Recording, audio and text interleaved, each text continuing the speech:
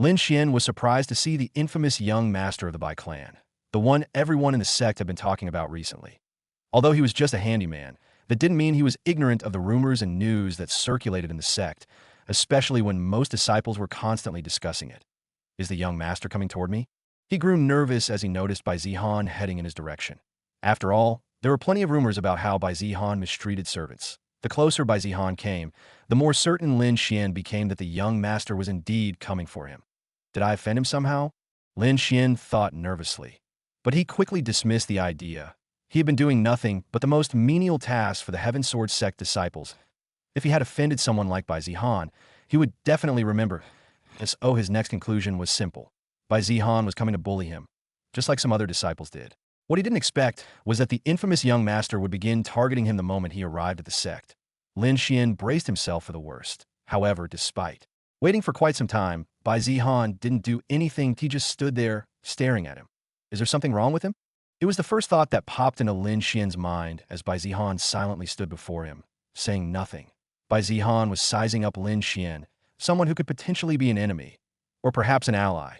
There was no sign of animosity from Lin Xian, and there shouldn't have been any grudge between them. However, Bai Zihan wondered, since he was a villain, perhaps by heaven's will, whether Lin Xian might harbor some natural resentment or hidden grudge against him. But there was nothing like that, at least for now. What he did notice, though, was that Lin Xian seemed somewhat afraid of him. Not to the point of cowering, but there was definitely caution and a certain persistence in his gaze, that a quiet refusal to bend completely. That alone made Lin Xian different from most handymen. Normally, they would either run away or bow immediately upon seeing him. Indeed, a protagonist. Just their presence was quite different from others, of course. Bai Zihan wasn't going to do anything that would make Lin Xian resent him. If he had concluded that Lin Xian was a threat, perhaps he would have. But for now, there was no need. Now, how shall I win over Lin Xian? As that thought occupied him, he remained standing still, which only made it look like he was silently staring at Lin Xian for no reason.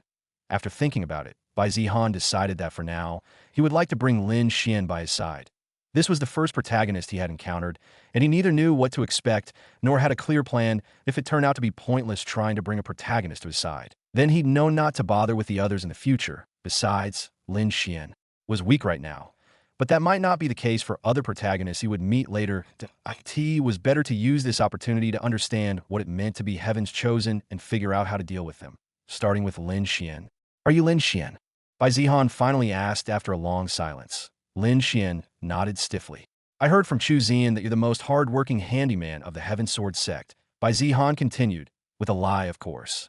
I'm missing someone to look after my courtyard at S.O. I want to give you the opportunity to serve me.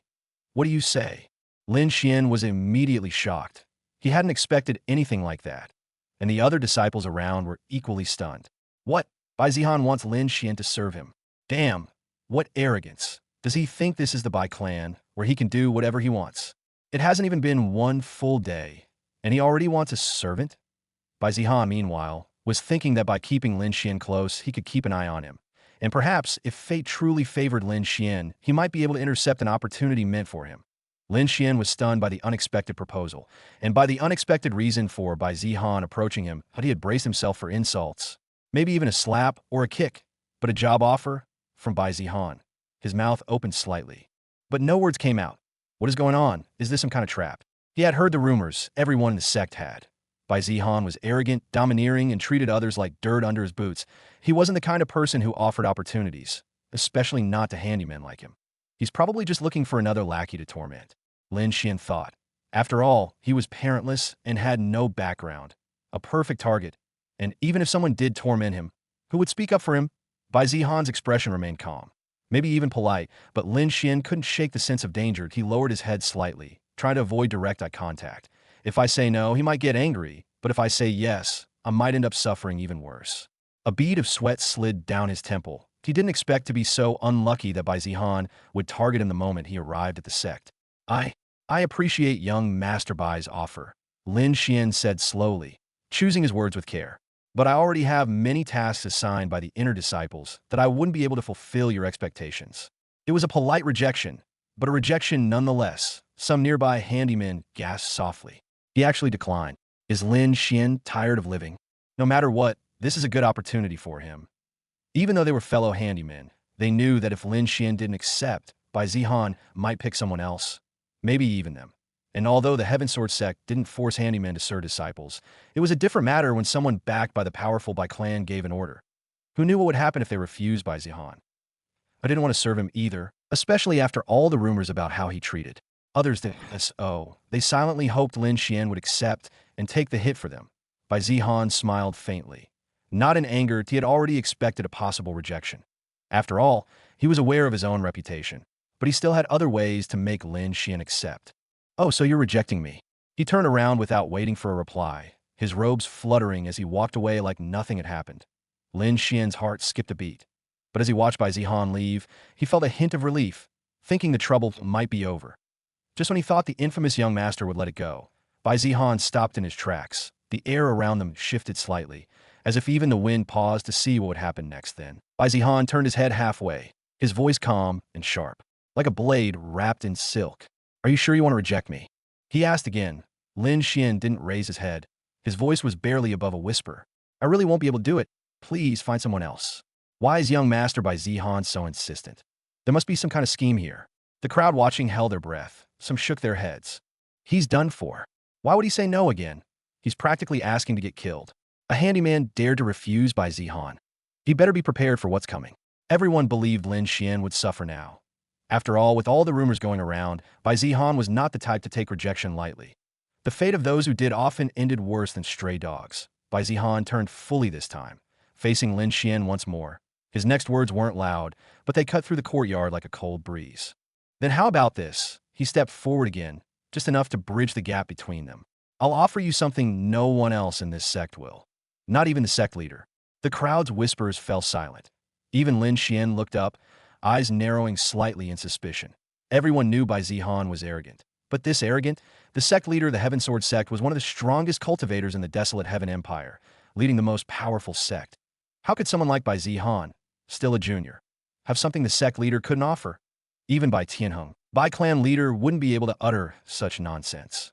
Many, including Lin Xian, already thought that Bai Zihan was bluffing and trying to trick Lin Xian with words. Bai Zihan didn't care about what they were thinking and continued as he muttered. An Earth-grade cultivation method. A stunned silence fell over the courtyard. The words Earth-grade cultivation method struck like a bolt of lightning. The disciples who had been whispering moments ago were frozen in disbelief. Earth-grade? Did I hear that right? That can't be true. Although the Bai Clan has Earth-grade cultivation methods, those are reserved for their elites. How can the Bai Zihan be allowed to give one to another? He would instantly be expelled, even if he was an heir. He's definitely bluffing that IT has to be a trick. But even if they thought it was a trick, no one dared to say it out loud. After all, even the biggest of scammers wouldn't casually throw around the term Earth grade to entice people that profound grade might be somewhat believable, especially if it came from the mouth of a Bai Clan member who could afford that. But Earth grade? That also a cultivation method and not just a fighting technique? And for a handyman, even someone with the slightest intelligence would know that had to be a lie. Lin Xian's eyes widened ever so slightly. His heart, which had been full of suspicion and caution, now trembled for a different reason. Earth-grade cultivation methods weren't just rare. They were mythical in the entire Heaven Sword sect. Even inner disciples only had access to profound grade. Core disciples might have access to peak profound grade, but Earth-grade cultivation method? Only disciples with powerful backgrounds, or the sect leader and the next sect leader, would ever see such things as for Heaven grade. Cultivation method, no one in the desolate Heaven Empire possesses, which meant Earth grade is the highest grade for cultivation method. But Bai Zihan, he was claiming he had one in his possession and was willing to offer it to a handyman. What kind of game is he playing? Lin Xian didn't speak, but he was still trying to process whether Bai Zihan was insane, lying, or actually serious. Bai Zihan stepped closer, his tone calm, but carrying the weight of utter confidence. Not only that, I promise that you will get every resource you need for cultivation. He then proceeded to take something out of his storage ring. Here, I'll give you this as a present for our first meeting. Bai Zihan tossed a jade bottle containing core formation pills, all of high quality, considering he had already broken through to the core condensation stage. Those pills weren't as useful to him as core condensation pills. His father had given him thousands of high-quality core formation pills, unaware that Bai Zihan had already broken through. So, Bai Zihan didn't care about giving them away. He also had a good number of core condensation pills, also gifted in preparation for his breakthrough. Moreover, Even if he ran out, he could simply inform his clan and receive a new batch. Lin Xian caught the jade bottle and immediately recognized what pills they were. There were at least 20 of them, each of unusually high quality. Though Bai Zihan didn't think much of them, it was different for others, especially Lin Xian, who had no background if he saved up for a year working as a handyman. And that was assuming he didn't spend it on anything else. He might be able to afford one. Such pill. But Bai Zihan had casually tossed 20 at him without a moment's hesitation. The other disciples and handymen saw this and were stunned. Even disciples with decent backgrounds couldn't afford to give away such pills, let alone of that quality, which even money couldn't easily buy. The handymen couldn't help but feel jealous when they realized what Bai Zihan had just given away. They had initially thought Lin Xian was in serious trouble, but now, looking at the casual gift he'd received, they couldn't help but envy him. Their perspective shifted, from Lin Xian being unfortunate to being extremely lucky. Lin Xian felt the same.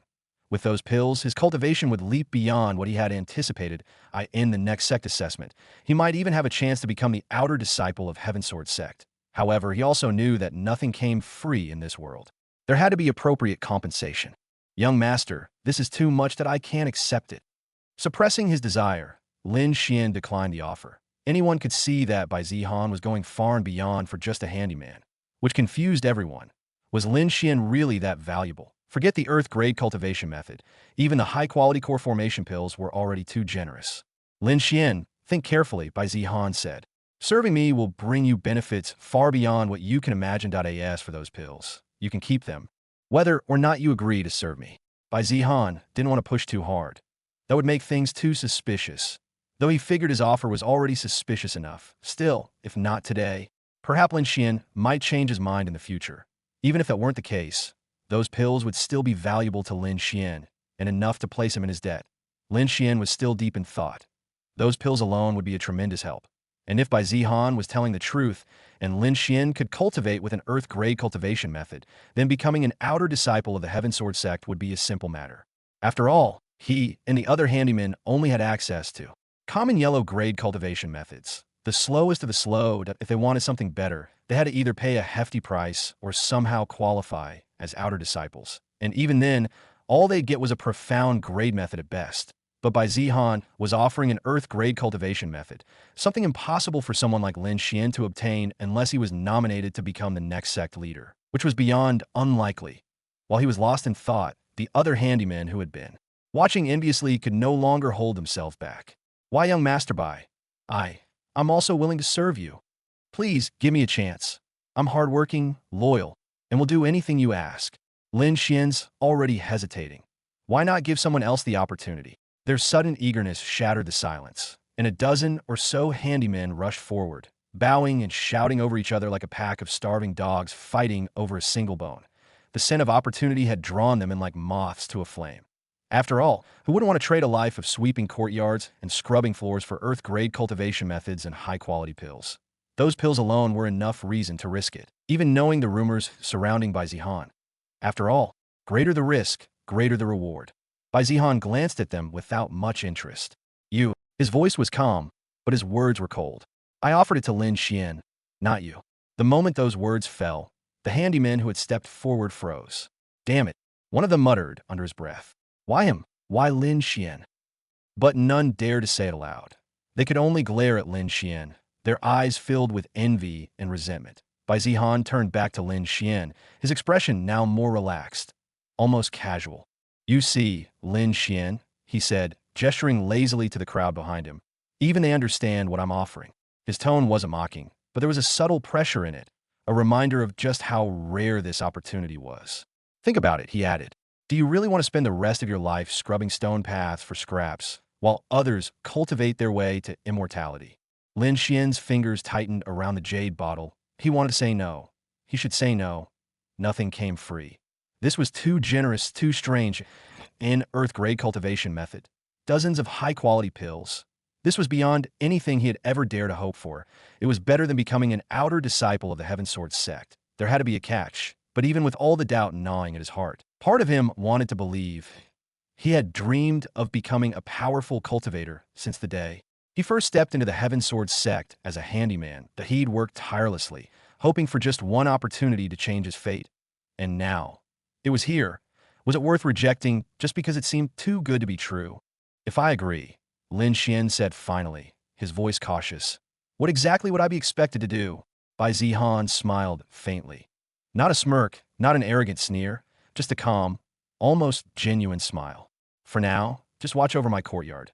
Serve me tea, maybe clean up a bit. Nothing more. He stepped a little closer. But in return, you'll cultivate faster than any outer disciple. And when the time comes, I'll expect loyalty. The last word lingered in the air like a hidden blade wrapped in silk. Lin Xian's gaze sharpened. Loyalty, huh? It wasn't stupid. Bai Zihan wasn't doing this out of kindness. He wanted something in return. But if that something didn't involve his life, and if it could change his destiny. All right, Lin Xian said after a long pause. I'll serve you. Young Master Bai. Nice, got him. Bai Zihan happily thought, as Lin Xian agreed. He thought that perhaps he might need to wait for a few more days before he could succeed, but Lin Xian decisively agreed, as expected. As long as one was willing to spend enough, there wasn't anything that one couldn't buy. Come, he said over his shoulder to Lin Xian. We will talk about other things in my courtyard. Lin Xian followed, still holding the jade bottle of pills, his mind racing with questions. However, no matter what, he had already made up his decision. He could only pray that Bai Zihan didn't deceive him. Disciples and handymen alike turned to watch as Bai Zihan and Lin Xian walked away. The handymen were filled with envy and regret, jealous that Lin Xian had received precious pills as a gift so easily. And on the other hand, the disciples could only shake their heads, convinced that Lin Xian had been fooled by Bai Zihan. But in their eyes, there was no way Bai Zihan would actually keep his promise. After all, earth-grade cultivation techniques were considered clan secrets, and no matter what, they believed Bai Zihan would never teach the Bai Clan's techniques to an outsider. You said yes, but I know you're still uncertain, Bai Zihan said as they walked. Lin Xian remained silent. That's fine that I don't expect blind loyalty overnight. However, soon you will realize that this decision is the best decision that you made in your life. Lin Xian didn't say anything for a long time, and there was a long silence as the two of them entered the mystic moon peak. Why me? Lin Xian asked after a long silence. This was what bothered him for a long time, but he didn't think that there was anything remarkable about him for Bai Zihan to personally seek him out. Bai Zihan tilted his head slightly. Because I see potential, he said simply. Stupid. You are the heaven-chosen? Of course I would want you. Bai Zihan thought. Because I believe in investing early and reaping the rewards later. Are you telling me that I'm talented? Lin Xian asked uncertainly. He didn't think that he was bad, but didn't think he was talented either. He was feeling unsure because he had tried to become an outer disciple for the past 5 years and had failed time and again. After experiencing so much failure, anyone would lose confidence in themselves. However, that was only because Lin Xian was comparing himself with others who had supported their families and comparing with the best of the best out of course. Compared to disciples of Heaven's Sword sect, he might not be anything special, and even the weakest disciple there was much better than him. However, those disciples were already the cream of the crop within the entire desolate Heaven Empire and shouldn't be used as the baseline for comparison. But without any support from others, to be able to reach core formation stage at just 17 years old, that too with just a common yellow-gray cultivation method. Lin Xian was very talented. You can take it in any way you want. Bai Zihan didn't say much either. There was another silence after that as Lin Xian was thinking about what Bai Zihan said. On the other hand, Bai Zihan was looking at his system store. He was going to buy an earth-grade cultivation technique from the system store and give it to Lin Xian. Bai Zihan knew the myriad breathing technique, but it was heaven-grade, and he wasn't going to risk it and teach it to Lin Xian, who might become his enemy. Moreover, if others knew that he had such cultivation technique, they would surely come to hunt him down. That he also wasn't going to teach him the Azure Dragon breathing method of the Bai Clan, which is only reserved for the clan leader and those with great talent. Otherwise, when the Bai Clan found out, he would surely be punished and even expelled from the clan, which he didn't want. Leaving the clan wasn't exactly bad, but he was sure to be crippled before being exiled.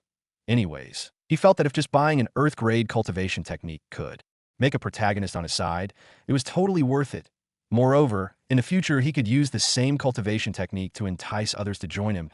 He looked at the system interface. Currently, he had about 10,000 points, and most earth-grade cultivation techniques cost around 5,000 points. Bai Zihan scanned through the glowing panel only he could see, eyes moving quickly over the rows of cultivation techniques available in the system store. He wasn't going to waste time. He didn't need perfection. He needed something powerful, presentable, and good enough to leave Lin Xian in awe. After a few seconds, he found one. Without hesitation, he spent the 5,000 points. A golden ripple flashed across his vision as the purchase completed. Star breathing technique. Earth grade description. A potent earth grade cultivation technique that refines chi using celestial resonance. It allows the cultivator to harmonize with the rhythm of stars, drastically improving chi circulation and combat adaptability. Absorption efficiency. 100% increased chi absorption. During nighttime, cultivation speed increases by an additional 50%. Bai Clan nodded with satisfaction. Star breathing technique. Huh, sounds fancy enough, he muttered to himself. By the time he finished, they had reached his courtyard. The doors opened with a wave of Bai Clan's hand, after which he sat down on the table and took out his jade brush. He sat down calmly and gestured for Lin Xian to wait.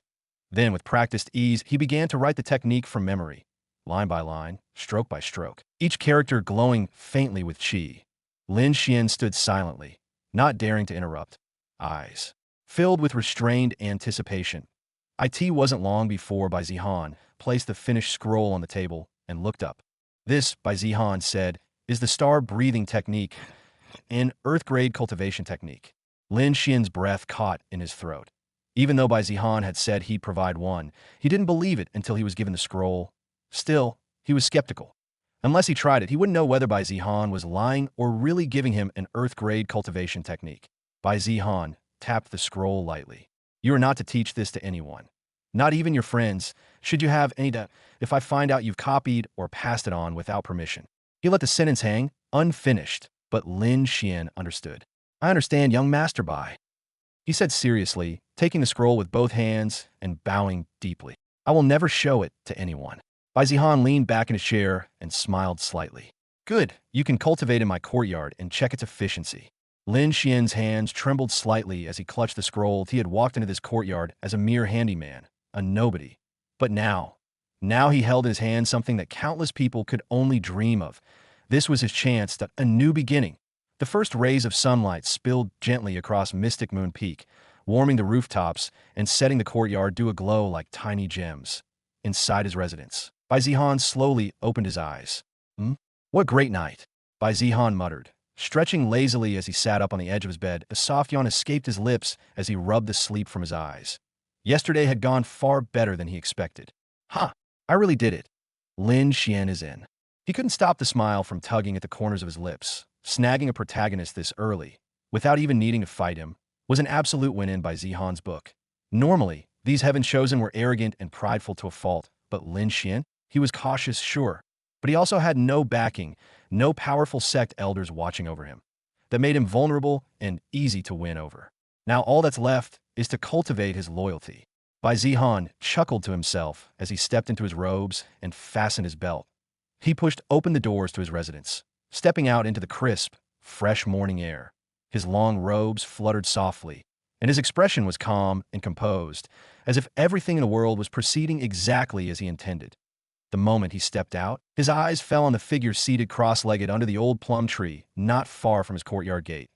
It was Lin Xian. The youth was sitting in a meditative pose, his back straight, breathing calm and even.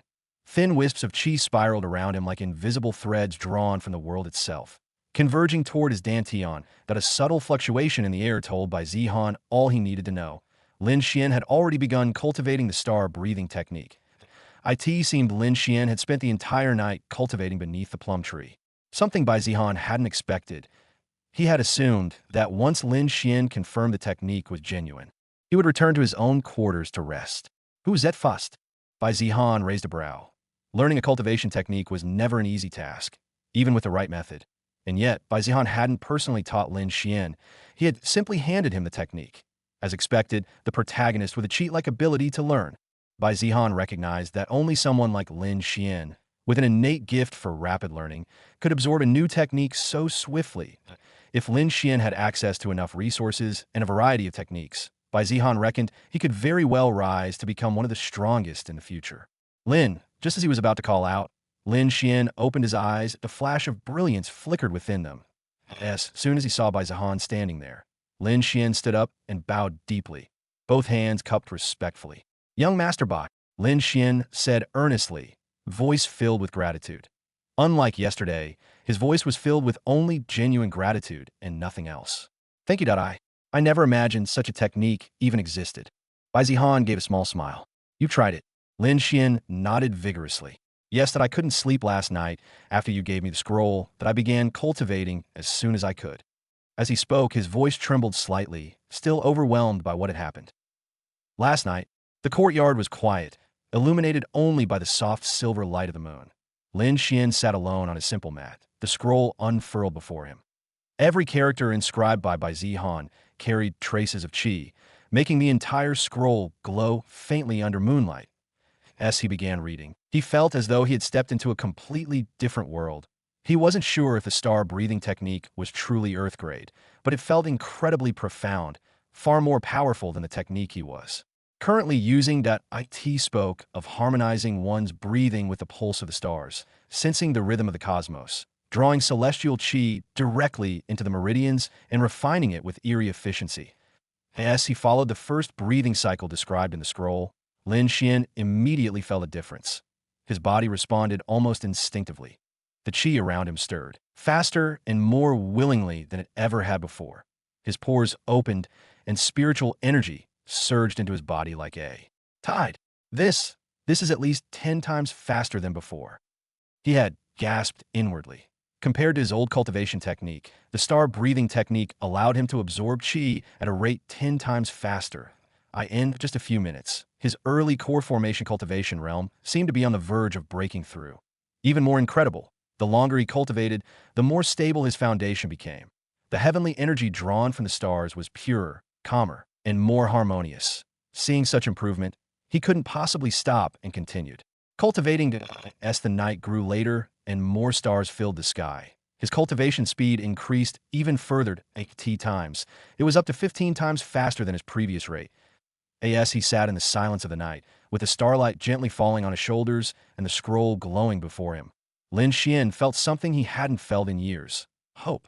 Before he realized it, morning had already arrived. He only stopped cultivating when he sensed someone nearby, and it was none other than his benefactor. I couldn't stop cultivating, Lin Xian said now, still visibly emotional. I've used many techniques over the years, but none of them even come close to this. It's like I finally found a path that belongs to me. Bai Zihan's expression didn't change, but deep in his heart, he was pleased. That's right. The more you gain from me, the more you'll depend on me. You've only just started. The full potential of the star breathing technique will reveal itself in time.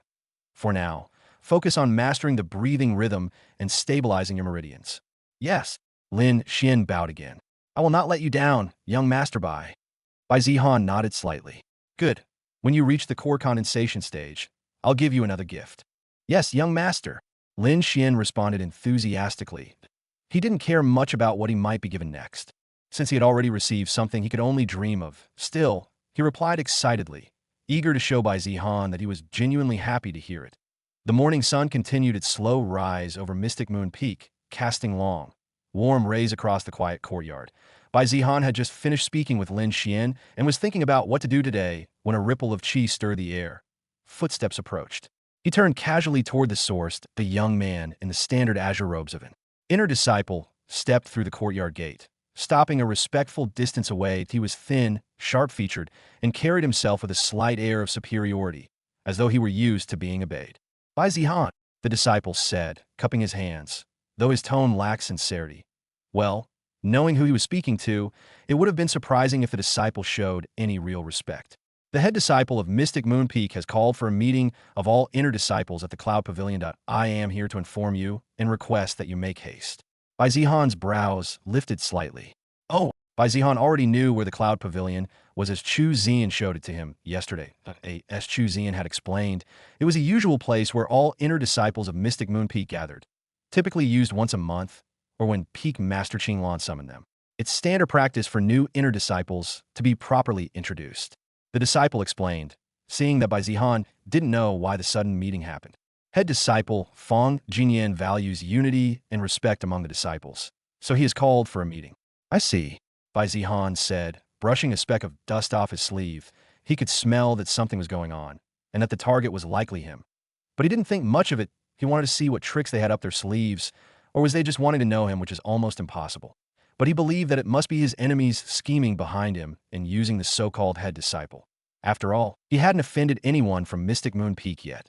There shouldn't be any reason for conflict, unless, of course, they simply wanted to keep the new junior in check. Still, there was a bigger possibility that Fang Jinyan was acting on someone else's behalf. Shen Liang, for example, had considerable influence within the sect and obviously wanted his revenge. That it could be others too, like Lu Tian, though his influence was nowhere near Shen Liang's, and in any case, Bai Zihan wasn't afraid.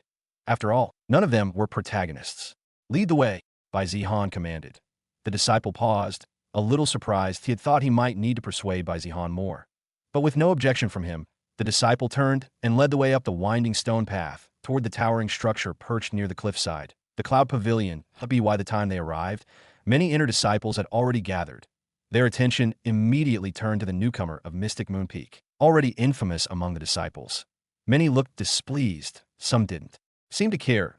The center stood Fang Jinyan, the head disciple of Mystic Moon Peak. He looked the part. Handsome, confident, dressed in flowing blue robes with a jade sword at his side. His smile as Bai Zihan approached was warm, too warm. "Junior brother Bai," he greeted, his voice smooth and enthusiastic. "We were just talking about you." "Is that so?" Bai Zihan replied with a faint, knowing smile. "You're quite famous already," Fang Jinyan continued. "After all, it's not often someone joins the inner disciples without participating in the standard assessments." His tone was polite, but the sarcasm didn't go unnoticed. A few chuckles rippled through the crowd, but Bai Zihan didn't spare them a glance.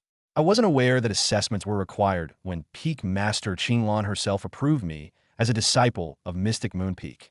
Bai Zihan replied. "Do you want to question Peak Master Qinglan's decision?" The jab was casual, but Fang Jinyan's smile flickered. "Of course," Fang Jinyan replied. "We would never question the master's decision." He clapped his hands lightly. "Ahem.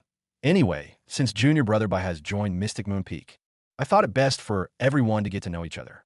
"I don't think there's anyone here who doesn't know who I am," Bai Zihan said arrogantly. The gathered disciples stirred, some scoffing at Bai Zihan's blatant arrogance. Others exchanged curious glances, watching Bai Zihan with intrigue. Fang Jinyan's smile deepened, though it no longer reached his eyes.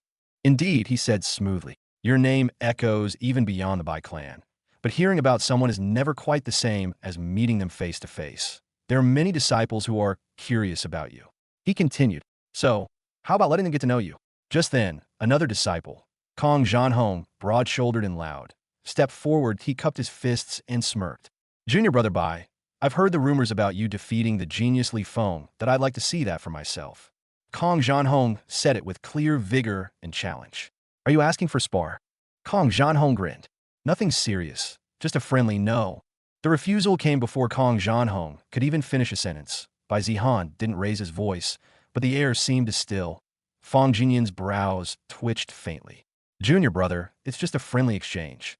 Unless you're not confident?" He said it in a nice tone, but anyone could hear the provocation beneath the surface. Bai Zihan met his gaze squarely. Then, in a voice that carried through the entire pavilion, Bai Zihan declared, "Let me be clear, I don't care about your little games." He stepped forward, eyes sweeping over the gathered disciples. "You think I came here without knowing what you all think? I don't care whether you're acting on personal agendas or someone else's orders." A few disciples bristled. Fang Jinyan's smile faded slightly, but Bai Zihan wasn't done. "If you want to provoke me, think very carefully." His voice dropped, each word ringing like steel against stone. "Ask yourselves, do your clans want to exist tomorrow? Do your families know who you're picking a fight with?" A beat of stunned silence followed. Then he smirked.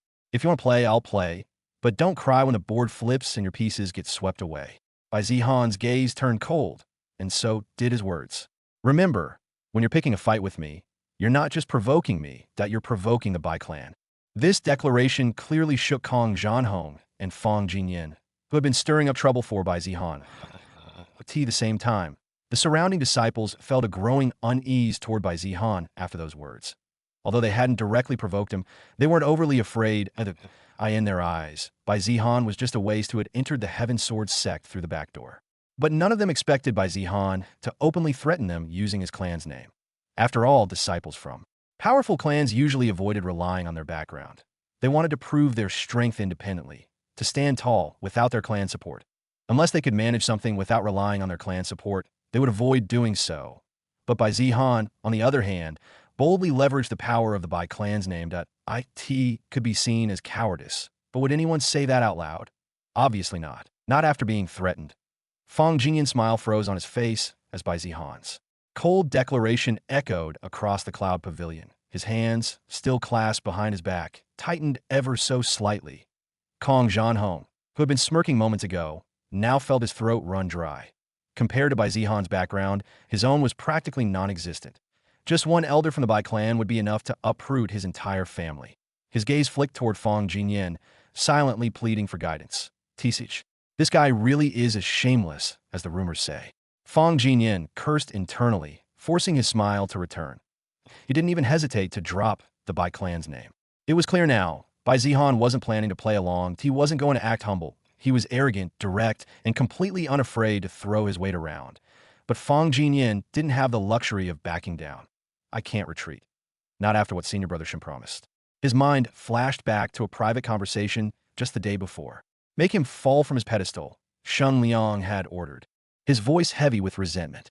Bai Zihan must appear weak. So weak that, even with his Bai Clan background, no one in the sect would fear him.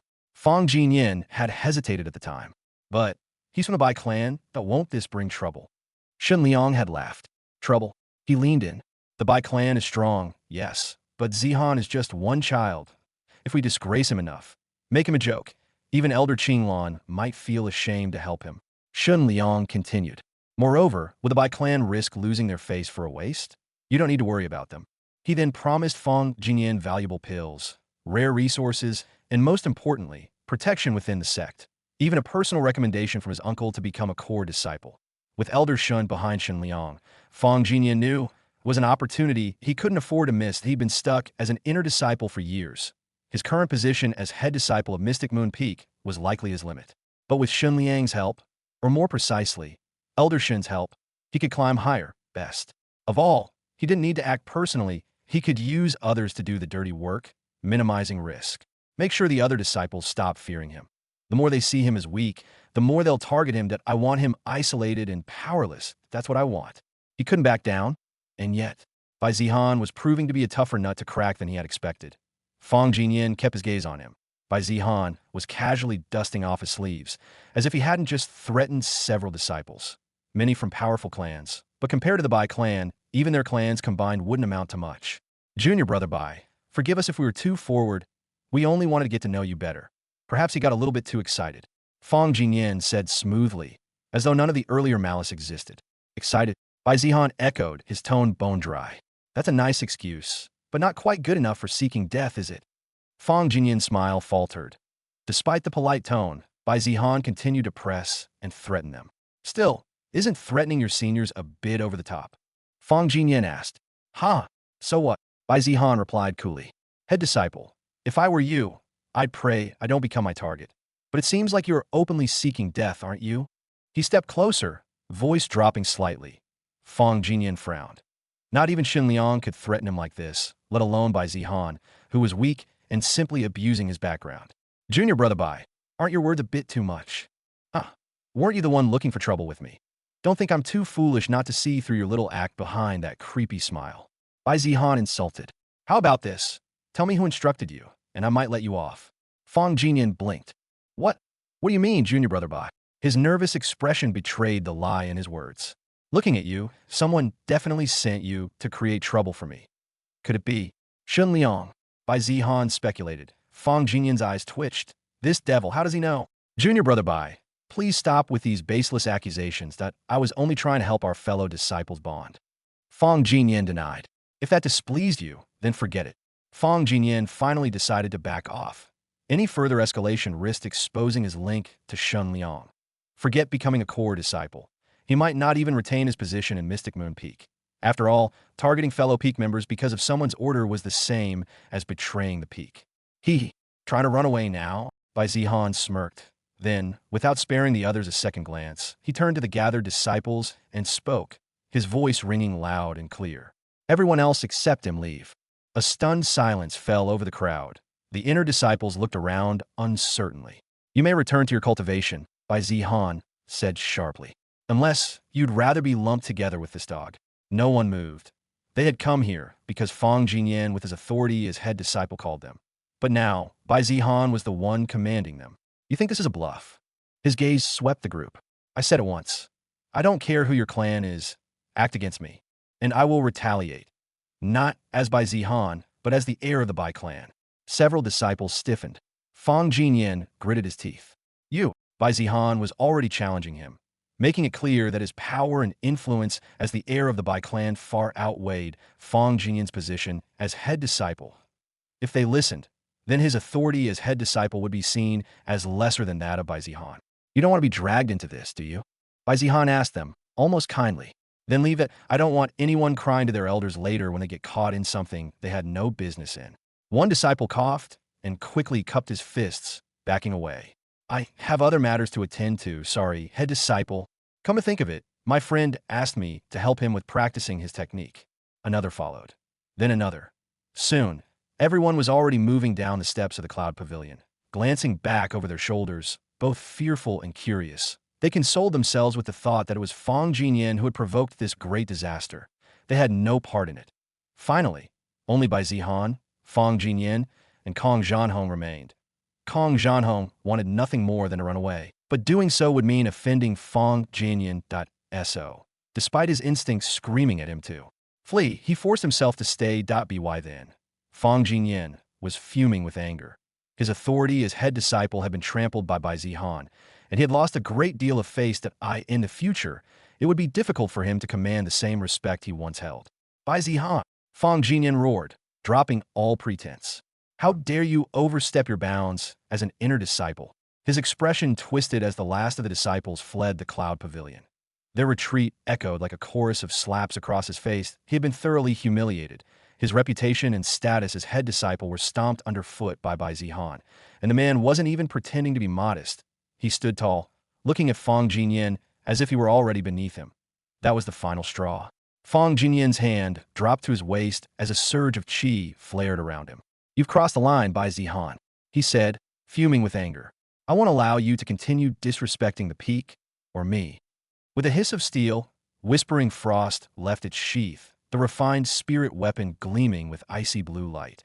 The wind howled through the pavilion as his aura exploded outward. It was a profound-grade weapon gifted to him by Shen Liang, originally meant to be unveiled during the upcoming core disciple assessment. But now, blinded by rage, all he could think about was using it to crush Bai Zihan and reassert his dominance. Kong Zhanhong flinched from the release of pressure and quickly backed. Away, he'd considered running, but seeing Fang Jinyan take the lead brought relief. Great. He's handling it himself. That means I don't have to do anything. He silently moved to the side, far from the center of the coming storm, hands raised as if to show he had no part in this anymore. Bai Zihan remained still, the wind tugging at his robes, gaze calm as he looked at Fang Jinyan. Then, with a smooth motion, he reached into his spatial ring and drew his own weapon. The moment the blade appeared, the atmosphere shifted. A heavy, suffocating pressure slammed into the pavilion like a tidal wave. The sword's design was simple.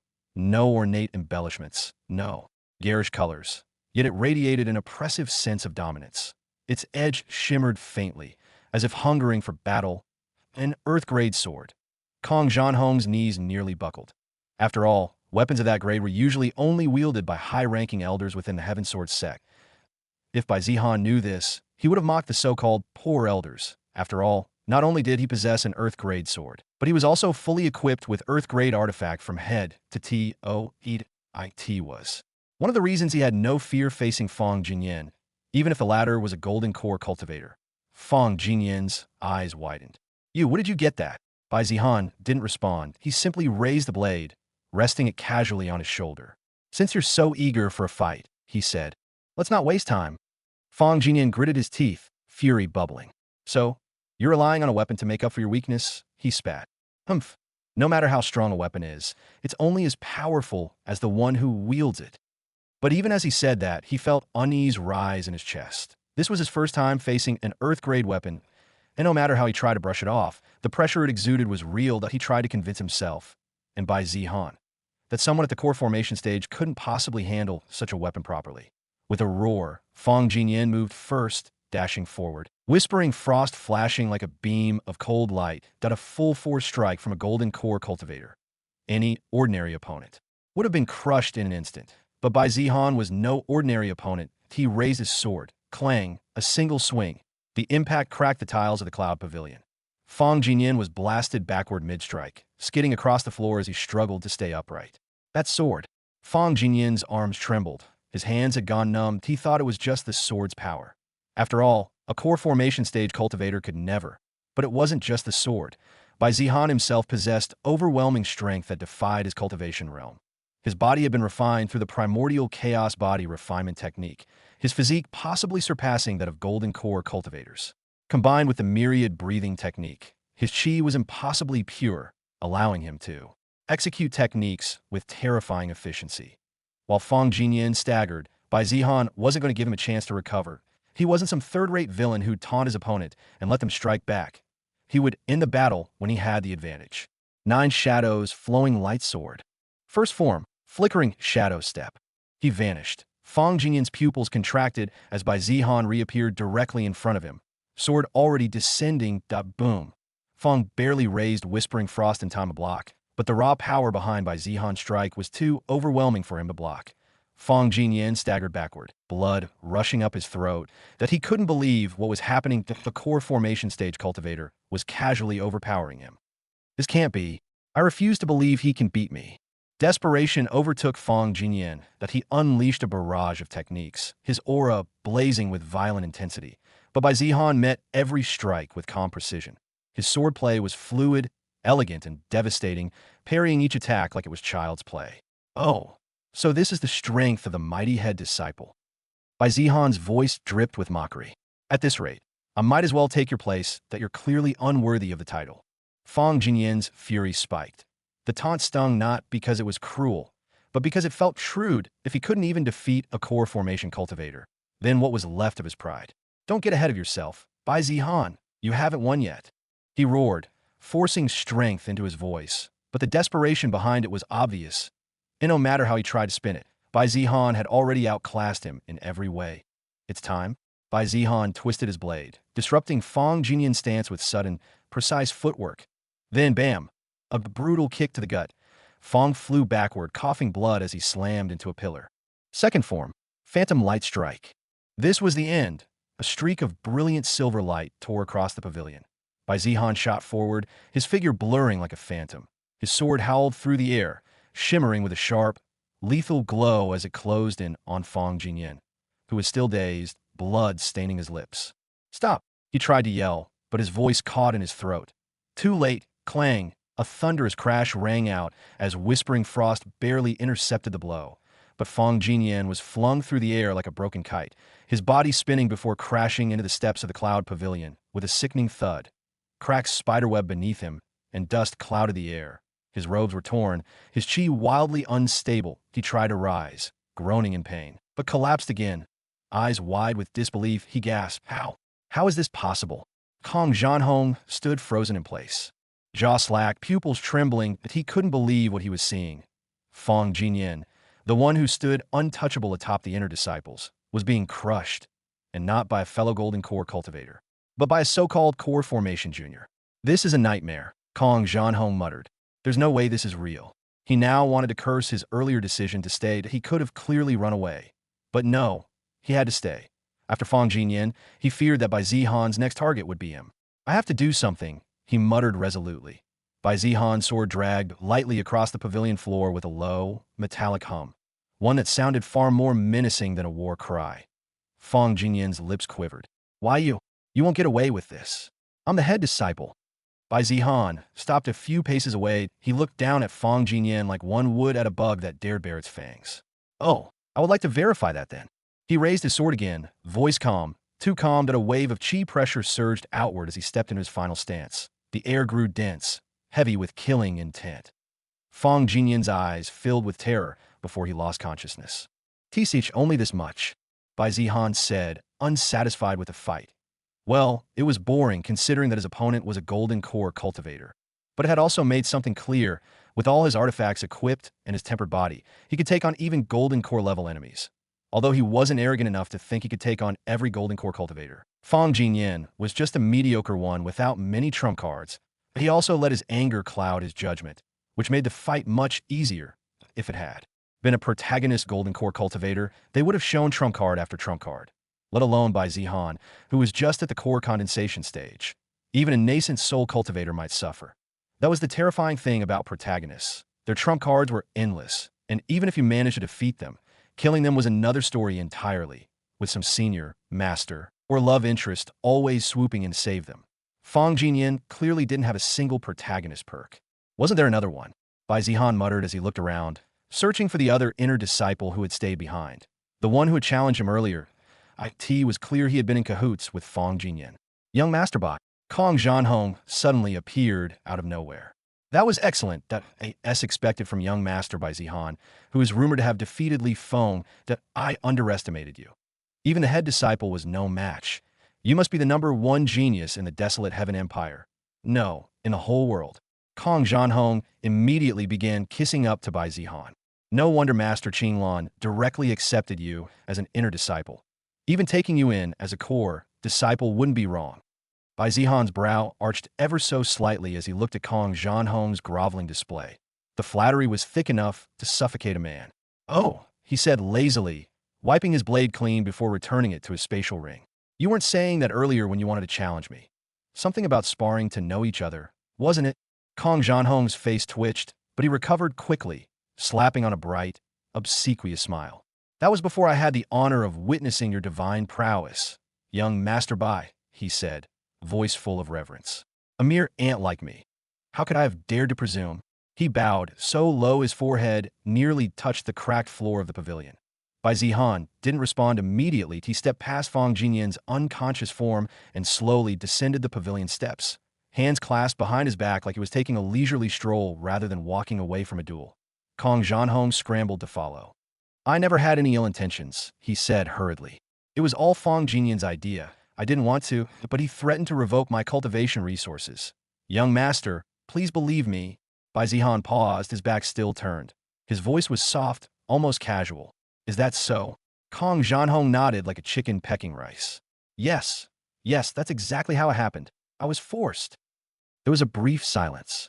Well, no matter. You know why Fang Jinyan targeted me? Bai Zihan asked. Since Kong Zhanhong was being so submissive, he decided not to take action, for now. Besides, it would be useful to have someone like Kong Zhanhong around. After all, he was still new to the Heaven Sword sect. I'm not sure, young master, Kong Zhanhong answered. That caused Bai Zihan to frown. Thinking Bai Zihan was angry, Kong Zhanhong quickly added, but I think, just as young master by suspects, it must have something to do with Shen Liang. I saw Fang Jinyan go to Shen Liang's courtyard yesterday before he gave us the order. Kong Zhanhong added, also, the sword Fang Jinyan used against you, it belonged to Shen Liang, that he must have given it to him specifically to cause you trouble, young master. Shen Liang, Bai Zihan mused darkly. It looks like suffering once wasn't enough for him. A low groan escaped Fang Jinyan's lips as he stirred. Blood crusted on the corner of his mouth, his vision blurred, but the sharp ache that pulsed through every bone in his body told him he was still alive. Was it a dream? That thought flickered through his foggy mind, but then he turned his head slightly and saw the chaos around him. Cracks ran across the once pristine jade tiles of the Cloud Pavilion, broken fragments littering the steps like shattered glass. Dust still floated in the air. His robes were torn, his chi in disarray, and pain radiated from his chest with every breath. No, not a dream. The cold fear of reality began to sink in. And then he saw him. Bai Zihan, descending the pavilion steps like a stroll through a garden, his hands clasped behind his back, his robes fluttering ever so slightly in the breeze. Finally woke up. Fang Jinyan's eyes widened in panic. No, he gasped, trying to crawl backward. Every movement sent pain shooting through his limbs, but he didn't care. He had to get away. Bai Zihan's presence now felt suffocating, like a mountain pressing down on his soul. Why you stay back? Fang Jinyan croaked hoarsely. Then, he spotted Kong Zhanhong not far off. A flicker of hope ignited in his heart. He reached out a trembling hand. Zhanhong, help me. We can take him down together. Kong Zhanhong stared at Fang Jinyan as if looking at a clown. Idiot, did he already forget how he got beaten up? Fang Jinyan's voice rose, fueled by desperation. He's just one man. He can't take both of us. I will even give you 5 golden essence pills. Kong Zhanhong shook his head in dismay. Head disciple Fang, I think you might have hit your head a bit too hard. Fang Jinyan's pupils contracted. What? Kong Jianhong took a careful step back, sweat beading on his brow. You see, he said cautiously, young Master Bai and I were just discussing that. Well, your sword, Whispering Frost, right? That's from Shun Liang's collection, isn't it? Fang Jinyan's heart dropped. You sold me out, he hissed, disbelief and fury contorting his battered face. TCH, who told you to go against young Master Bai? You were lucky that the young master decided to show mercy on you. Kong Jianhong said with a grin, quickly backing away to stand behind Bai Zihan. Fang Jinyan realized with a sinking heart that Kong Jianhong had already switched sides and was now shamelessly currying favor with Bai Zihan. Bai Zihan stopped and turned, finally giving Fang Jinyan his full attention again, but he raised an eyebrow. Oh, you want to fight me again? Fang Jinyan's face turned deathly pale. His lips moved, but no words came out. He had seen death before, but never had it felt this close. Bai Zihan walked slowly toward him, each step echoing across the shattered pavilion like a death knell. Fang Jinyan's breath quickened. He needed to find a way out. Fast, but in his current state, escape on foot was impossible. And with Kong Jianhong having already betrayed him, he was on his own. Call for help? The pavilion was already deserted. No one would hear him. And even if someone did, would he still be alive by the time they arrived? A cruel gleam flickered in Bai Zihan's eyes as he approached the fallen Fang Jinyan. He stopped just a few paces away, looking at Fang Jinyan. Bai Zihan then reached into his sleeve and retrieved a small, jet-black pill.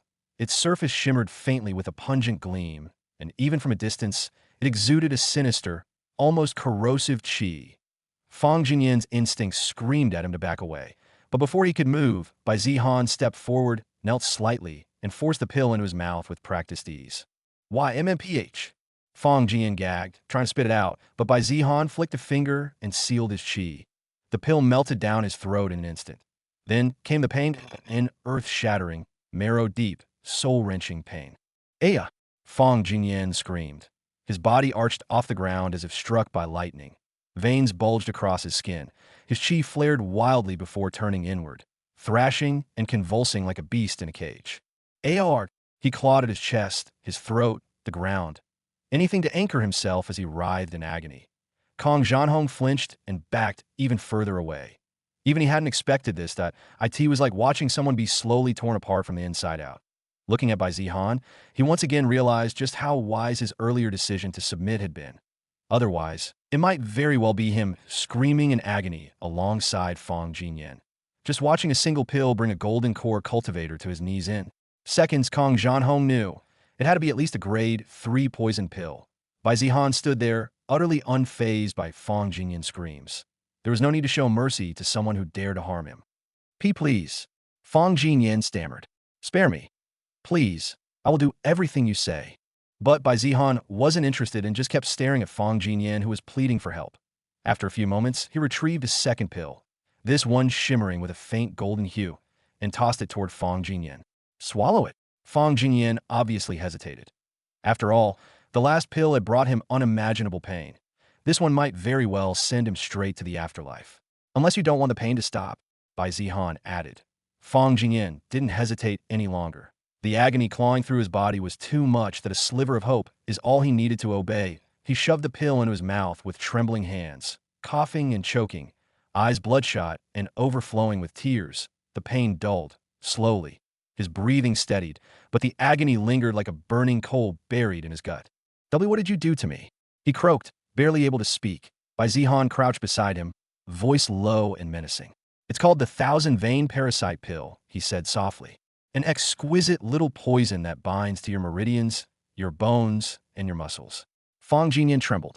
What I gave you is a remedy, which can help suppress the poison for 3 days, after which it will resurface.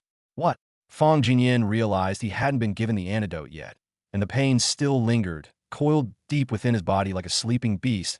If he were to suffer that agony again, he might very well lose his mind. What do you want from me? Fang Jinyan asked with fear in his voice. Bai Zihan stood up, casually brushing dust from his robes. I want you to become my eyes and ears, he said simply. A loyal little spy, sitting beside Shun Liang. You'll smile, flatter, obey, and report everything back to me. Won't you? Bai Zihan's gaze was calm, yet cold. Fang Jinyan hesitated. After all, going against Shun Liang was no easy task. If he was ever found out, it could mean death. But then he remembered the pain, mind-shattering, soul-wrenching pain, Compared to that, betraying Shen Liang didn't seem nearly as terrifying. Yes, I'll do as you say. Fang Jinyan agreed, his voice trembling. Oh, and Fang Jinyan, Bai Zihan said, turning back with a faint smile. Fang looked up weakly. Why don't you give me a brief summary of your deal with Shen Liang? Well, to be honest, I didn't get anything useful out of Fang Jinyan. Just some lame deal about stirring up trouble for him in exchange for resources and clever schemes, no secret plans. Just a typical suck-up mission gone wrong.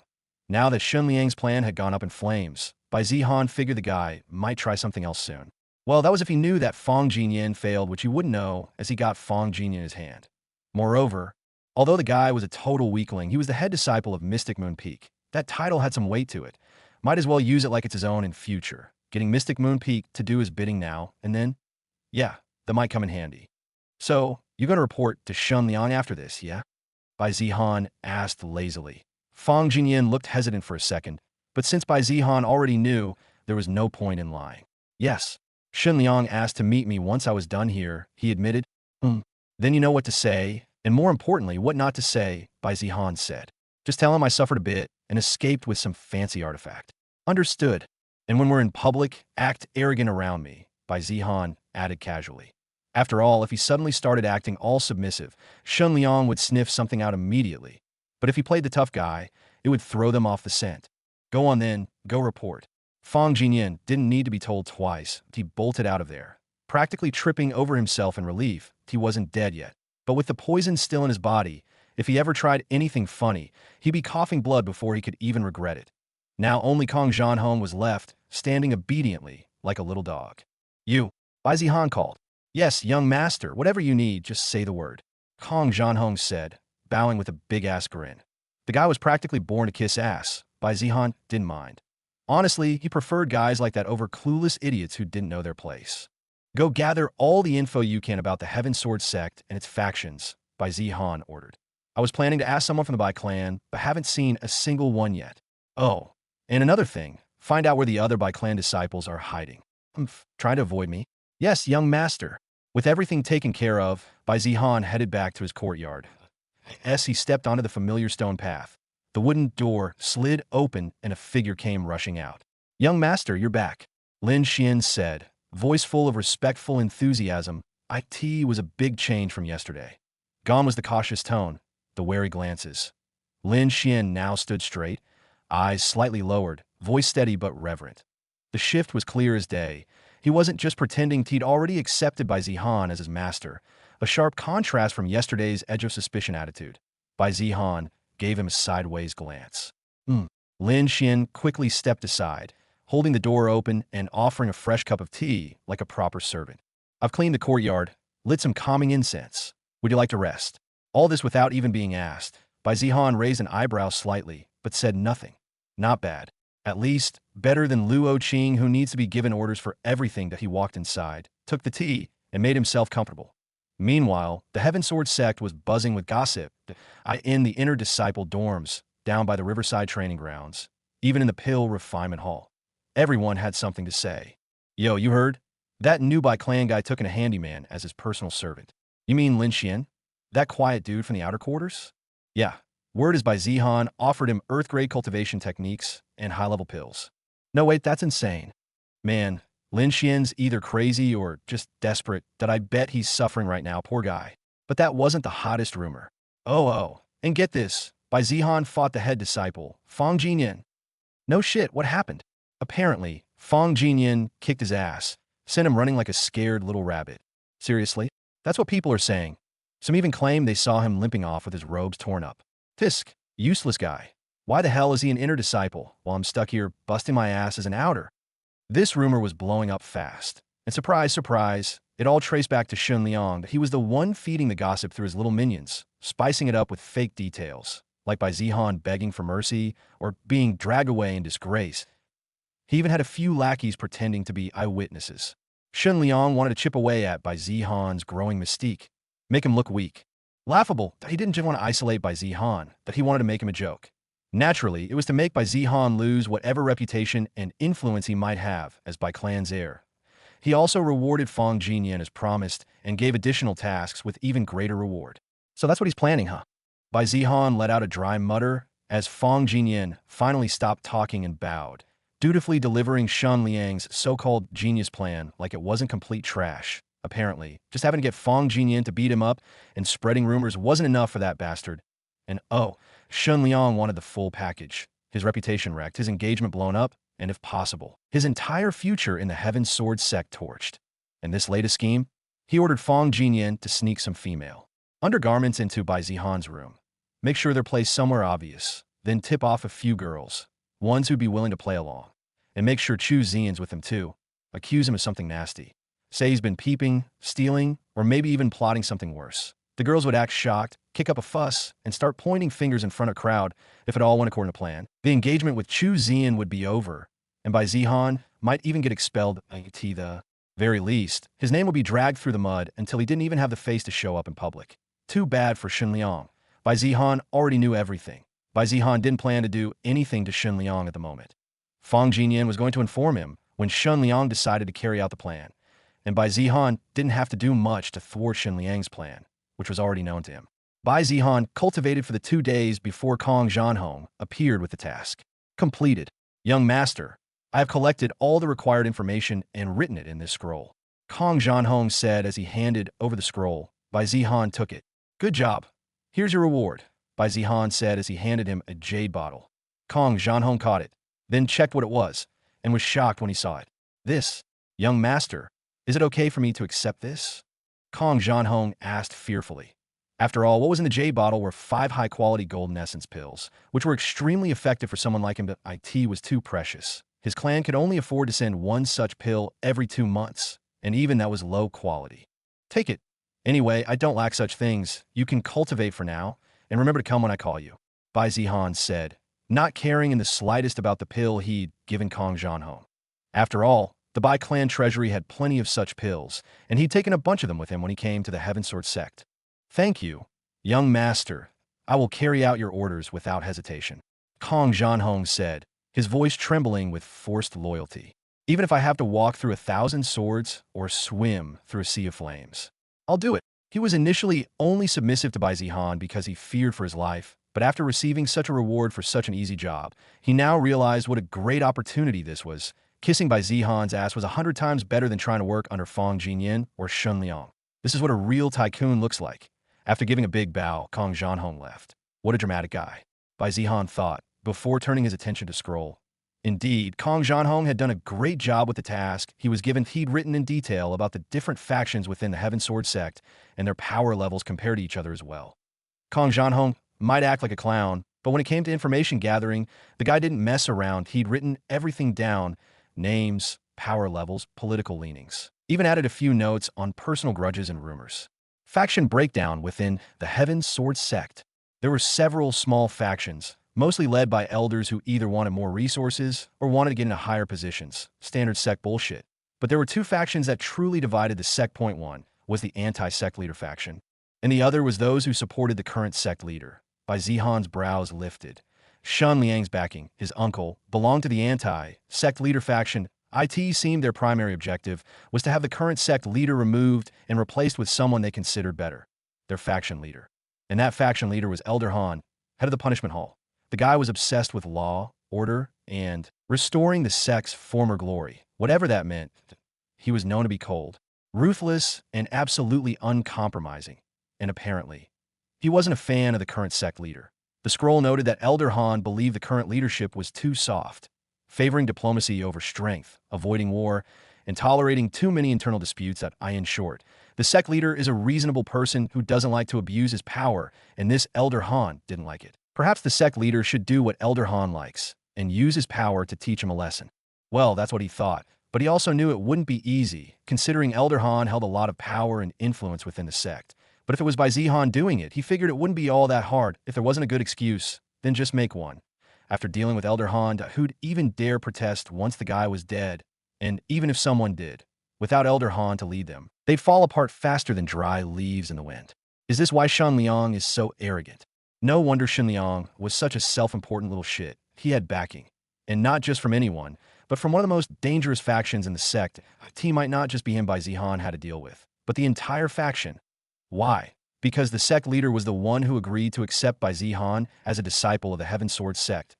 If they were targeting the sect leader, there's no way they wouldn't target him too. Perhaps the sect leader was being criticized for accepting him. It might not seem important, but they definitely use it as ammunition. Bai Zihan tapped his chin to oh, that's how it was. Interesting. Bai Zihan smiled as he thought of what action to take in the future. Bai Zihan wasn't scared. He actually found it intriguing that he wasn't sure whether Shen Liang's moves were directly ordered by the faction.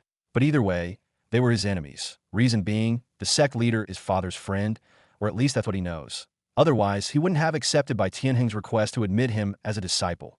Moreover, the sect leader wasn't powerless. He had his own supporters, known as the sect leader's faction. They mostly existed to resist the anti-sect leader faction and prevent them from achieving their goals. They also helped stabilize the sect leader's position both within and outside the sect. Looking at the power scale, the two factions were equally powerful. It didn't seem like the anti-sect leader side had a real advantage. Unless, of course, there were hidden forces not visible to the general public, and Kong Zhanhong didn't know. After all, it would be tough for just an inner disciple to know everything about the sect's true power, even after years. There was even a list showing which peak masters supported which faction, including Mystic Moon Peak. As expected, Mystic Moon Peak was labeled neutral. It was also stated that Elder Qinglan didn't give a damn about sect politics. She cultivated, taught her disciples, and stayed the hell out of the mess. Her status and power was also so high that no one dared provoke her. Moreover, both factions wanted Elder Qinglan on their side. Because her support could tip the balance in their faction's favor, of course, she wasn't interested. If she was, she could have easily become the sect leader herself. And although she didn't side with either faction, she was considered to lean slightly toward the sect leader's faction. After all, she gave up her right to become sect leader in favor of her senior brother, who is the current sect leader to SO. Bai Zihan came to a simple conclusion. There were three major factions in the sect. One that supported the current sect leader, one that wanted to replace him, and the neutrals who wanted no part in the power struggle. Bai Zihan realized that the neutral group might actually be the most powerful of the three. After all, to resist pressure from both major factions, these so-called neutrals had to be strong enough that no one dared mess with them. Elder Qinglan being the perfect example.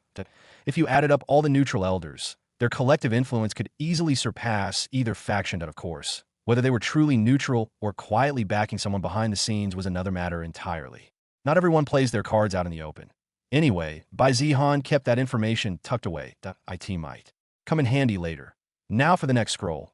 The one about his second task, tracking down the whereabouts of other Bai Clan members in the sect. These rebellious clan members.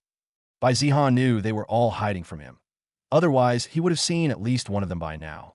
And it's not like they didn't know he was here to as the heir of the Bai Clan and their future clan leader. They should have been the first to greet him when he arrived. Bai Zihan wasn't planning to let those clan members off easy. Names, locations, excuses, it was all written out, but the moment he started reading, his frown deepened. One Bai Clan disciple was in seclusion for a critical breakthrough. Another had been assigned to a long-term mission outside the sect, expected to return in 4 months. One had suffered severe injuries during training and was currently recovering in the medical pavilion under Elder He. Seriously? How convenient. Every single one of them had some reason, some bullshit excuse that made them unavailable for the next few months. Bai Zihan scoffed. Hiding like rats. It was all done professionally, too. Just enough detail to sound legitimate, giving each of them a solid excuse to avoid him for the next couple of months. But did Bai Zihan need a reason to unleash his anger? Hell no. The moment he laid eyes on them, he was going to let them have it. No holding back that he was the heir of the Bai Clan, their future clan leader, and instead of supporting him, they were scrambling to stay out of his way. As if he were some plagued, he continued to read the names on the scroll. Then his eyes stopped on a particular name. Bai Xinyue. Bai Xinyue, his cousin's sister, the one whose Dao Bone was taken away and was even banished from the clan. Bai Zihan was most fearful of her, because if she was one of the Heaven Chosen, then he was definitely the villain destined to be killed by her hands. This was all due to his mother. Why did mother even do this? Bai Zihan muttered, a bit resentful. He knew his mother had done it for his sake, thinking that transferring the Dao Bone to him would grant him the same abilities his cousin had shown. However, there was no change. The system didn't even show the Dao Bone in his constitution, which it should if it were really there. And although it was technically present, it just sat there doing nothing. Seriously, it was like the Dao Bone knew it wasn't the right body and refused to help him in any way. All it did was give him an enemy who might trample him beneath her feet. Why is she here? Bai Zihan didn't know why Bai Xinyue was here. Although he hadn't paid much attention to her before, he did know one thing. She had vanished, with her whereabouts completely unknown. She had gone into hiding, likely because of the very real possibility that Bai Zihan's mother might try to finish the job. That's why, for the past 5 years, there hadn't been a single trace of her. No sightings, no rumors, nothing. But now, she appeared here. Was the Heaven Sword sect protecting her? Bai Zihan wasn't. Sure, but with such an apparent enemy around, he knew he needed to be more careful. Who knew whether Bai Xinyue would sneak up and assassinate him to reclaim her Dao Bone? Unlike the others, Bai Xinyue's entry wasn't filled with dramatic excuses. She wasn't in seclusion. She wasn't injured. She wasn't on some faraway mission. Her record simply said she was currently residing on Azure Cloud Peak. Why now? She should know he was in the Heaven Sword sect. I don't know whether she would refrain from killing me because of the sect. She couldn't just kill him, at least not while he was in the Heaven Sword sect, or else she'd be turning the sect into her enemy. Without any backing, she surely wouldn't dare. That is, if she doesn't have backing. And Bai Zihan knew that if she had the protagonist's destiny, she wouldn't be lacking it. Additionally, she had always been talented, whether intellectually or in cultivation. That is, until her Dao Bone was taken away. But now that she had been admitted to the Heaven Sword sect, perhaps she had reawakened her cultivation talent. Otherwise, she wouldn't have been accepted as a disciple, let alone as an inner disciple. Unless, of course, she came through the back door like him, which he found hard to believe. Still, he found it surprising that Bai Xinyue hadn't shown up in front of him yet, or maybe it just wasn't time. Maybe she was biding her time, waiting for the perfect moment to strike. After all, simply killing him wouldn't be enough. Not after everything she had suffered. Shit, he didn't think he'd encounter her already. Is Heaven Sword sect a gathering of protagonists? There was already Lin Xian. Now Bai Xinyue might be another. And he hadn't even seen much of the sect yet. He hadn't seen a single heaven chosen from the Bai Clan, despite it being one of the strongest clans. My clan is really a villain clan? Anyway, there was no need to deal with Lin Xian. He already felt grateful to him. Though Bai Zihan didn't know how long that would last, at the moment, his focus was on Bai Xinyue. Bai Zihan lacked information about her. He needed to collect information, and he had just the person in mind. Kong Zhanhong. The moment Bai Zihan muttered the name, he tapped his finger against a smooth, jade-white slip that hung at his waist. A faint spiritual ripple echoed outward as a soft glow enveloped the surface, like ripples through water, and the message inscription process began. This jade transmission slip was an artifact, something like a private spiritual communicator. Its main function? One-to-one, short-range messaging. 10 miles. Max. Although with higher-grade jade transmission slips, longer range was possible, but those were ridiculously rare and expensive. What Bai Zihan was using was already one of the best, so much so that even some Heaven Sword sect elders had limited access to them. Yes, young master. Kong Zhanhong replied. I need you to urgently gather information on someone. The faster and more detailed the info, the better the reward you'll get. Kong Zhanhong's reply came instantly, with a hint of excitement in his voice. Who should I investigate, young master? Well, after the reward Bai Zihan gave him earlier, of course he'd be eager now. Bai Xinyue of Azure Cloud Peak. I need a full report. Cultivation level, habits, daily routine, temperament, who she hangs out with, who hates her, who's simping over her, everything. Understood, young master. Bai Zihan leaned back in his chair, fingers drumming against the armrest. With Kong Zhanhong, he didn't need to personally investigate anything. And once again, he realized just how useful the guy was. After giving those orders, Bai Zihan returned to cultivating, this time with even more urgency. I need to break through to the Golden Core stage as soon as possible.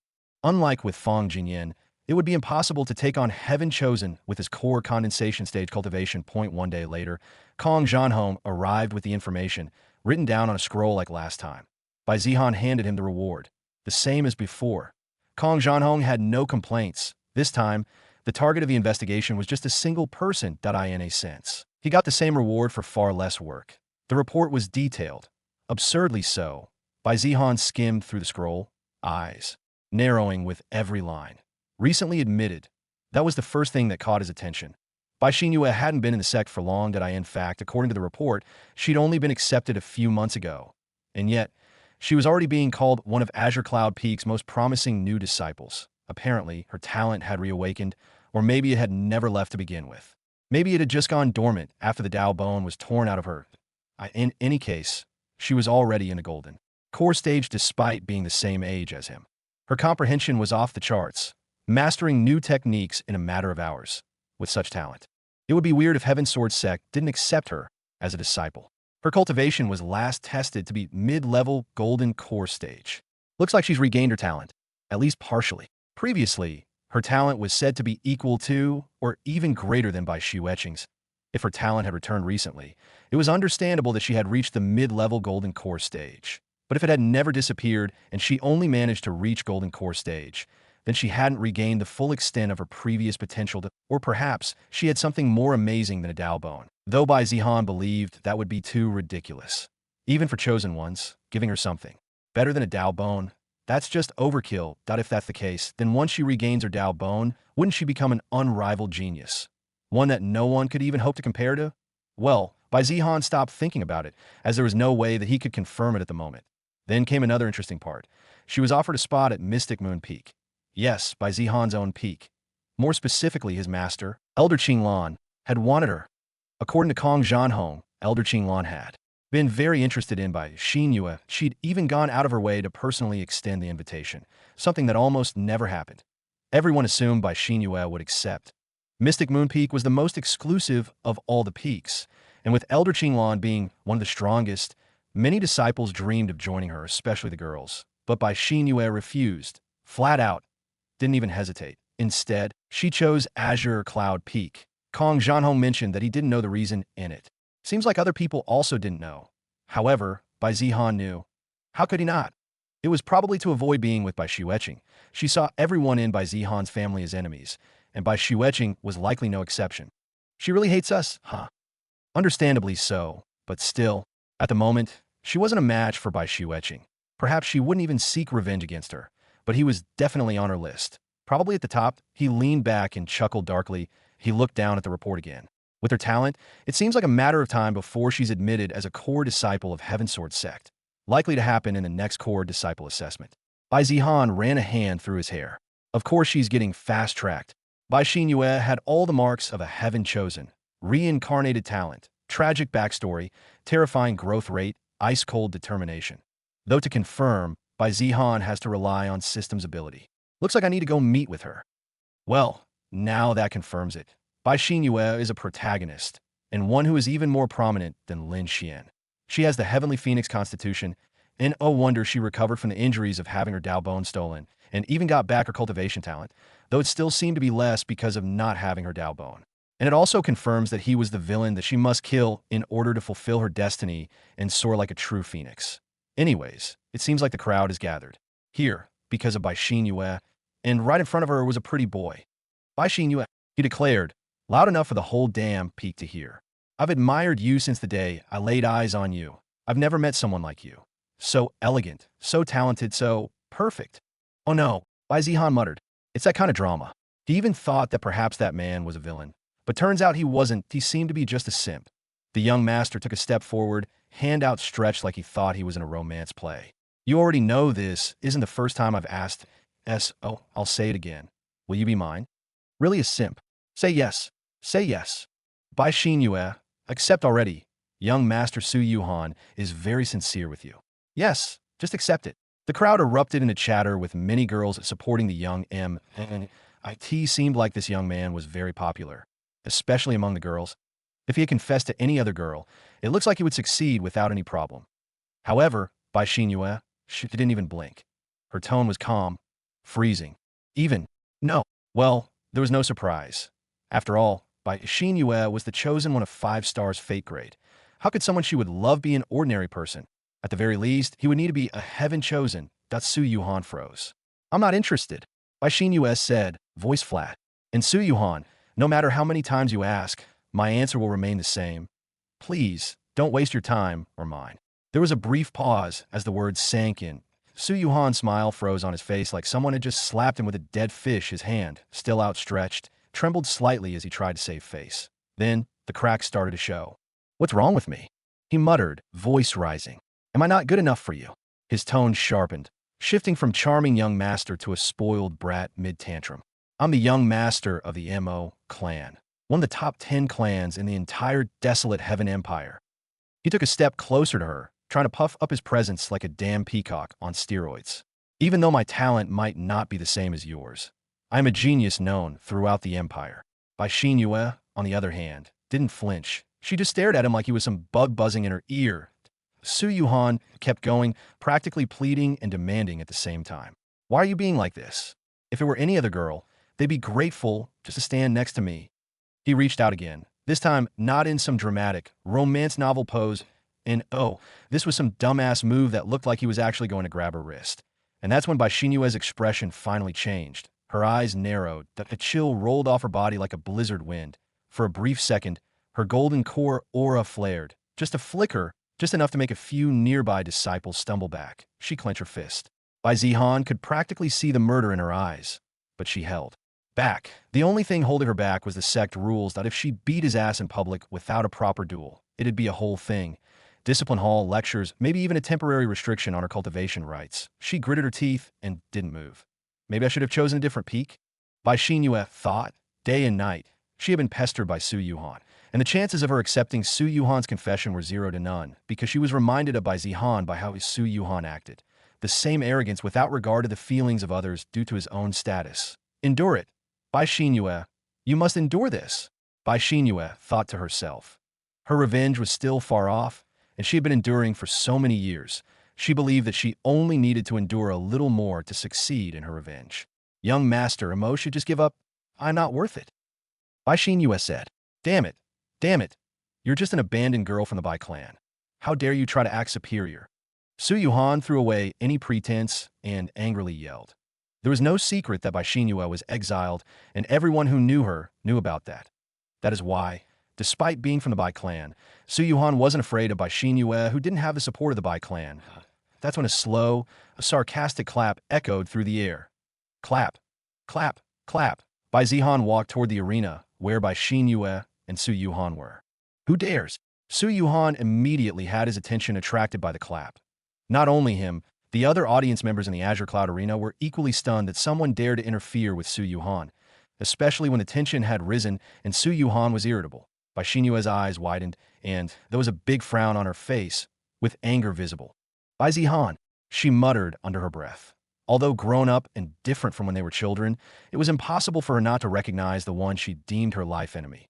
Plus, even if someone had the same appearance as him, she refused to believe that anyone could replicate that same arrogant aura.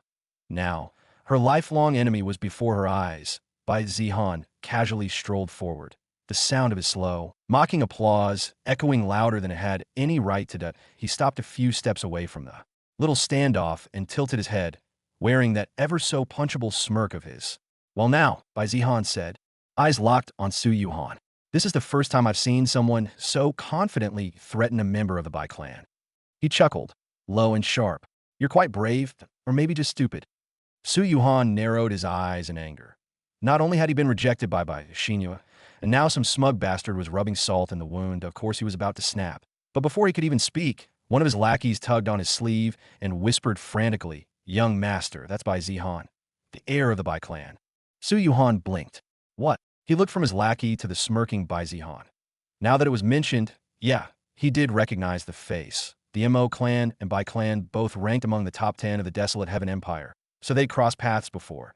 But Bai Zihan was a joke that a waste. Even if he was heir to the mighty Bai Clan, Su Yuhan never saw a reason to take him seriously. Understandably, it slipped his mind, at least until his lackey whispered the name. Suddenly, Su Yuhan's puffed-up chest deflated just a bit. Not because he feared Bai Zihan, he still believed he could take him to a one-on-one fight, but the Bai Clan? Yeah, that was a different beast entirely. The Mo clan might be in the top 10, but the Bai Clan? Top 3, maybe even number 1.so, he adjusted his tone. Just a little. What exactly do you mean by that, Bai Zihan? He asked with a frown. His voice still carried that arrogant edge that he couldn't help himself. He still looked down on Zihan deep inside. Everyone knows Bai Xinyue was exiled from the Bai Clan. Oh, how exactly am I threatening the Bai Clan? He asked. Bai Zihan's smile didn't fade. In fact, it widened, dangerously so. Whether she's exiled or not, that's none of your concern. He took another step forward, voice lowering just enough to make the threat under the sarcasm hit clear as day. This is a family matter, and you should know better than to provoke someone with a name by attached to them. Or what? He added, eyes gleaming. Do you think your Mo clan stand a chance against my Bai Clan? The arena went dead quiet. Not a single soul dared make a sound. After all, this wasn't some friendly spat. This looked like before a clash between two of the Empire's giants. You. Su Yuhan's jaw clenched. IT was one thing to argue that IT was another thing entirely to throw around clan-level threats. Let's go. He turned and stormed off, his lackey scrambling after him.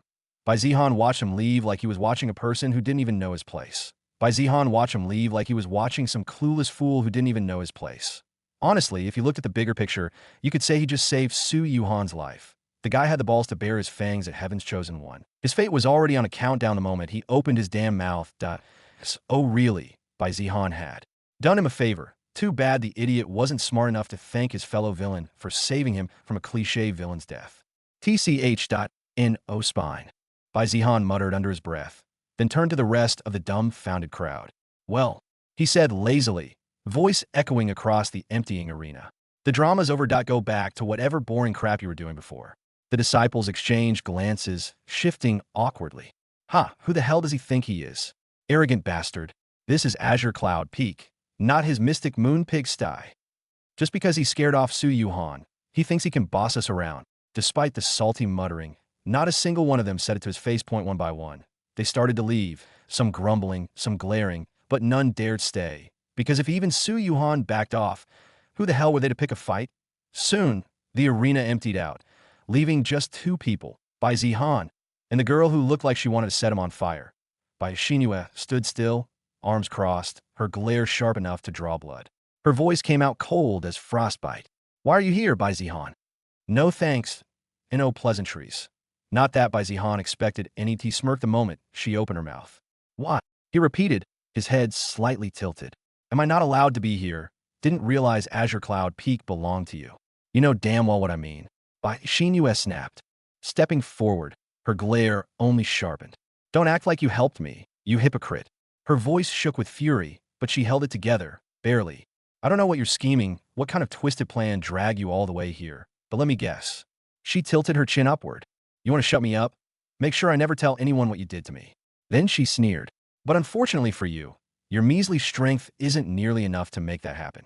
She, who had vowed to take revenge on him, never stopped tracking his movements. She kept her ears open to every whisper about the Bai Clan, especially anything tied to Bai Zihan. She knew he was still in the core formation stage, not a threat. Not to her. Sure, if he'd drag an elder along, maybe she'd worry. But this was the Heaven Sword sect. Even for the mighty Bai Clan, there were limits to what they could get away with here. Meanwhile, Bai Zihan stood there, still smirking like he was looking at a child throwing a tantrum, still the same.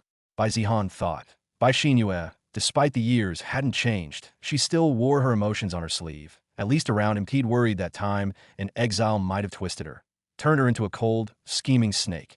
But no doubt if she was that kind of person, she wouldn't be snapping at him like this. She'd have smiled sweetly, maybe even thanked him for saving her, all while sharpening the knife behind her back. But she didn't. And honestly, that made her easier to deal with. People like her are straightforward. You always know where the blade's coming from. It's the smiling ones that bury it in your spine. Tisk tisk. Bai Zihan clicked his tongue, the sound sharp in the air like a slap. Your imagination's really something else, Xinyu, he said, tone mockingly amused. Unfortunately, it's dead wrong. He strolled forward lazily, hands tucked neatly behind his back like he had all the time in the world and not a single care burdening his steps. I'm not here to shut you up. I'm just here to see my dear cousin. The way he said it, with mock affection dripping off every syllable, made it clear he didn't expect a warm reunion. If anything, it sounded like he was daring her to explode, taunting her like he used to when they were children. Except back then, it was teasing over pastries or training dummies. Now they stood across from each other with years of blood, betrayal, and bitterness between them. Bai Xinyue's eyes narrowed, her expression like frost slowly forming on glass. And then she smiled. Not a kind smile, but a bitter one. Oh, how touching.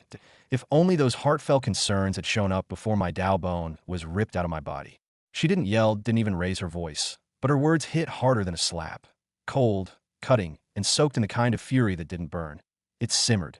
She knew that the injustice she had endured was something only she could seek justice for. After all, who could possibly hold the Bai Clan accountable when it was one of the most powerful forces in the land? And just like Bai Zihan had said earlier, everything could be brushed aside with two simple words: family matters. I don't remember you stopping that from happening, she added. Her arms were folded tightly, shoulders drawn up in tension, her eyes locked onto his steady, unflinching, She stepped forward just slightly, not enough to threaten, just enough to show she wasn't afraid.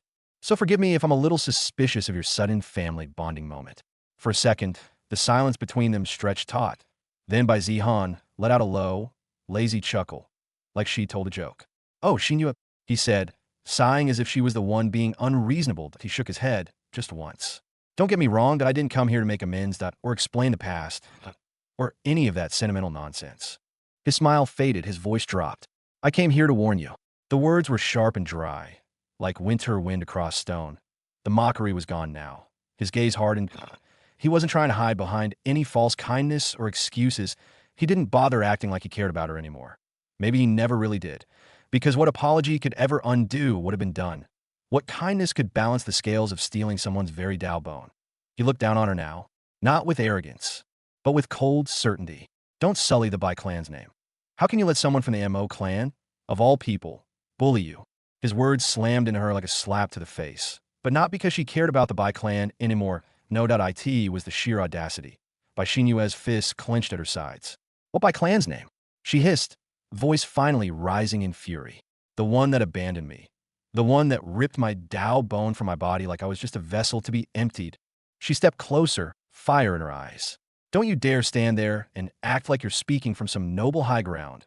Bai Zihan.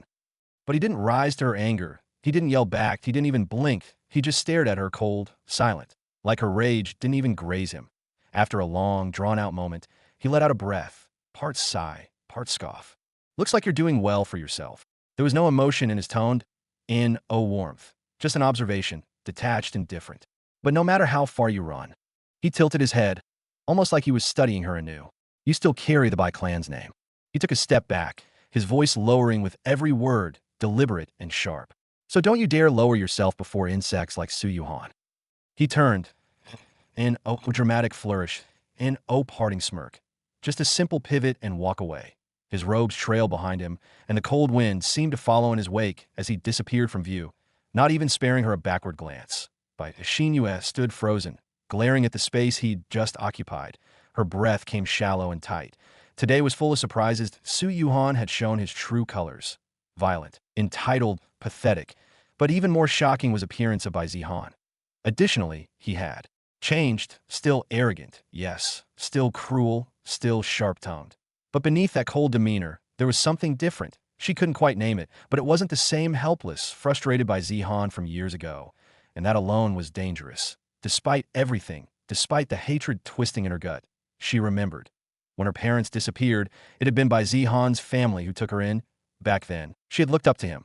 The young heir of the Bai Clan, cold, distant, but not unkind.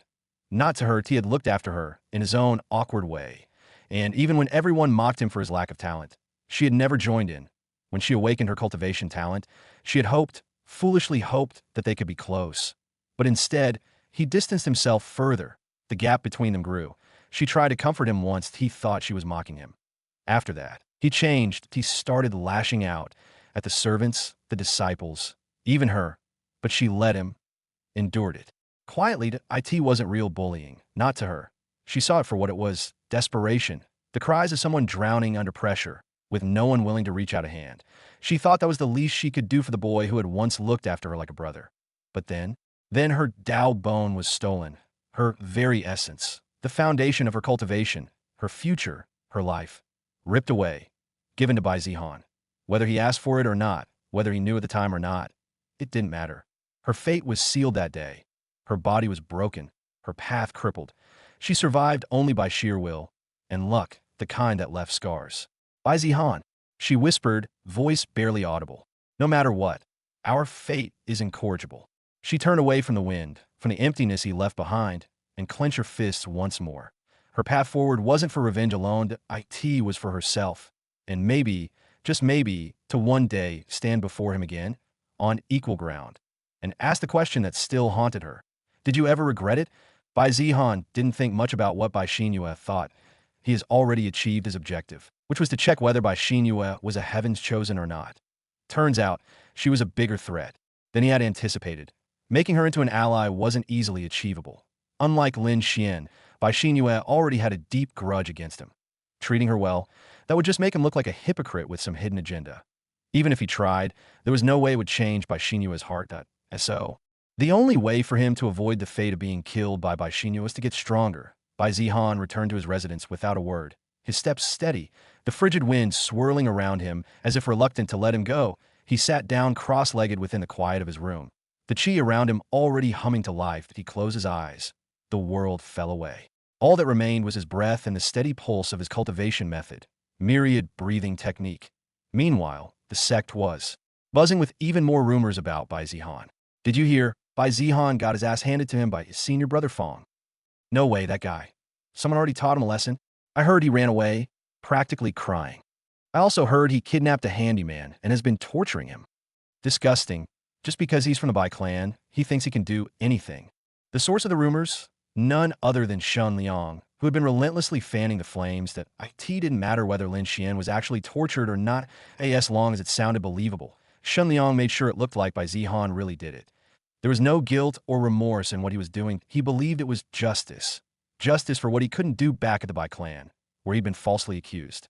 The little rat was moving fast, making sure that every corner of the heaven Sword sect whispered tales of Bai Zihan's cowardice and cruelty. With the help of his lackeys, it seemed like he'd made sure everyone in the sect had heard about Bai Zihan's so-called atrocities. Even Lin Xian, who openly tried to shut the rumors down, found himself met with pity and skeptical stares. I told you that's not what happened, Lin Xian said, jaw tight, as he tried to resolve whatever misunderstanding the other disciples had about him being mistreated by Bai Zihan. Of course. One of them said, all fake politeness. We don't want Bai Zihan to know that you're not helping him. But don't worry, we know the truth. Don't worry, Lin Xian, that it won't be too long before you're saved from the claws of that evil bastard. No matter how much Lin Xian tried to explain, it was pointless. Those disciples weren't interested in the truth. They refused to believe him even when the truth was before them. They were already convinced that he was under Bai Zihan's threat and only pretending to support him. They thought they were clever, thought they could see through his ACT. In reality, they couldn't see shit. Just a bunch of self-righteous clowns convinced they were geniuses. During the past weeks, when the rumors was spreading like wildfire, Bai Zihan hadn't said much about it, hadn't even denied the nonsense. He just kept to himself, training like none of it mattered. Lin Xian had gone to Bai Zihan to talk about it, but Bai Zihan didn't seem interested. He told him to ignore it. But how could he, when the person who changed his life was being falsely accused, dragged through the mud? Using his name? No less. But after trying for a while, Lin Xian realized it was useless. Those people only liked to hear what they wanted to hear. Lin Xian wanted Bai Zihan to speak up for himself. Shut down the rumors, clear the air, and show everyone the truth. He believed that, with Bai Zihan's permission and his own drastic improvement, proving those rumors wrong would be a piece of cake. As for the one about Bai Zihan getting beaten up by Fong Jinyan, Lin Xian wasn't sure if it was true or not. But judging from how Bai Zihan carried himself, the whole begging for help and running away part, that sounded like complete bullshit. Definitely the kind of lie cooked up by someone who hated his guts. And yet Bai Zihan didn't care, didn't even flinch. He just told Lin Xian to focus on his cultivation and ignore the noise. Maybe the master has some kind of plan. That's what Lin Xian thought when he saw how calm and nonchalant Bai Zihan remained. Maybe he already has a solution. Perhaps I should listen to what master says and focus on my cultivation. It's time for the Heaven Sword Sect's Disciple Assessment Test. It was one of the most grueling trials in the entire cultivation world, something that crushed the ambitions of tens of thousands of people every year. Not just because it was difficult, but because it was designed to be a meat grinder for dreams, that a crucible that only the absolute best could crawl out alive, and changed. There were 3 stages to the test, each more brutal than the last. The first stage tested your comprehension of cultivation fundamentals, your ability to circulate qi, align your meridians, and absorb qi from your surroundings. That IT didn't just test your talent. It also depended heavily on your cultivation technique. That a lot of people failed right there, including Lin Xian himself. Not because he lacked talent, but because his previous cultivation method was trash. His meridians were weak and his pills were low quality, full of impurities. That test had always been his wall. But now, with Bai Zihan giving him an earth-grade cultivation technique and high-quality pills, Lin Xian's body was completely different. The rate at which he could absorb qi now was at least 10 times higher than before, that he believed that this time he could easily pass the first test. The second stage was worse. The combat trialed a massive open arena hidden deep inside the sect's trial grounds, that you'd be dropped into a formation array and forced to fight spirit beasts, golems, or other applicants. Sometimes, all three at once, and oh rules. In oh mercy that it was pure chaos at a trial that reduced the number of participants by 90%. If you were unlucky, you might end up facing someone way out of your league. Game over. This part of the test was meant to weed out those so-called geniuses from prestigious clans, pampered with high-quality pills and resources, but with zero real combat experience. That it also served to gauge your proficiency in actual fighting techniques, which was just as important as raw cultivation talent. The final stage? The Dao resonance mirrored it wasn't difficult, but the pass rate was very low, a mirror forged from the bones of a dead god, and imbued with ancient heavenly will that it didn't just reflect your image, it reflected your worth, your potential, your fate. If the mirror rejected you, that was it, and no matter how well you'd done in the first two stages, if your Dao didn't resonate, even faintly, you were out. That's why the pass rate was less than 0.01%. Out of the hundreds of thousands who tried each year, only a tiny handful were chosen as outer disciples. This was exactly why the Heaven Sword sect stood at the top of the desolate Heaven Empire, because they only accepted the absolute best of the best. Lin Xian had tried before, twice, and failed, but now things were different. I've reached core condensation in just a month. Lin Xian muttered as he sat cross-legged on a stone platform outside Bai Clan's residence. The early morning light shone on his skin, flickering with the faint glow of qi cycling through his meridians. He could feel the power humming inside him. The transformation in his body, the clarity in his mind. It was like night and day compared to before, all thanks to Bai Clan. The guy didn't even ask for gratitude, just handed him a rare, earth-grade cultivation technique, gave him pills worth more than his life, and told him to use them well.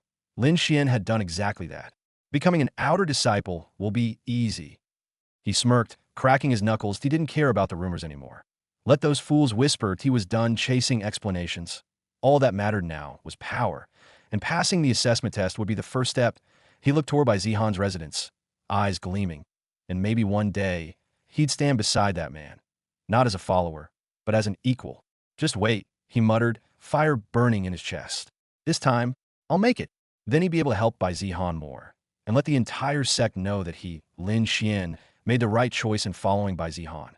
That he wasn't mistreated, that the rumors were nothing but lies, that if you morons won't listen, then go ahead, see for yourselves just how stupid you really are. I've been cultivating for about a month since I met Bai Clan. You could say that after realizing just how deep in shit I was, rest wasn't even an option. Even if I wanted to AS for Shun Liang, I couldn't care. Less that I in my eyes. He was just an ant I could crush whenever I felt like it. Instead of wasting time on him, I poured everything into getting stronger. But the progress wasn't as fast as I'd hoped. I only managed to break through once during the entire month. And another breakthrough didn't seem to be anywhere on the horizon, no matter how hard I cultivate. System. Host info host. Bai Clan age. 16 cultivation realm. Core condensation. Mid. Constitution. None martial arts. 9 shadows flowing light sword. Minor mastery. Although that progress could already be said to be miles better than my previous pace, it was still slow compared to what I would like it to be. With an opponent like Bai Clan, this progress felt very slow. I need something like a 10x cultivation speed card to help me. With a 10x cultivation speed card, cultivating was a breeze, but those cards were insanely expensive in the system that I want to save the system points for emergencies. Should I go around beating up Heaven Sword Sex Disciple? That way I could earn a huge amount of system points and perhaps even good rewards like 10x cultivation speed card without needing to buy it. But that is too risky considering I am a new disciple and also have weak cultivation that I will think about it once I reach the Golden Core stage. Before continuing with my cultivation, there was something I wanted to check out, the Heaven Sword Sex Assessment Test. Lin Xian had told me about the assessment day, where he would be participating to become an outer disciple. I was interested. After all, this is the kind of event where a protagonist definitely shines. Although there was already Lin Xian, there might be others as well, just like how the Heaven Sword sect already has 2 Heavens Chosen. Who knows if another Heavens Chosen might pop up during the assessment test. Bai Clan stood at the edge of a towering cliff that overlooked the sprawling valley below, the site of the Heaven Sword sect's assessment grounds. That a sea of disciples, elders, and onlookers filled the stone platforms, the air buzzing with anticipation. This wasn't just some little internal test of just Heaven Sword sect. It was a grand event, practically a festival involving thousands of people from all over the desolate Heaven Empire. He folded his arms, black robe fluttering in the wind as he looked down with an indifferent gaze. He didn't come here to cheer anyone on. He came to scout for potential Heavens Chosen. However, despite being in such close proximity, there was no notification from the system indicating that a Heaven's Chosen had been detected. This really must be Lin Xian's big moment. If no other Heaven's Chosen showed up, then it basically confirmed this whole event was designed just for him to shine and blow everyone's minds with his talent. Bai Zihan kept his eyes on Lin Xian. Lin Xian stood alone in the crowd of thousands. Although alone, he didn't seem nervous. Rather, he looked determined, as expected of a protagonist. After failing many times, it wouldn't be easy to stay confident, no matter how much progress you've made. But his previous failures didn't seem to bother him at all. Moreover, dozens of candidates were being knocked out cold, coughing up blood, or being dragged off the platform by stretcher teams. The test was brutal for many who didn't have sufficient talent. You had to sit within a special formation that simulated extreme spiritual pressure while absorbing chi to keep yourself stable. One mistake. One misstep? That was all it took to fail. Hundreds had tried, only to walk away disappointed or get knocked out. The elders were clearly growing disheartened. Looks like this year's recruitment is also going to be a D, and a 1 has yet to pass. Seems like it's going to be hard to meet the quota this year. With hundreds already failing without a single success, morale was sinking fast. Out of course, they wanted talented disciples to join the Heaven Sword sect, but they also had standards. They couldn't just accept anyone. Their requirements were high, and for good reason. Participant number 234, please come forward. Here, after some time, it was finally Lin Xian's turn. As Lin Xian stepped in the circle, he took a deep breath, settled down cross-legged, and prepared to begin his test. Then, boom! The chi around him surged like a flood breaking through a dam, rushing into his body with terrifying force. Even the elders watching from above straightened slightly, their expressions turning serious. Just last year, this exact test had nearly killed him, that he had struggled to absorb even a trickle of chi and had been knocked out cold within seconds, coughing up blood and carrying off with serious internal injuries. Back then, the pressure from the formation had felt like a mountain crushing his lungs and dantian. But now, there was no pain, no strain. Instead, his body felt light. Energized, his meridians greedily devoured the incoming chi, circulating it with ease. As his cultivation surged within seconds, that a full minute ticked by. Yet there was no sign of strain, no twitch, no falter, not even the slightest irregularity in his breath. Then, in the corner, one of the outer sect elders responsible for overseeing the first stage stood up and slowly raised a jade token high into the air. Pass! His voice carried across the entire platform, filled with excitement. The first pass of the day, and not just any pass, but a flawless one. The elder's calm pass echoed like thunder across the entire platform. There was a brief silence. Then a wave of murmurs swept through the crowd like wildfire. Did the elder just say pass? No way. Someone actually passed? It's been nearly half an hour, and this is the first guy who didn't pass out or explode. Who is he? Then, someone in the crowd squinted toward the glowing circle. Wait a minute, isn't that Lin Xian? The handyman? Yeah, I remember him. He failed twice already. How the hell did he pass this time? Didn't he get taken by that Bai Zihan guy? I heard he was being abused or something, locked up and tortured. Maybe he's been cultivating out of desperation for revenge. Maybe that's why he passed. The theories and gossip ran wild, but no one could deny what they had just witnessed. Lin Xian, the handyman no one expected, was the first to pass this entire assessment test. Lin Xian calmly stood up, nodded politely to the elders, then stepped aside to the designated waiting area for Stage 2 participants. Meanwhile, the rest of the test continued. Dozens more entered. Dozens more failed. Time crawled. And soon another hour passed with hundreds of new hopefuls stepping into the circle, only to be ejected seconds later, coughing, vomiting, or straight up passing out. Why now? Lin Xian was meditating as he waited for the second test to begin. He sat quietly on a stone platform beside the formation circle, legs crossed, posture straight, eyes closed. His breathing was steady, his meridians still warm from the surge of chi he'd taken in during the first stage. But inside, he was grinning like a maniac. I actually did it. I passed the first stage. Lin Xian felt the excitement bubbling inside his chest. After all, no matter how calm he tried to be, he couldn't. He's failed twice with the thrice just being around the corner, but he managed to pass. And he knew that it was all thanks to Bai Zihan, who gave him such a precious cultivation technique that he was able to prevent his third failure. Master Dahan, I really owe you everything. He silently thanked Bai Zihan in his heart, eyes still closed as he continued cycling his chi, stabilizing the earlier breakthrough from the formation. But although he was very happy that he passed, he didn't forget that it was just the first of the 3 tests, and he still got 2 more to go. That was only the first part. The combat trial was next. And then finally, the Dao resonance mirrored if he failed at either stage. This entire effort would be wasted. Worse, he'd have wasted Bai Zihan's trust, time, and investment. Although he knew that for Bai Zihan, what he gave him might not be much, for him, it was everything. Even if it was for self-satisfaction, he was determined to make sure that those investments don't go to waste. I can't let that happen. He clenched his fists. I won't let that happen. Lin Xian's expression turned serious once more. The earlier joy buried beneath fierce determination. He'd prove himself, not just to the sect, not just to the fools whispering rumors behind his back, but to Bai Zihan, the man who believed in him when no one else would. I'm going all the way. As the final candidate of the hour was dragged off on a stretcher, coughing up blood and muttering nonsense. The first stage of the Heaven Sword Sect's assessment test finally came to a close. For the tens of thousands who entered, only a handful had passed. And of those few, Lin Xian stood out the most. Not because he was the strongest, but because he was the most unexpected and nobody to a former handyman. Yet now, he was one step away from becoming an outer disciple of one of the top sects in the desolate Heaven Empire. Everyone else who passed could be hailed as a genius anywhere they went with their names. Already spreading like wildfire. Of course, in the Heaven Sword sect, where monsters walked the earth in human skin, those same geniuses barely counted for shit. All first-stage qualifiers proceed to the central platform for the combat trial. A deep voice echoed from the clouds above. It came from an elder standing atop a jade tower, his robes embroidered with the Heaven Sword sect's crest, fluttering in the wind.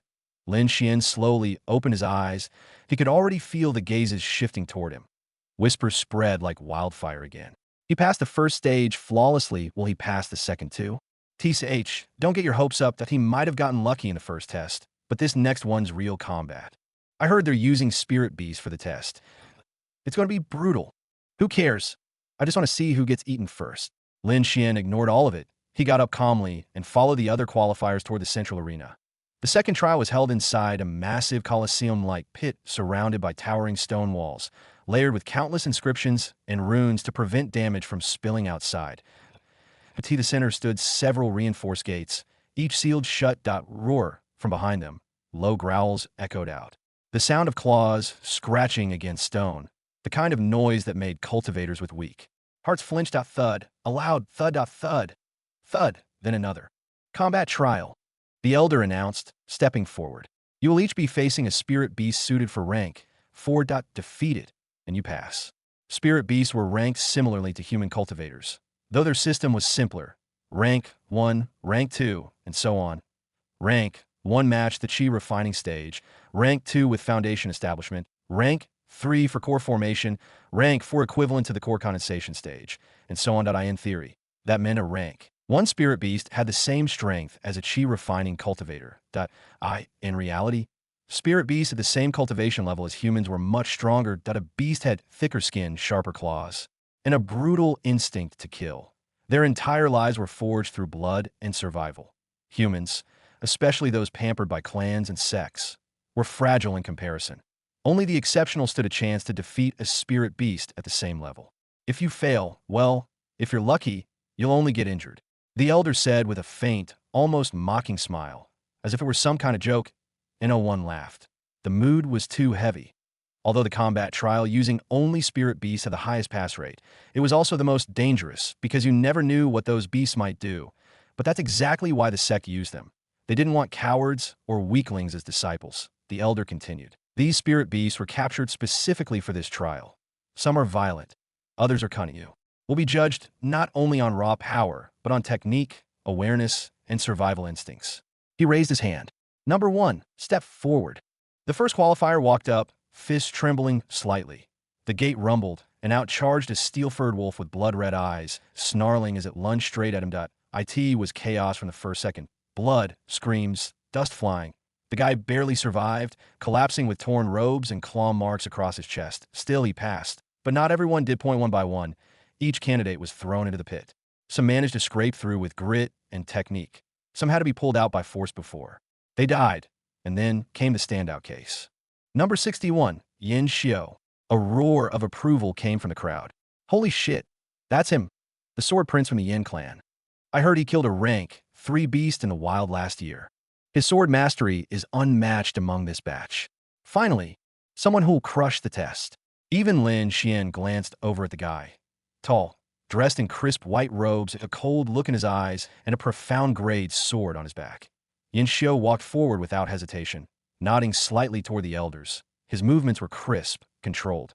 The gate creaked open, a two-headed flame bear charged out, each head roaring in unison, flames trailing behind like a storm of fire. The arena lit up. Yin Xiu drew his sword and struck. His sword light tore through the air, beautiful, lethal. But the beast didn't dodge it. It took the hit, roared, and smashed in him like a meteor. Boom! A massive explosion of flame and dust. When it cleared, Yin Xiu was embedded into the wall, blood dripping from his mouth. His sword snapped in two. He slid down like a broken puppet, unconscious. The entire crowd went quiet. Even the elder looked slightly stunned and disappointed. If Yin Xiu had been more cautious, he might have taken down the two-headed flame bear. But he was too confident and lacked the real-world experience to back it up. Pull him out, the elder finally said. Everyone stared in silence. Even Yin Xiu failed, a genius known across the southern territories. Someone who walked with pride and cut down enemies like weeds that if he couldn't pass. Then how the hell were they going to? Of course, those were only the thoughts of the weaker candidates. The stronger ones weren't shaken by Yin Xiu's failure. They had their own pride and saw themselves as far superior. Number 70, Lin Xian. The crowd instantly came alive again. Finally, it is his turn. I have been waiting. Time to see if he's really the real deal or just a lucky bastard about to get eaten alive. Even Yin Xiu failed. What chance does a handyman have? I bet he pisses himself before passing out. Most people thought Lin Xian would fail, and honestly, that was the logical assumption. For one, passing the first test was one thing, but the second involved real combat, and that meant you needed your body refined. That took resources, and Lin Xian? No background, no clan. Where would he get the resources? Second, martial techniques. Only powerful clans and sects had access to the good stuff. Lin Xian, as a handyman, could only access yellow-grade techniques at Heaven Sword Sect. Completely useless. Against a rank 4 spirit beast. There was no doubt in their minds. Lin Xian was going to lose. But Lin Xian himself looked calm, his eyes filled with confidence and no fear. No hesitation. He got up and walked straight toward the arena. The massive gate across the arena groaned as it opened, and out stepped a black-scaled serpent nearly 10 meters long, its body coiled like a spring, tongue flicking out as it tasted the air. Its eyes locked onto Lin Xian in an instant. A venom-fanged shadow. Serpent. Fast, agile, deadly to nightmare for any cultivator below the golden core stage. 1 bite was all it took to immobilize anyone under that level. Lin Xian was seriously unlucky. He'd gotten one of the strongest spirit beasts as his opponent. Though judging from his face, he didn't seem to care much. He had only one goal. And no matter the opponent, he was determined to win. The serpent lunged, its fangs gleaming with venom, ready to tear him apart in one bite. And then, shing, a flash of silver today. Blade appeared in Lin Xian's hand like lightning, humming with a cold, sharp edge. The air around it seemed to tremble, a profound grade sword. The same level as the one Yin Xiu had used. Gasps rippled through the crowd. Wait, is that a profound grade weapon? No way. How the hell does a handyman have one of those? Is he hiding some secret background? Shock spread fast, especially among those who have been looking down on Lin Xian. Profound grade artifact were something they, with all their so-called noble backgrounds, didn't even have, but Lin Xian did. How? That was the question on everyone's mind and on the arena floor. The black serpent hissed again and darted forward, its massive body slamming toward Lin Xian like a battering ram. But Lin Xian didn't move. He stayed calm. Until the very last moment. He moved. Swish. A shadow flickered. And oh, not a shadow. Many. Multiple afterimages burst from Lin Xian's body like a mirage. Each one brandishing a blade. 1 slash became 10.10 became 100. 1,000 shadows soared. A storm of phantom blades engulfed the serpent mid-charge. The flurry so fast, even the spectators couldn't track which strikes were real. Blood sprayed. Hisses. The serpent reeled back, screeching in agony, lacerated from head to tail. It twisted, confused, panicking, striking at illusions that vanished before it could even react. Someone in the stand stood up, eyes wide as they recognized the technique. Wait a minute, that sword technique, isn't that the 1,000 Shadows sword technique? Impossible. That's a secret technique of the Bai Clan. Yeah, a profound grade sword technique of Bai Clan. How the hell does he know it? The name alone sent the crowd into a frenzy. The 1,000 Shadows sword technique. An infamous sword style developed by a legendary Bai Clan ancestor. It emphasized unpredictability, overwhelming speed, and mental pressure. Most who faced it didn't even realize they were dead until it was too late. But what truly shocked everyone wasn't just the technique that IT was what it meant. Lin Xian was using the Bai Clan's technique and wielding a profound great sword and a martial art technique that only a direct member or someone incredibly trusted a Bai Clan would ever have access to. How? How the hell does a handyman of the Heaven Sword sect know the Bai Clan's sword technique? I heard Bai Zihan made him his personal servant. But didn't they say that Bai Zihan treated him like crap? Don't tell me. Bai Zihan taught him? No way. Bai Zihan wouldn't even look at someone like that, let alone hand out treasures. Then he stole it. Even more ridiculous. The shock wasn't dying down anytime soon, but the truth was simple. This technique was given to him by Bai Zihan as a gift for reaching the core condensation stage. Alongside pills and the sword, Bai Zihan himself hadn't bothered learning the Thousand Shadows sword. He had access to much more powerful techniques. But he did know it.so. He gave it to Lin Xian without much thought. Lin Xian mastered it instantly with his insane learning talent. If Bai Jian ever saw this, he'd probably cough blood on the spot. He had once boasted about mastering it in 3 months and took pride in it. Lin Xian had taken just 1 day to do so. There was no rule breaking here, either to AS Bai Zihan's personal servant. Lin Xian technically belonged to the Bai Clan, and thus had every right to learn their techniques. IT wasn't like the 9 Shadows flowing light sword, which was strictly exclusive. And after seeing Lin Xian's potential, even those opposing elders of Bai Zihan wouldn't dare complain. Back on the arena, the serpent was on its last legs. IT screamed again and launched a final, desperate charge, pushing through its injuries. Poison dripped from its fangs. Its eyes were wild, bloodshot, but Lin Xian's expression didn't change. His footwork flowed, light untouchable. Another flicker, another illusion, and then Thousand Shadows soared. Final bloom. The world blurred. For one breath, Lin Xian seemed to vanish entirely, leaving only a whirlwind of silver streaks spinning in the air. A second later, he reappeared behind the serpent. His sword was already sheathed. The serpent froze. Then, thump, its body split diagonally in two. Dead. Instant kill. Silence. Everyone just stared at the handyman who was supposed to fail. The nobody. The guy they'd been mocking since the first trial. He turned slowly, walking off the field without a scratch. Smirk. Arrogance. Just cold, terrifying calmed on the jade platform. An elder finally muttered, "Pass." Even the elders looked shaken by Lin Xian's display. The disciples who had passed earlier only scraped by, dodging, surviving, doing just enough to escape or render the spirit beast harmless, and no one had finished off a spirit beast with such ruthless efficiency, let alone in less than a minute. Cheers didn't erupt. Everyone was still processing what they'd just seen.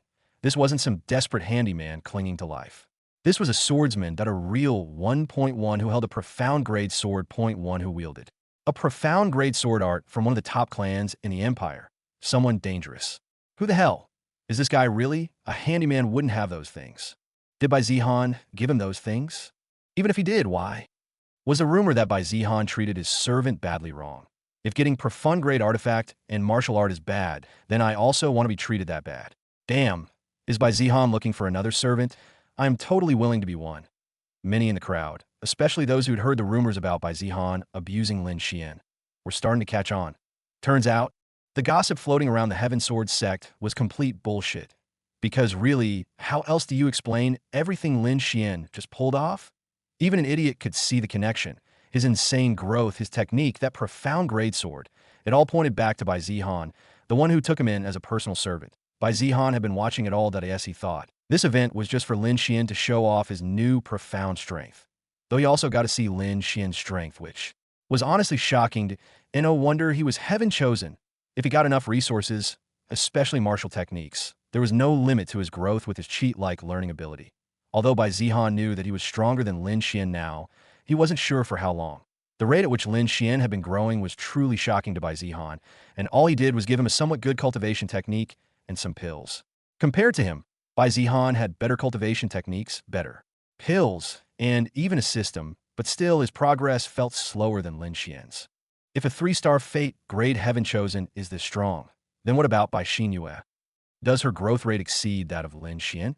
If that was the case, wouldn't that mean no matter what he did, he couldn't escape his doomed fate?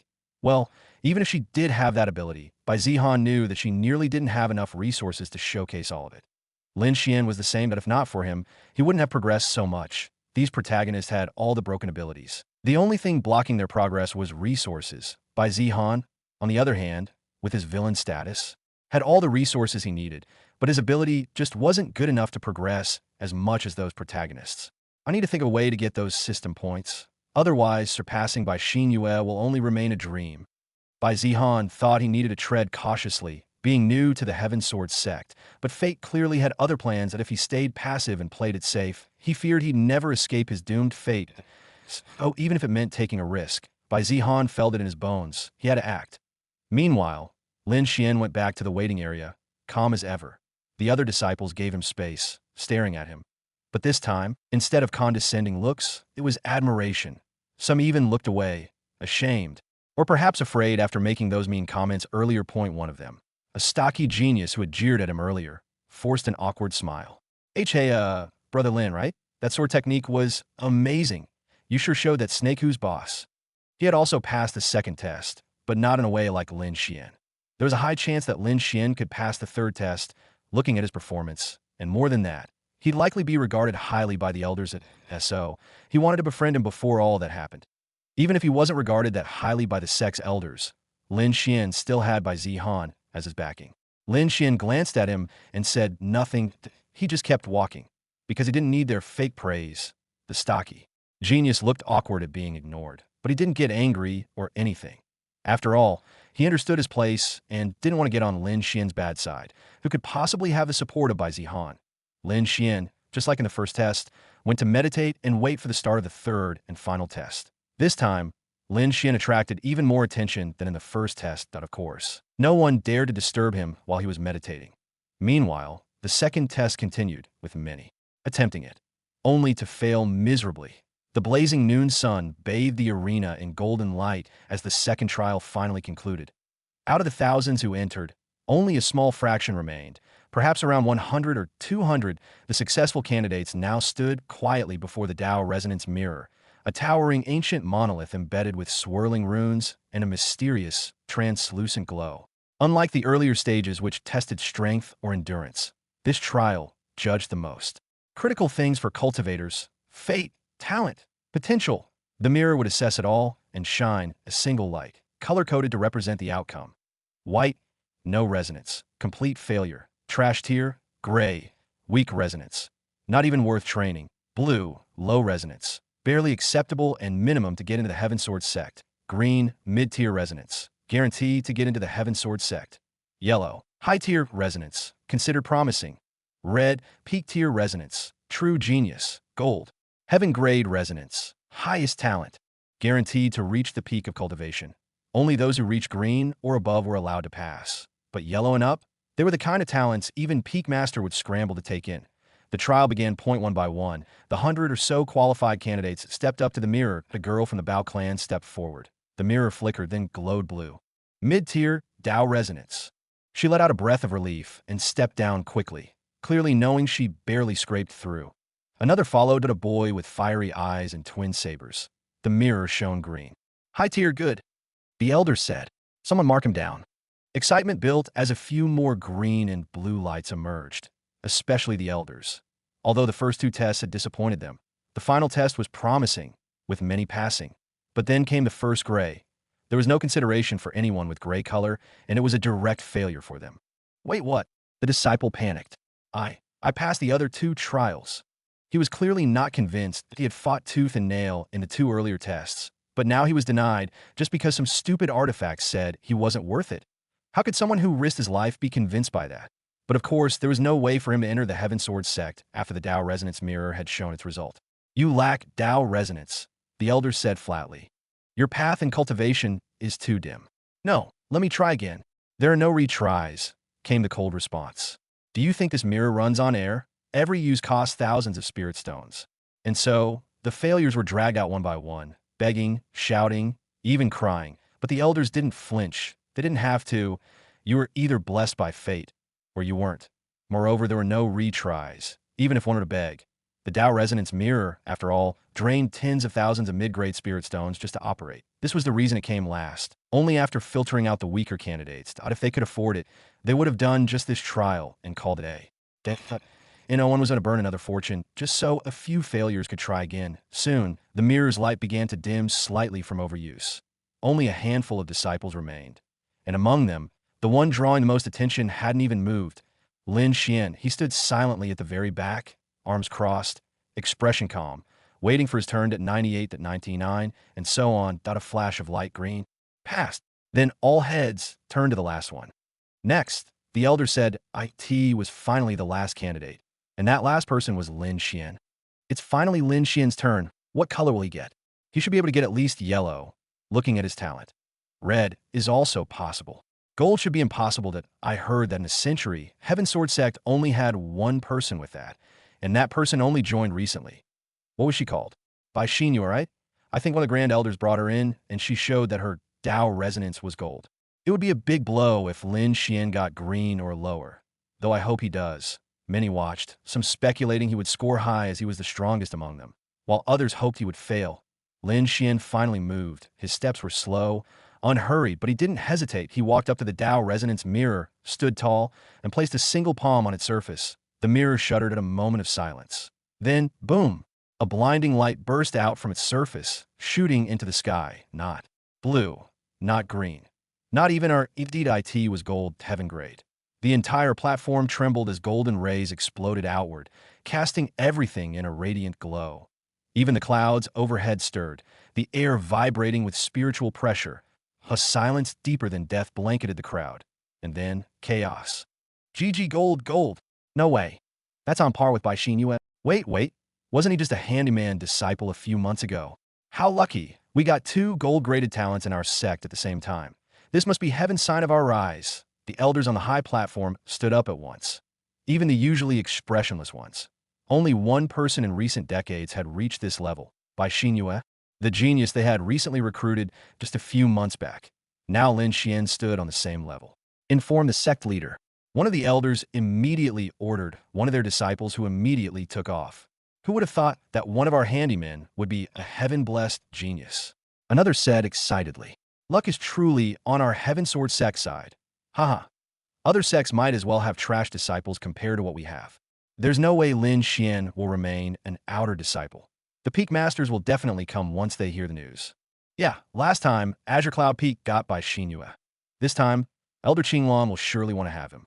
But ultimately, it'll depend on Lin Xian, which peak he wants to join, and no matter what, he's now a disciple of the Heaven Sword Sect. But I've heard some unsettling rumors about Lin Xian. What? Apparently, Lin Xian was recruited as a personal servant by Bai Zihan. Some say he's been mistreated by him. Really? If that's true, then Bai Zihan won't be able to avoid responsibility. Normally, they wouldn't dare offend Bai Zihan, or more accurately, the Bai Clan. And for a mere handyman, they wouldn't have said much. But now that the same handyman had shown gold on the Dao resonance mirror, things were different. To recruit someone like that, they'd be willing to offend even the Bai Clan. After all, even keeping Bai Clan had risked offending the Bai Clan, who had exiled her. Doing the same for another heaven-blessed genius wouldn't make much of a difference. Well, it might just be a rumor. But if Lin Xian files a complaint, then we'll have to investigate. We can't let such a gifted disciple slip through our fingers and end up in another sect. Others also nodded in agreement. Meanwhile, the golden light slowly faded, but the shockwaves it left behind lingered in the hearts of everyone present. The silence following Lin Xian's test was almost reverent, and disciples spoke. None moved. All eyes were on the young man, who still stood with his hand resting on the now dim Dao resonance mirror, as calm as a mountain, though a rare smile played on his face. I did it. Lin Xian thought, both happy and stunned, that he would have been satisfied just getting blue and passing. Who would have thought he'd actually get gold? The significance wasn't lost on him. He knew exactly what it meant on the main platform. The elder overseeing the event stepped forward, stroking his beard. Ahem, Lin Xian, was it? He said, trying to keep his tone calm. Lin Xian finally moved, turning his gaze to the platform. Yes, elder. You've shown exceptional talent, that heaven-grade Dao resonance. It seems the Heaven Sword Sect is truly blessed this year. The elder's eyes gleamed. You understand what that means, right? Lin Xian nodded. Though it still felt unreal, he knew the significance of getting a gold result on the Dao resonance mirror. With that level of talent, he could instantly become an inner disciple of any peak he wanted. After all, there wasn't a peak master alive who didn't want a heaven-blessed genius under their wing. They'd even fight for the chance, offering generous benefits. Then you should be prepared. The elder said, confusing Lin Xian. Prepared for what? He got the highest grade. What else was there to prepare for? Before he could ask, the sect leader arrived, along with a line of elders, all of them peak masters. The air trembled slightly as a majestic pressure descended upon the arena. An imposing figure appeared at the edge of the platform, walking calmly, but exuding authority with every step that a dozen more figures followed behind, each one radiating the aura of someone who stood at the peak of the cultivation world. The sect leader, Tian Yuheng, had arrived. All the people present there instantly dropped to their knees. We greet the sect leader. The elders also bowed deeply. Tian Yuheng waved his hand, and a soft ripple of spiritual power rolled out, gently lifting everyone to their feet. No need for ceremony that I came to see the heaven-blessed genius with my own eyes, he said, his gaze turning to Lin Xian. Lin Xian stiffened slightly under the sect leader's gaze. It wasn't oppressive, but it was sharp, piercing like a blade that could slice into one's soul and lay bare every secret, a test. And Lin Xian stood tall. He met Tian Yuheng's gaze without flinching. After a long moment, the sect leader smiled faintly. Good, a strong heart to match a heaven-grade Dao. He walked forward slowly, stopping before the now lifeless Dao resonance mirror. Then he turned to the elders. This disciple is named Lin Xian, yes? He asked, though it was clear he already knew. Yes, sect leader. The elder who oversaw the trial replied quickly. Originally a handyman disciple, but now he will not remain one. Tian Yuheng interrupted, voice calm but firm. From this moment on, he shall be promoted to inner disciple. Just like with Bai Clan, although their talent was extraordinary, their cultivation was still lacking. That he would have preferred to promote them straight to core disciples. But the advanced teachings were tailored for those of the nascent soul realm and above. Their current level might hold them back. But of course, while their status will remain as inner disciple, the resources that they get will be more than what other inner disciple would get. Then he turned to Lin Xian. You've shown the heavens your potential. From today on, the sect will show you its sincerity. He gestured to the row of peak masters behind him. Instantly, a storm of voices erupted. Lin Xian, I am Elder Shur of Thundercloud Peak. Our peak specializes in lightning techniques and high-quality resources. Join us, and I'll guarantee you a personal courtyard and 3 spirit condensation pills a month. Don't listen to him. I'm Elder Wan from Verdant Fire Peak. We cultivate fire. Join us, and I'll give you a personal flame dragon incantation manual and a profound-grade flame sword. I'm Elder Lianhua. Elder Lianhua, please. You already have Bai Clan. A bidding war erupted, with each peak master trying to outdo the others to recruit Lin Xian. Even the peak master of Azure Cloud Peak, who already had Bai Clan, threw their hat into the ring. After all, there was no rule saying a peak master couldn't have 2 heaven-blessed geniuses. That it was already extremely rare to have even 1 heaven-blessed genius, let alone 2, so there was no rule saying a single peak couldn't have both. Of course, the other peak masters did everything they could to stop Elder Lianhua from joining the recruitment. That's when Lin Xian finally understood what the elder had meant earlier. Be prepared. As the bidding war reached a fever pitch, it started to feel less like a sect promotion and more like an auction house. 3 spirit condensation pills per month. 5. And an earth grade technique. A profound grade sword and a grade 3 spiritual beast mount. Lin Xian was starting to feel dizzy just from keeping track of the offers. He could practically see the desperation in the peak master's eyes. Some disciples in the crowd were practically foaming at the mouth. Shit, why wasn't I born with heaven-grade Dao resonance? This bastard was cleaning toilets yesterday. Bro, we bullied him last month. Do you think he remembers? Many of the outer disciples who had just come to watch the assessment test for fun found themselves stunned by what was happening. For one, Lin Xian, whom they had looked down upon, and some had even bullied out of jealousy for his looks, had risen beyond what they could imagine. And those same peak masters they tried so hard to please in hopes of becoming inner disciples were now fighting over the handyman they used to mock. Just as Lin Xian was getting overwhelmed by the flood of offers from the various peak masters, each more extravagant than the last. A slow, deliberate clap echoed across the arena. Clap, clap, clap. The sound wasn't loud, but it carried. The ruckus quieted slightly as a new figure stepped forward from the back of the group of elders. He wore deep black robes with faint crimson embroidery, simple in design, but the authority it radiated made the air feel colder. Elder Sheng, head of the punishment hall, and one of the key figures of the anti-sect leader faction. His eyes were half-lidded, his expression calm, but a faint smirk tugged at the corners of his lips as he slowly descended onto the platform. Impressive, Elder Sheng said, voice low but cutting like a knife through silk.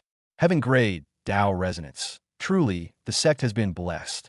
His gaze turned toward Tianyuan, the sect leader, just for a second, then back to Lin Xian. Lin Xian, I am Elder Sheng, head of the punishment hall, he said, bowing ever so slightly. I don't offer resources that I offer security and power. The other elders immediately frowned. His tone was often a bit too suggestive, but Elder Sheng kept going.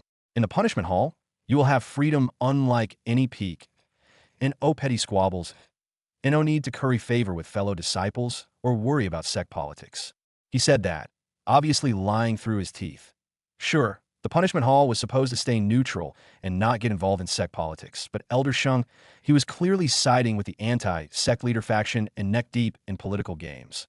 Then he took a small step closer and added in a quieter voice only Lin Xian could hear. I heard that Bai Zihan has wronged you. I can help you deal with him and even get your revenge that I oversee disciplinary matters in this sect. I have the authority to investigate, to punish, and you would have my backing. The offer hung heavy in the air, laced with implication. Lin Xian's eyes narrowed ever so slightly. The idea of taking revenge against Bai Zihan? Tempting. It would have been, if the rumors were true, but it was the exact opposite of what Elder Sheng thought. Elder Sheng didn't know that the rumors saying Lin Xian was mistreated by Bai Zihan were made up by his own nephew, Shun Liang, in hopes of dragging Bai Zihan's reputation through the mud. But Elder Sheng believed them to be true and used them to try and lure Lin Xian, thinking he wanted revenge. I appreciate Elder Sheng's offer, Lin Xian said, trying to sound polite, though those with keen eyes could tell he was truly displeased. But it seems there's a misunderstanding. The arena fell silent again. They didn't know what Elder Sheng had said, but Lin Xian's tone made it clear. He wasn't interested and even somewhat angry. I don't need those things, and I won't be joining the punishment hall. Elder Sheng's expression didn't change much, but the subtle twitch at the corner of his mouth said enough. He wasn't giving up that easily. Just as he opened his mouth to speak again, a stern voice cut in. That's enough, Elder Sheng, that we've already given you more than enough face by letting you speak this much. An elder with a long gray beard and sharp eyes stepped forward. It was Elder Wu from Ironheart Peak. You made your offer. Lin Xian rejected it, that you're not the only one here, so don't act like you are. Step back. It's our turn now.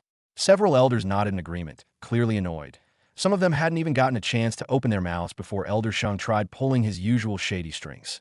Elder Sheng narrowed his eyes, clearly displeased, but didn't say anything. He shot Lin Xian one last look, hard to tell if it was pissed off or scheming, then turned on his heel and strode off, his robes trailing behind him.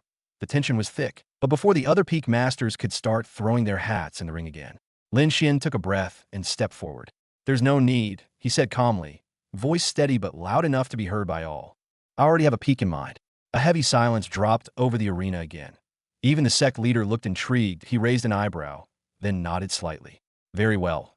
Since Lin Xian has already decided, there's no need to waste time with more offers. That caused a wave of discontent to ripple through the crowd of elders. What? I haven't even spoken yet. Just one chance. Let him hear what we have to. Damn it, who got to him first? Even Elder Qinglan, who had remained silent the whole time, frowned slightly. Her arms were crossed, her expression unreadable, but there was a faint trace of disappointment in her eyes. Losing by Xinyue to Azure Cloud Peak was already bad enough. Now she had to watch another heaven-blessed talent slip through her fingers, but then, I want to join Mystic Moon Peak. The words rang out loud and clear. Elder Qinglan blinked. Huh. She stared for half a second before realization hit her, like a lightning bolt. A rare burst of emotion broke across her usually cool face. She took a step forward, visibly excited. You made the right choice. Her eyes gleamed with something fierce and proud. Mystic Moon Peak will welcome you with open arms. Lin Xian, that you've made the best choice you possibly could. The other elders could only grind their teeth in frustration. TSH, although Mystic Moon Peak didn't have a heaven-grade genius, it was still full of talent. They'd been relieved when Bai Xinyue didn't choose Mystic Moon Peak. Otherwise, it would have made Mystic Moon Peak too powerful. But now Lin Xian, the second heaven-grade genius, had to go there. Absolutely unfair. They could only curse in silence as Elder Qinglan practically beamed, already stepping up to personally escort Lin Xian to her. Sighed. Elder Qinglan, who had maintained her usual aloof demeanor for the entire assessment, was now practically glowing. She turned to Lin Xian and gave a rare nod of approval, her long hair swaying slightly with emotion. From this moment on, she declared, Lin Xian is a disciple of Mystic Moon Peak. Anyone who dares trouble him troubles me. Her words were calm, but they hit with the weight of a mountain. The crowd collectively swallowed. The other elders could only stew in silence. And oh, one dared challenge her now. Not after such a clear, public claim. Even Elder Shang's eyes narrowed faintly, but he said nothing. The smirk was gone, he for sure thought that Lin Xian had a conflict with Bai Zihan and would want revenge, but instead he was rejected on the spot without any consideration. Moreover, Lin Xian choosing to join Mystic Moon Peak set off alarm bell for the anti-sect leader faction. Elder Qinglan might be neutral on the surface, but they saw her, and her peak, as the biggest threat thanks to her overwhelming strength. The fact that she was the one who took Lin Xian in? Yeah, that was a bad sign for their side. Tian Yuheng, the sect leader, chuckled softly under his breath. So that's how it is, he muttered, then raised his voice. Very well. The assessment trial concludes here. The results will be recorded, and the new disciples will be registered. He looked around the arena, his gaze sweeping over all the crowd. And as for those who failed, don't forget that you can try again next year, that I hope you all cultivate and work hard. With a gesture, the elders began to disperse, and the crowd slowly started breaking up. The trial was over, but the whispers weren't. He really picked Mystic Moon Peak. I thought he would avoid Bai Zihan, but he chose the peak where he is. Looks like the rumor about Bai Zihan regarding Lin Xian was false. It seems like what Lin Xian wants to achieve in the assessment test has been achieved. Although there are still people who don't think those rumors about Bai Zihan are false, there are also those who began to doubt it. Additionally, by joining Mystic Moon Peak and staying close to Bai Zihan, it wouldn't take long for others to realize the truth. Bai Zihan wasn't mistreating him. If anything, it was the complete opposite. Meanwhile, Bai Zihan watched it all unfold, a smile on his face. But now, as Lin Xian stood beside Elder Qinglan, basking in the approval of the sect, Zihan's fingers slowly curled into a fist at his side. That was how fast a protagonist could rise once they found their momentum. Of course, he'd had a hand in helping him do so. But even without his help, Bai Zihan didn't think it would have mattered. Maybe Lin Xian had found some treasure or legacy out there. But either way, it was clear he was destined to rise. Just that he managed to at least make Lin Xian owe him, and in the future, he could make use of those favors. And as the crowd slowly began to disperse, and the whispers of Lin Xian's decision still echoed through the arena. Most didn't think much of it. Mystic Moon Peak was the peak many wanted to join, after all. Though many wondered why he deliberately chose to join the same peak as Bai Zihan. The answer depended on what they believed. Some thought it was for revenge, while others saw it as an act of gratitude. Either way, with Elder Qinglan's favor, they thought that Lin Xian's status would be completely different than what it used to be. Elder Qinglan turned her head slightly, casting a side glance at the young man, now standing beside her. She, of course, recognized Lin Xian. After all, she was the one who'd saved him and brought him to the Heaven Sword sect. Of course. Just because she saved him didn't mean she remembered him. If she did, she'd have to remember the thousands she'd helped over the years. There were simply too many to keep track of.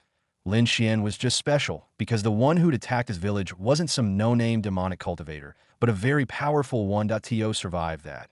She'd always thought he was a lucky child, though she never expected him to possess heaven-grade Dao resonance. She didn't speak at first, just studied him calm.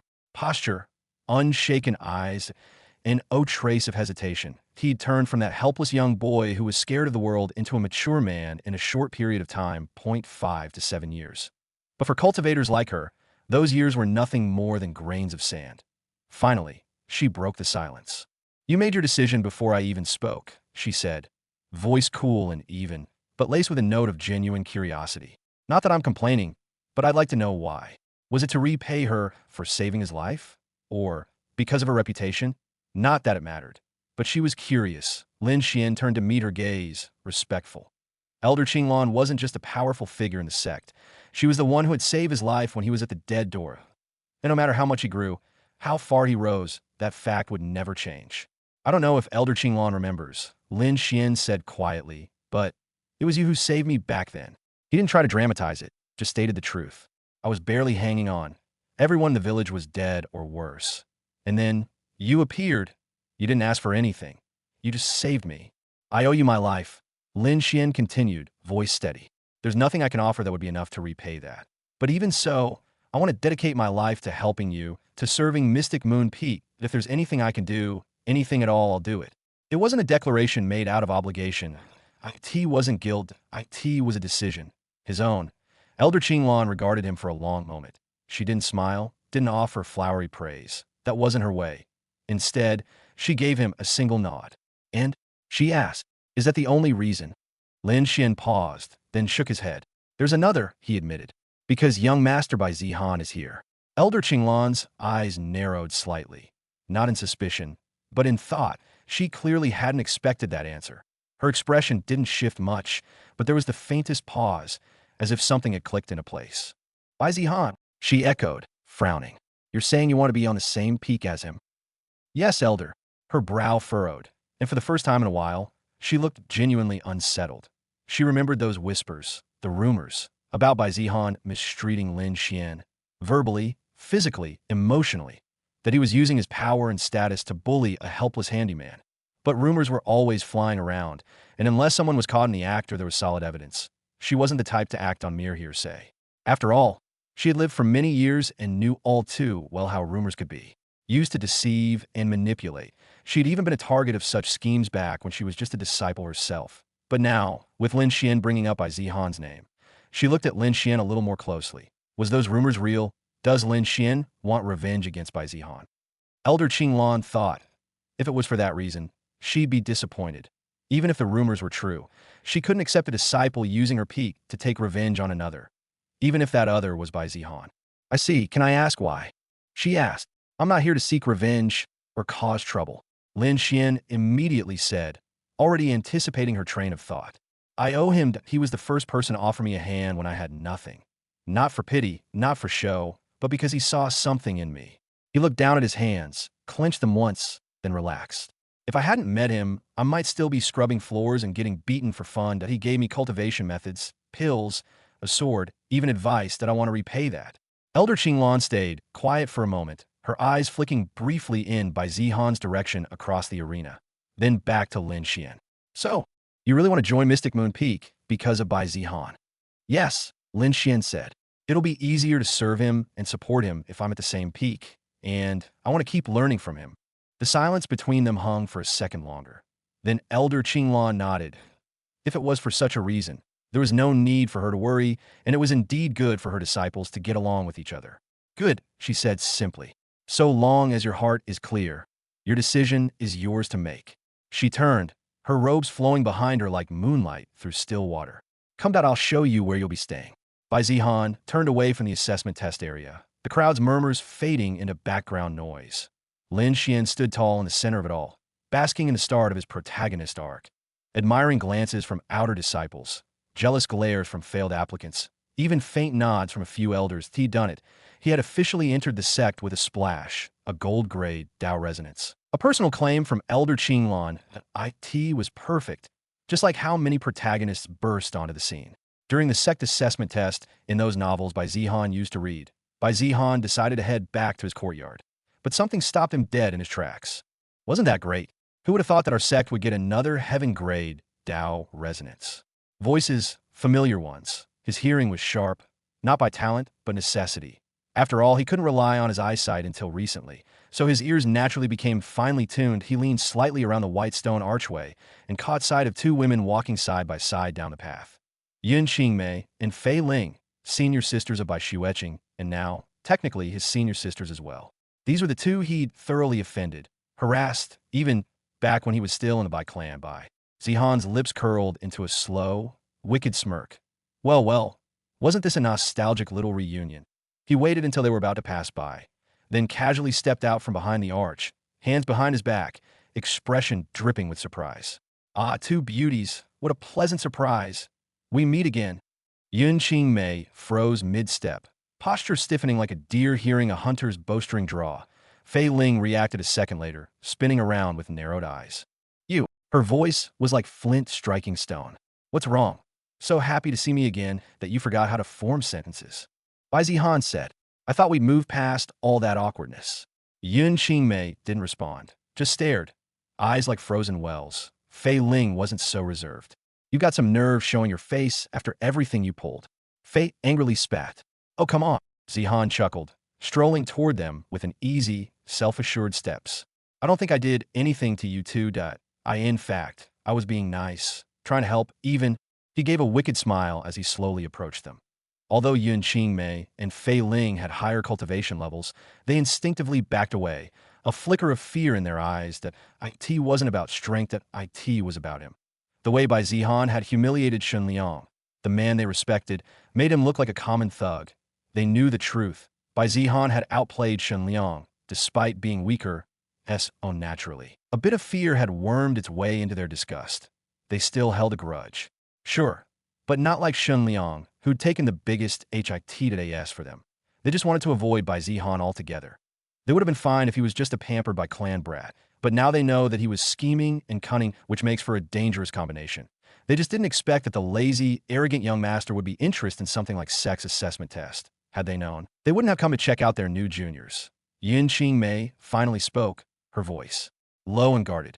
Why are you here, young master Bai? He tilted his head slightly.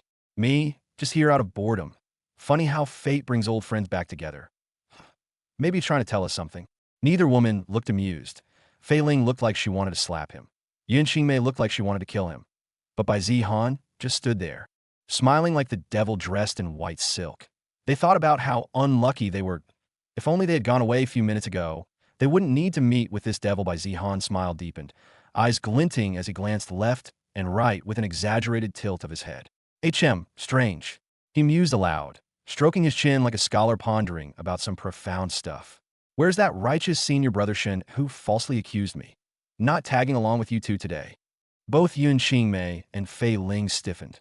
They exchanged a look, then turned back to him, deadpan, wary, the audacity, the shamelessness. Bai Zihan knew the turf. They knew it, he knew they knew it. And yet here he was, playing the innocent victim. Truly a hypocrite in clothing. Bai Zihan's smirk curled wider. Ah, he said softly, so no one to butt in this time. He took another step forward, slow, casual, unthreatening, and yet more suffocating than a blade to the throat. Fei Ling's foot slid back instinctively. Yin Qingmei didn't move, but her fingers twitched near her sleeve, reflexive, defensive. What do you want, Bai Zihan? Yin Qingmei asked coldly. Bai Zihan spread his hands, mock offended again. Want? Can't a man say hello to two old acquaintances without being treated like a walking plague? Cut the crap, Fei Ling snapped. Don't act like you don't have some scheme in mind. So, what is it this time? Try to humiliate us like you did with Shen Liang. Bai Zihan chuckled. Oh please, he said, voice smooth as silk. You too. I could never humiliate you. He paused. You already did that to yourselves the moment you sided with someone like Shen Liang. That hit like a slap. Fei Ling's cheeks flushed with anger. Yin Qingmei's eyes darkened. Don't act like you're some noble victim. Yin Qingmei bit out. You were a bastard back in the clan, and you're still one now. Bai Zihan hummed. True, that threw them off. I was a bastard, he said with a shrug. Spoiled, arrogant, lashing out at anyone who looked at me sideways. But you know what? He stepped forward again, voice dropping low. I've learned something since then. The air thickened like a storm on the horizon. Fei Ling swallowed. What? That being a bastard doesn't mean I was wrong. Bai Zihan's grin turned razor-sharp as he tapped his temple. Anyway, that bastard Shen Liang's been messing with me since I arrived at the Heaven Sword sect. Bai Zihan with somewhat irritated voice. Spreading lies, just like back at the Bai estate. I thought maybe you too were helping him again. Yin Qingmei and Fei Ling stiffened again, unconsciously drawing closer together. They knew what he was talking about, and while they hadn't helped Shen Liang spread the rumors, they didn't think it was false either. After all, this was Bai Zihan they were talking about, and those rumors perfectly fit the kind of thing he would do. Well, Bai Zihan also knew that these two weren't actually involved with spreading those rumors about him. With Fang Jinyin feeding him info, he already knew exactly who was involved. But that didn't matter. He didn't need facts. He never had. He just needed an excuse to screw with them. We don't know anything, young master, by dot. If you have a problem with senior brother Shun, then take it up with him. Fei Ling said quickly. Her tone made it clear. She wanted nothing to do with this. She might have supported Shen Liang, might have helped him if the opponent was anyone else. But this was Bai Zihan, and she'd already seen what happens when you get on his bad side. Yin Qingmei looked just as wary as she nodded in agreement. Kiki, Bai Zihan chuckled. I don't know about that. Maybe you're lying to me. Maybe not. Who knows? He took one more step forward, that mischievous glint returning to his eyes. How about we go to my courtyard and discuss it properly? Fei Ling's eyes narrowed. Her voice turned icy. Keep pushing, Bai Zihan, and we'll report this to the elders. Yin Qingmei crossed her arms, her usual calm cracking just a bit. That's right, that we're disciples of Mystic Moon Peak too. You think you can just harass us without consequences? Bai Zihan blinked. Ha ha ha. Then laughed. Report me, he repeated, tilting his head like they'd just said something in a foreign language. To the elders, what exactly are you going to say? That I greeted you too enthusiastically. His smile widened again, lips curling into something wicked. That I asked two beautiful senior sisters to visit my courtyard. Where is your evidence? Fei Ling gritted her teeth. You're disgusting. Yin Qingmei took a breath, clearly done with this back and forth. If you keep this up, we'll tell junior sister Chu Zian. That made Bai Zihan pause, just for a second. Then, he threw his head back and laughed. Oh no, he said, feigning exaggerated panic. Not my fiancé. He grinned at them. Please, don't tell her I was talking to other girls. She might cry. Yun Qingmei's glare could have melted steel. Fei Ling growled. We're serious, Bai Zihan. Junior sister Chu Zian would break off the engagement if you continue this behavior. That's when his expression shifted, though not in the way they thought. Really, he said excitedly. They obviously misunderstood that Bai Zihan is the one who wants to marry Chu Zian as all other people thinks. Though I doubt that it could work. Chu Zian already told me I can take concubines if I want. Silence. Yun Qingmei's lips parted slightly. Fei Ling blinked. What? Why? You interested? Try to apply early. Fei Ling actually took a step back this time, eyes wide with disgust. Yun Qingmei's face tightened, a storm brewing behind her eyes. Before either of them could respond, Bai Zihan suddenly stopped. His smile faded, and his voice dropped. Low. Calm. Cold. Relaxed that I'm just messing around. He turned his back to them, hands clasped behind him like none of this had ever happened. But if either of you helps Shun Liang, he glanced back over his shoulder, eyes dark with warning. Then maybe I won't just be messing around. Bai Zihan stopped teasing Yun Qingmei and Fei Ling not because he wanted to, but because he noticed Elder Qinglan and Lin Xian making their way toward him. The two girls didn't know what made him suddenly stop, but they weren't about to stick around and ask. Just as they disappeared around the corner, Lin Xian hurried over, eyes lighting up the moment he spotted Bai Zihan. Young master, you're here. His voice was full of excitement and barely contained admiration. Congratulations, I watched everything. I saw it all. I'm really happy you were able to show your worth to everyone. His words were sincere, his tone free of pretense. It's all thanks to your help, young master, Lin Xian said, bowing his head slightly. Without you, I never would have gotten this far. Elder Qinglan watched the two interact. From what she saw, it was clear the rumors she'd heard were completely fabricated. You two can catch up later. Let's go, Elder Qinglan said. Elder, can I make a request? Lin Xian asked hesitantly. He already owed her too much, and asking for more, even something small, made him feel a little guilty. Of course, what is it? Elder Qinglan didn't even hesitate. She didn't think much of it. To get someone like Lin Xian to join her peak, she'd fulfill any wish, unless it was something evil. Can I have my residence near the young master? Lin Xian asked. It'd be easier to serve him if I was closer. That surprised both Elder Qinglan and Bai Zihan. Elder Qinglan had known Lin Xian was grateful, but she didn't expect it to run this deep. Even after being revealed as a heaven-blessed talent, someone the entire Heaven Sword sect treasured, Lin Xian still wanted to serve Bai Zihan. He could have repaid the favor by asking the sect for help, like giving back 10 times the resource Bai Zihan gave him. There was no need to keep acting like a servant. The sect certainly wouldn't want their future sect leader, or at the very least a high-ranking elder, to lower himself for someone like Bai Zihan, whose reputation could only be described as rock bottom, and no one else in the entire Heaven Sword sect. Maybe even the whole desolate Heaven Empire had a worse name than him. If it were another elder, they'd probably step in and tell Lin Xian not to throw himself away like this. But Elder Qinglan wasn't like most elders. She didn't care about appearances or fake face. She cared about values. If Lin Xian wanted to repay kindness by staying close and continuing to serve Bai Zihan, then she didn't feel the need to interfere. Certainly, there are quite a few residences near Bai Zihan's. You can pick the one that suits you best. Lin Xian shook his head. The closest one will do. He'd been staying in some rundown handyman shack, so he didn't care about luxury. He just wanted to be near Bai Zihan. While Elder Qinglan and Lin Xian were talking, Bai Zihan listened with a smile. It seemed that even after Lin Xian's flashy moment, he was still loyal. That was good news, and at least Lin Xian was someone who repaid kindness with kindness, no matter the situation.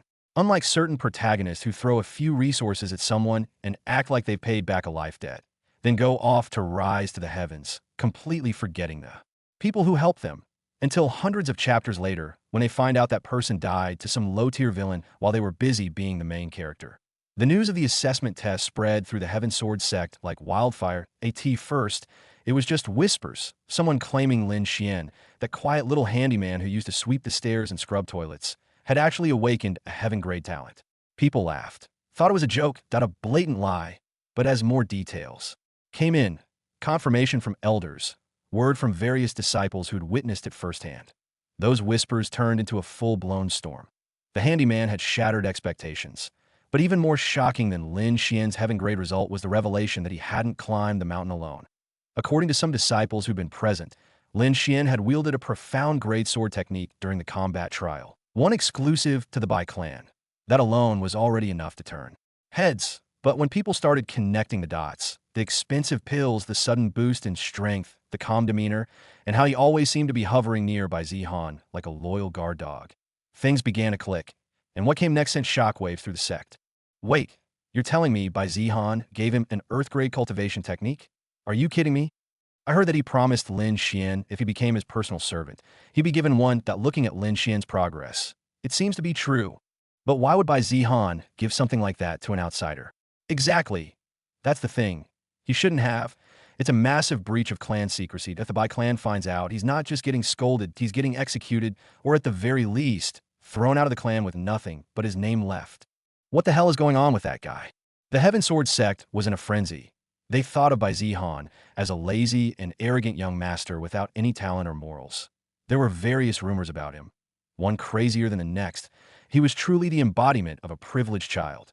Then they found out that he was crazier than the rumors be able to teach his clan's exclusive technique to an outsider. It seemed like Bai Zihan didn't even fear his own clan's rules, even teaching a profound grade technique to an outsider just to make them a servant would be unthinkable.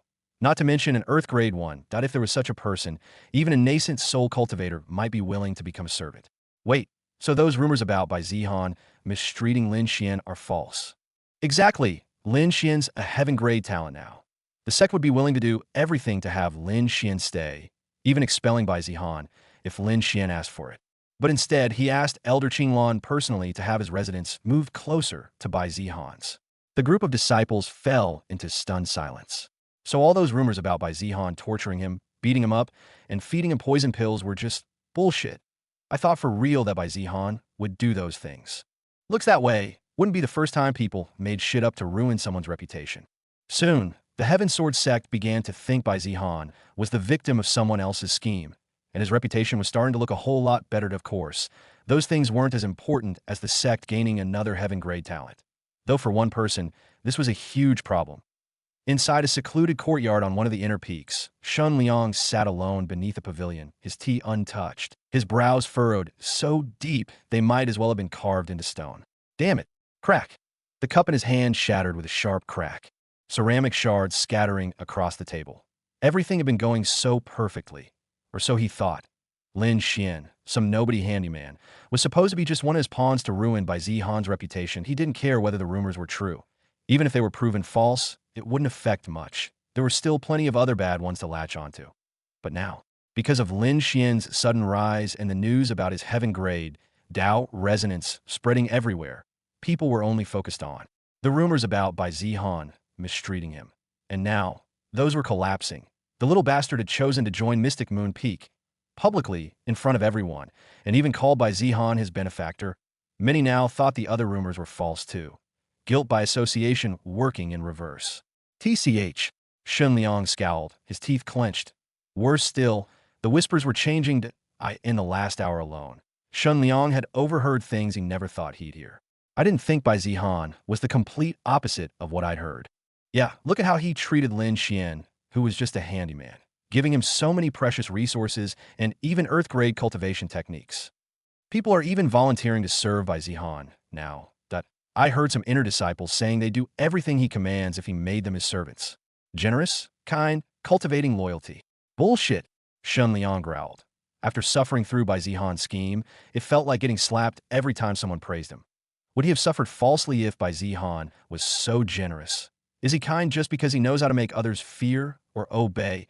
Sure, he made up some of the rumors, but that didn't make them wrong. He just fabricated the wrong incident, that he was protecting people. People who might fall for the same trick he did. Of course, those were the justification he made to himself while committing all those horrendous things. But now, all that hard work was going to waste, and Shun Liang wasn't going to let that continue. He reached into his sleeve and pulled out a communication talisman. Fang Jingyan, he said coldly. Moments later, a familiar voice answered through the talisman, smooth and composed. Senior brother Shun, awaiting your command. Shun Liang's eyes darkened. It's time we're done playing nice. There was a pause. Then Fong Jinyan's voice came through, this time with a hint of interest. So we're moving forward with the plan? Yes. Shun Liang snapped. I'll completely destroy Bai Zihan's reputation this time. Bai Zihan stayed in his room and didn't cultivate that day, which was unusual as he would normally spend all his time cultivating. He looked at Mystic Moon Peak, serene and beautiful, as peaceful as ever. But the peace didn't last long. Before Bai Zihan could even enjoy a cup of tea in his courtyard, the sound of footsteps, organized and heavy, echoed from the entrance that a group of disciples in black and silver robes arrived, led by a stern-faced elder whose beard looked like it had been chiseled from disappointment itself.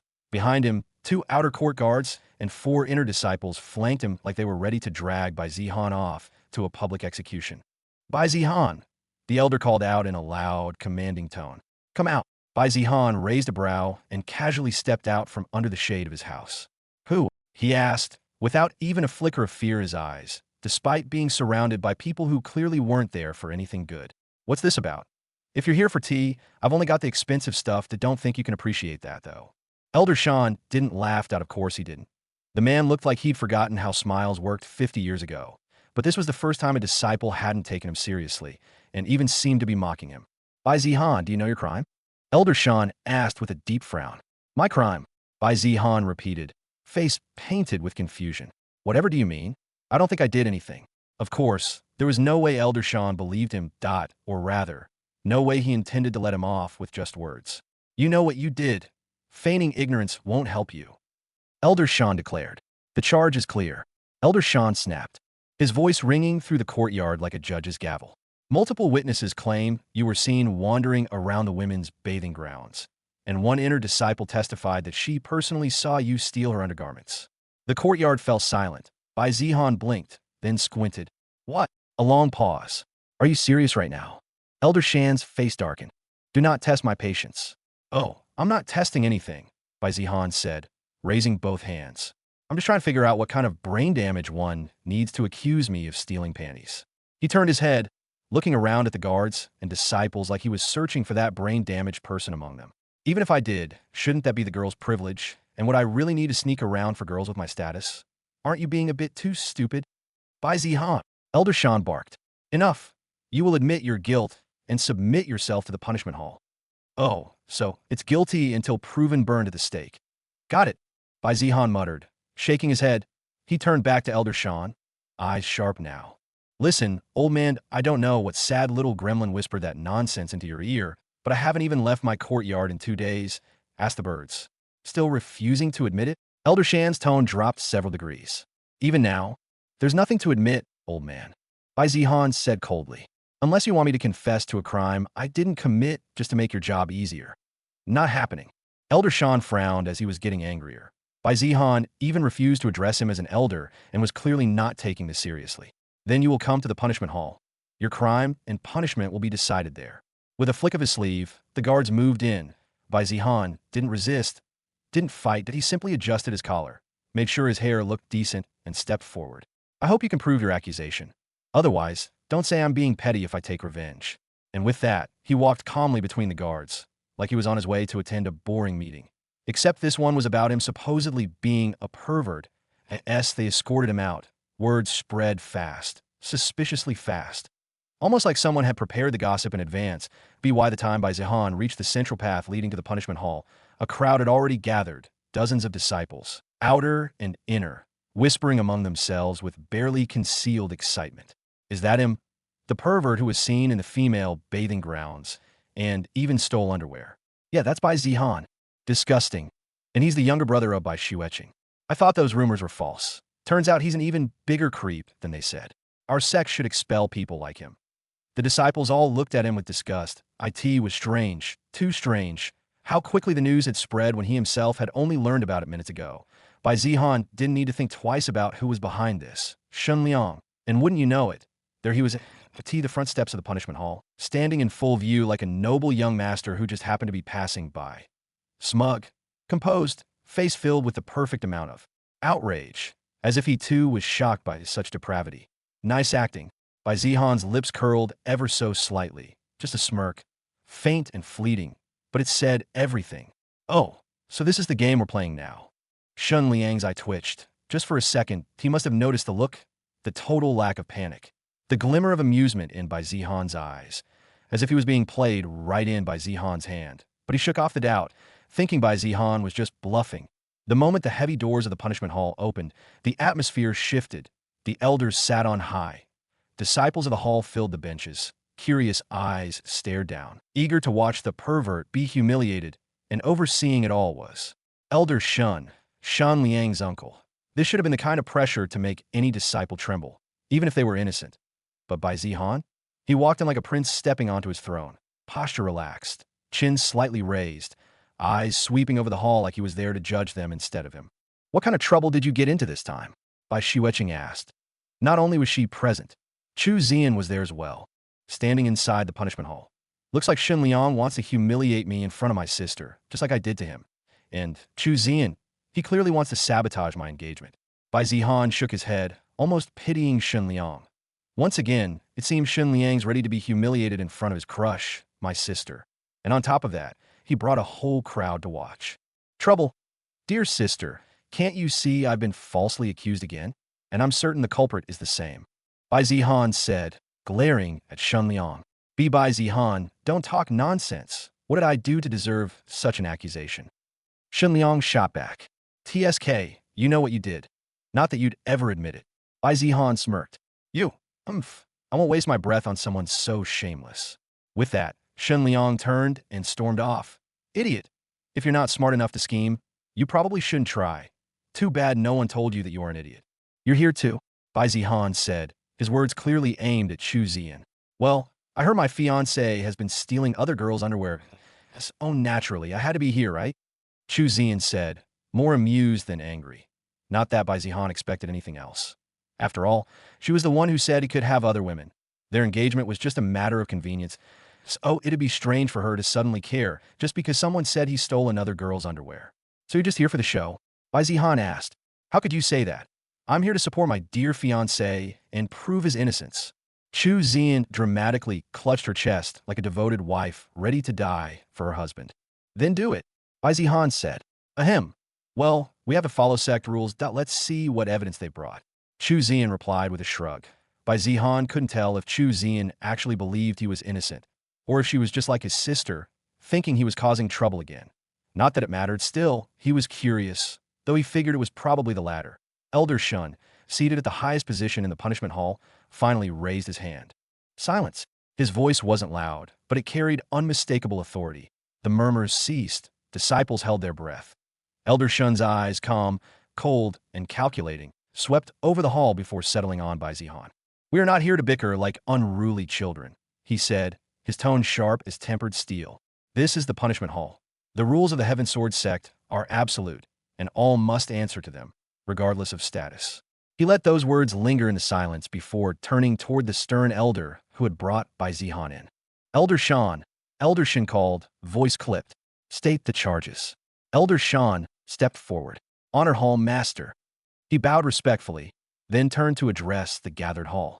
The disciple Bai Zihan is accused of breaching Sect Rule 27, trespassing upon sacred or private areas designated to a specific gender, and Rule 34, conduct unbecoming of a Heaven Sword sect disciple, including but not limited to theft of personal property. He continued, voice unwavering. There are multiple eyewitness accounts placing Bai Zihan near the women's bathing grounds. Furthermore, inner disciple Mei Rulan has testified that her personal garments were stolen, and she claims she saw Bai Zihan fleeing the scene. Chu Zian raised an eyebrow. Bai Xueqing's expression soured. Shen Liang lowered his gaze, hiding a satisfied smirk. Gasps and whispers erupted once again, but Elder Shen raised his hand, and they quieted immediately. And this accuser? Elder Shen narrowed his eyes. Is she present? She is, Elder Shan replied. I request permission to call her forward. Elder Shun gave a curt nod. Bring in Mei Rulan. The side doors creaked, opened up. In stepped a young woman in inner disciple robes, delicate features twisted in a mixture of shame and outrage. Her eyes were red from crying, her hands trembling as she bowed before the elders. She looked like the perfect victim, pitiful, vulnerable, wronged. I didn't want to come forward at first, Mei Rulon said, her voice quivering. But it was too shameful. I saw Bai Zihan near the hot springs that he was looking around suspiciously, and when I went back, my clothes are gone, but I'm sure it was him. I saw his face clearly. Another wave of murmuring rippled through the crowd. Some disciples shook their heads in disgust. Others looked skeptical. But the damage was done. She said she was sure. Bai Zihan didn't speak immediately. He just stared at Mei Rulon, lips slightly parted in disbelief, as if he couldn't believe the performance she was putting on. Ha ha ha. He laughed, loudly and unhinged. The soft laughter soured the air, drawing scowls from most of those present. Some sneered, thinking Bai Zihan was simply being his arrogant self, too deluded to recognize his own downfall. But others felt a chill creep down their spines. There was no fear in that laugh, not even in the face of the punishment hall or serious accusations. What's funny? Elder Shin asked, frowning. Ignoring the elder, Bai Zihan stepped forward. One hand rested casually at his side, the other lifted to point directly at Mei Rulon. You're sure it was me? Mei Rulon flinched, but nodded quickly. Don't try to deny it. I'd recognize your face anywhere. Why you were wearing white, like the robe you're wearing now. And I saw your ring too. Bai Zihan's expression darkened. The amusement drained from his face like ink washing off parchment. Mei Rulon, was it? He asked, voice low, cold, and quiet. Are you really sure you want to accuse me of this? Yes, I could. His voice dropped even lower, venom in every syllable. Because I want you to remember this moment, that I want you to remember that I gave you a chance. Single chance. The hall fell utterly silent. You want to falsely accuse me? Bai Zihan's gaze turned icy. His smile disappeared. Fine, then lie. But you better do it all the way. You better pray the sect executes me today, because if they don't, his eyes burned with terrifying intent. I will come for you, and I won't just ruin your life, that I'll erase your name, but I'll burn your house to the ground, that I'll make your clan beg for mercy they'll never receive. Mei Rulon stumbled back, eyes wide in horror. Why you're threatening me? In front of the punishment hall? Bai Zihan didn't blink. Threatening you? No, I'm making a promise. The entire punishment hall was deathly silent. Everyone was stunned. Bai Zihan was openly threatening someone, right in front of the entire sect, and inside the punishment hall no less. Bull didn't even begin to cover it. Bai Shiweqing and Chu Zian both looked stunned. Bai Zihan still acted like he was in the Bai Clan. Arrogant, reckless, threatening whomever he pleased. Bai Zihan, do you think you can get away with threatening someone in the punishment hall? Elder Shun asked angrily. Yes. Bai Zihan simply answered. Why you? Even Elder Shin couldn't keep his cool in front of Bai Zihan, who was giving him no face. You're just adding to your list of crimes that I'm holding you for threatening a fellow disciple. Inside the punishment hall, no less. Elder Shun said coldly. Do whatever you want. Bai Zihan replied, not caring in the slightest. Let's continue with the trial. Bai Zihan, you've heard the accusations that you wish to confess. Elder Shun demanded. Bai Zihan stared at him like he was looking at an idiot. Confess. He gave a short laugh, dry mocking. To what? Being blamed by someone clearly scheming against me. He turned to face the audience now, eyes calm, voice steady. I haven't left my courtyard for 2 days. Ask the trees, ask the birds. Hell, ask the teapot if you want. His gaze swung back to Elder Shun. This is clearly a setup. Oh, Elder Shun raised an eyebrow slightly. And do you have any proof to support that? Bai Zihan shrugged, completely unfazed. Do you? There was a pause, brief thought. The room held its breath again. Time and again, Bai Zihan was blatantly provoking Elder Shun. But for those who knew Bai Zihan, like Bai Shiweqing, this was just his usual attitude. Unless presented with undeniable evidence, there was no way anyone could do anything to him. Even clan elders had suffered at Bai Zihan's hands. Because of that, that's why Bai Shiweqing saw Bai Zihan as someone completely shameless. Someone who could lie without blinking, staring you dead in the... I like you were the crazy one that, even when he knew he was lying, he'd act like you were wrong, gaslighting the victims. He was someone who knew the rules well and how to use them. Elder Shan, apart from the victim's testimony, do you have any other proof that Bai Zihan is truly the culprit here? Elder Shan asked, as if following the script that had already been planned. Elder Shan nodded and replied. I had left behind some disciples to search Bai Zihan's courtyard. He straightened his back confidently. All of it is recorded using the memory crystal mirror. As soon as he said that, one of the inner disciples stepped forward, holding a smooth, translucent orb glowing faintly with spiritual light. The memory crystal mirror, a rare artifact used by the sect to record events in real time and project them in holographic form, was often used for important trials like this, where evidence needed to be indisputable, with a simple incantation. The disciple activated it. A shimmering light appeared above the hall, like a mirage solidifying. The recording began. Everyone watched intently. It showed the moment after Bai Zihan's arrest. Disciples respectfully entering his courtyard. It started from there, because they hadn't tampered with the evidence by planting it themselves. Their movements were cautious but methodical, sweeping the grounds, searching the rooms. They even lifted the beds, overturned the wardrobes, without touching or disturbing anything unnecessary. Then, the image zoomed under Bai Zihan's bed. There, nestled in a dark corner, was a small ornate box. One of the disciples in the recording pulled it out, opened it, and the hall erupted. Inside the box was a mess of delicate, colorful undergarments, some even embroidered with the names of their owners.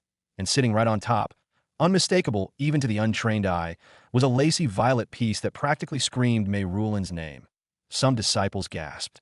Others grimaced in disgust. Bai Xueqing's face turned black as the bottom of a pot, while Chu Zian didn't show much change in her expression. She just watched Bai Zihan, who was strangely calm for someone caught with indisputable evidence. Shun Liang lowered his head, smirking to himself in secret triumph. Elder Shun's lips curled into a sneer as he leaned forward slightly. "Well, Bai Zihan," he said, voice dripping with righteous fury, "what do you have to say now?" All eyes turned to Bai Zihan. Some were gloating. Some were disgusted. Some, very few, were confused, not sure if things were as they seemed. Bai Zihan, however, didn't look rattled in the slightest. He glanced up at the swirling hologram of the box. Then he smiled, a slow, lazy, devil-like smile. "What do I have to say?" he repeated, voice casual, as if he weren't the one being questioned. Bai Zihan took a step forward, completely ignoring the guards subtly trying to block him. Since you have nothing to say, we will proceed with your punishment according to your crimes." Elder Shun's voice echoed across the punishment hall, self-righteous and cold. "First, for stealing the personal belongings of fellow female disciples, you shall have your right hand severed to atone." Murmurs broke out in the crowd. Severing a cultivator's hand was as good as crippling half their life. That it seemed excessive, but those who didn't like Bai Zihan agreed with it. Well, others thought that while it was excessive, an arrogant and shameless person like Bai Zihan deserved it. Second, Elder Shun continued, raising his hand for silence. "For threatening Mei Rulin within the walls of the punishment hall, you are sentenced to 1 year of solitary reflection in the sex reflection cave." His voice was heavy, final, not only crippling Bai Zihan, but also imprisoning him.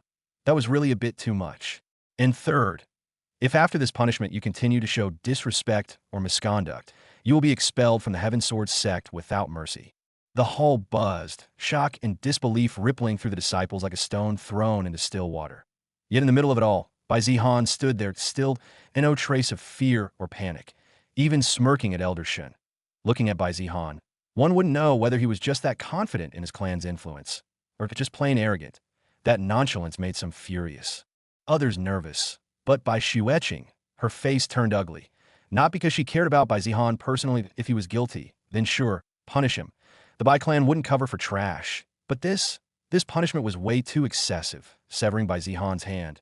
The Bai Clan's heir, a direct descendant, was Elder Shun out of his mind, even if Bai Zihan was guilty. Treating the Bai Clan's heir like this was a slap across the clan's face. They wouldn't be able to avoid war with the Bai Clan if they go through Elder Shun's punishment. "Elder Shun, isn't this going too far?" Bai Xueqing finally spoke up. She couldn't help it.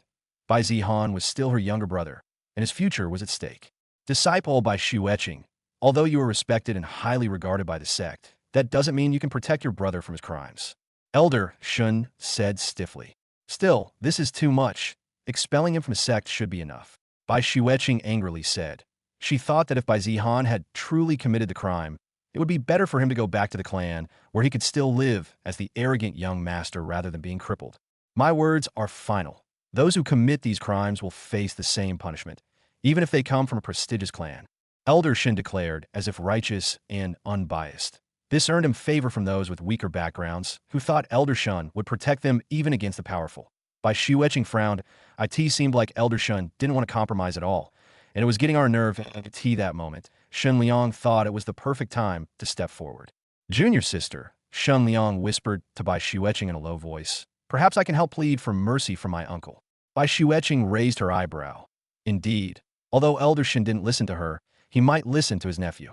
However, Shunliang said, eyes flashing. I want Bai Zihan to apologize for what he did back at the Bai Clan. He was planning to gain favor with Bai Xueqing and get revenge for what he suffered. Bai Xueqing thought for a second and nodded. She thought that Bai Zihan apologizing was better than losing his future. Moreover, she also knew that Bai Zihan had surely messed with Shunliang, even if the servant said otherwise. Meanwhile, Bai Zihan simply stood there. Finally, he opened his mouth, voice lazy, mocking, full of disdain. Sever my hand. He chuckled, low and hoarse, as if he couldn't believe the stupidity he was hearing. Is this really the punishment for my so-called crimes? Bai Zihan asked. Elder Shun, and many others, thought that finally, Bai Zihan was coming to his senses, frightened by the punishment he was about to face. Yes, Elder, Shun declared. Is that so? Bai Zihan paused for a moment before continuing. Then what if someone orchestrated the whole thing, and I was framed? Would the punishment be the same for them? Bai Zihan asked, voice steady and sharp. Yes, there's no mercy for those who commit such crimes, and those who frame others should face the same punishment. Elder Shun said sternly. Good, I hope you remember those words. Bang! The heavy doors of the punishment hall creaked open. Everyone turned in unison. Elder Qinglan walked in, her azure robes flowing like water, cold and graceful, every step light yet firm. And behind her, Lin Xian. The same Lin Xian who should have been locked away in cultivation, riding the high of his heaven-grade Dao resonance result. Yet here he was, face serious, eyes sharp, striding just a half-step behind Elder Qinglan like he'd personally dragged her over. The crowd instantly buzzed again, whispering like cicadas. Even Elder Shun's face stiffened. Bai Zihan, meanwhile, simply smirked a little, raising his chin a fraction. Not bad. Lin Xian. Bai Zihan thought casually he hadn't asked for help nor shared anything with him. But Lin Xian had obviously heard about his arrest somehow and immediately gone to Elder Qinglan, who, as Bai Zihan's peak master, couldn't ignore IT. IT wasn't a huge favor, but Bai Zihan appreciated it. This would further help him later and make things easier for him. Elder Qinglan's jade-like eyes swept over the hall once, cold and sharp, freezing the whispers dead in their tracks. She didn't even spare Elder Shanae. Greeting, instead, she went straight to the heart of the matter, severing a disciple's hand over such an accusation. Reflection cave imprisonment for a year. Expulsion on top of it. I don't think you can solely decide that on your own. Her voice was calm, but layered with an undercurrent of authority. After all, deciding the fate of a disciple of her peak without even informing her was akin to directly provoking her, which Elder Shun had done. Moreover, everyone knew Elder Qinglan was overprotective of her disciples, and without her permission, was akin to asking for trouble with her. Elder Shin's expression turned ugly. He had wanted to finish things up quietly, without Elder Qinglan finding out. After all, things always got messy when she was involved. But of course, even with her here, he had no intention of backing down, especially not in front of so many disciples watching. Peak Master Qinglan, he said, voice strained. The punishment hall is under my jurisdiction that I hope you won't interfere without understanding the full details. The words were polite enough on the surface, but the meaning was clear. Stay out of my damn business. Elder Qinglan's lips curved slightly, though not in anything remotely resembling a smile. If your full details result in crippling a core condensation disciple, one from the Bai Clan no less, over a pile of undergarments, she said coldly, then perhaps it's your judgment that needs reflecting. Any sane person could see that while there should be fitting punishment for a crime, they should also consider the consequences. Maybe the Heaven Sword sect could get away with it if it were any other disciple, but Bai Zihan, the heir to the strongest clan in the Heaven Sword sect, that would plunge the sect into chaos, with war against the Bai Clan practically guaranteed. Perhaps even the Chu clan and other clans allied with the Bai Clan, like Bai Zihan's mother's clan, which was also among the strongest, would get involved.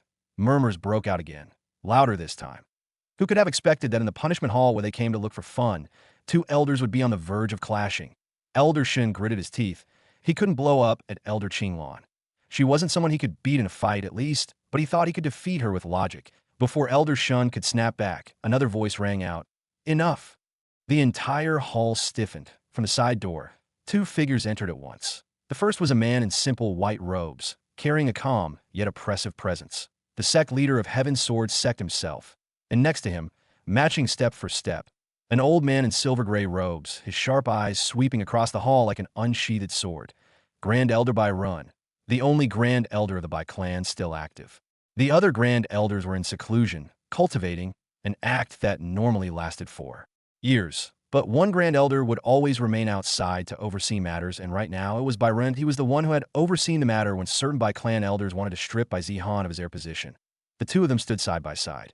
Bai Ren had clearly been informed he had come personally for Bai Zihan. Well, Bai Zihan had indeed asked the clan for support, citing that he was being schemed against by certain elders of the sect and needed backup. The evidence and how he knew the date of the so-called trial could all be attributed to Fang Jinyan, who had informed him in detail. Maybe he was trying to kiss ass, just like Kong Zhanhong had after being rewarded by Bai Zihan. In any case, Bai Zihan hadn't expected his father to send a Grand Elder. But this was even better. Grand Elder Bai Ren was, after all, stronger than the sect leader of the Heaven Sword sect, and the only ones capable of stopping him would be the ancestors themselves. With such powerful backing, Bai Zihan had no reason to fear anyone. Not that he ever did. Elder Shun's pupils shrank slightly. Elder Qinglan.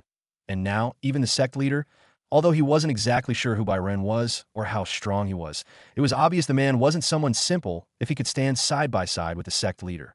Tian Yuheng's steady gaze swept across the hall. Even Elder Qinglan and Elder Shun lowered their heads slightly in greeting. Two elders of our sect, the sect leader said, voice steady but carrying a faint edge, arguing like street vendors in front of disciples. How unbecoming. Neither elder answered.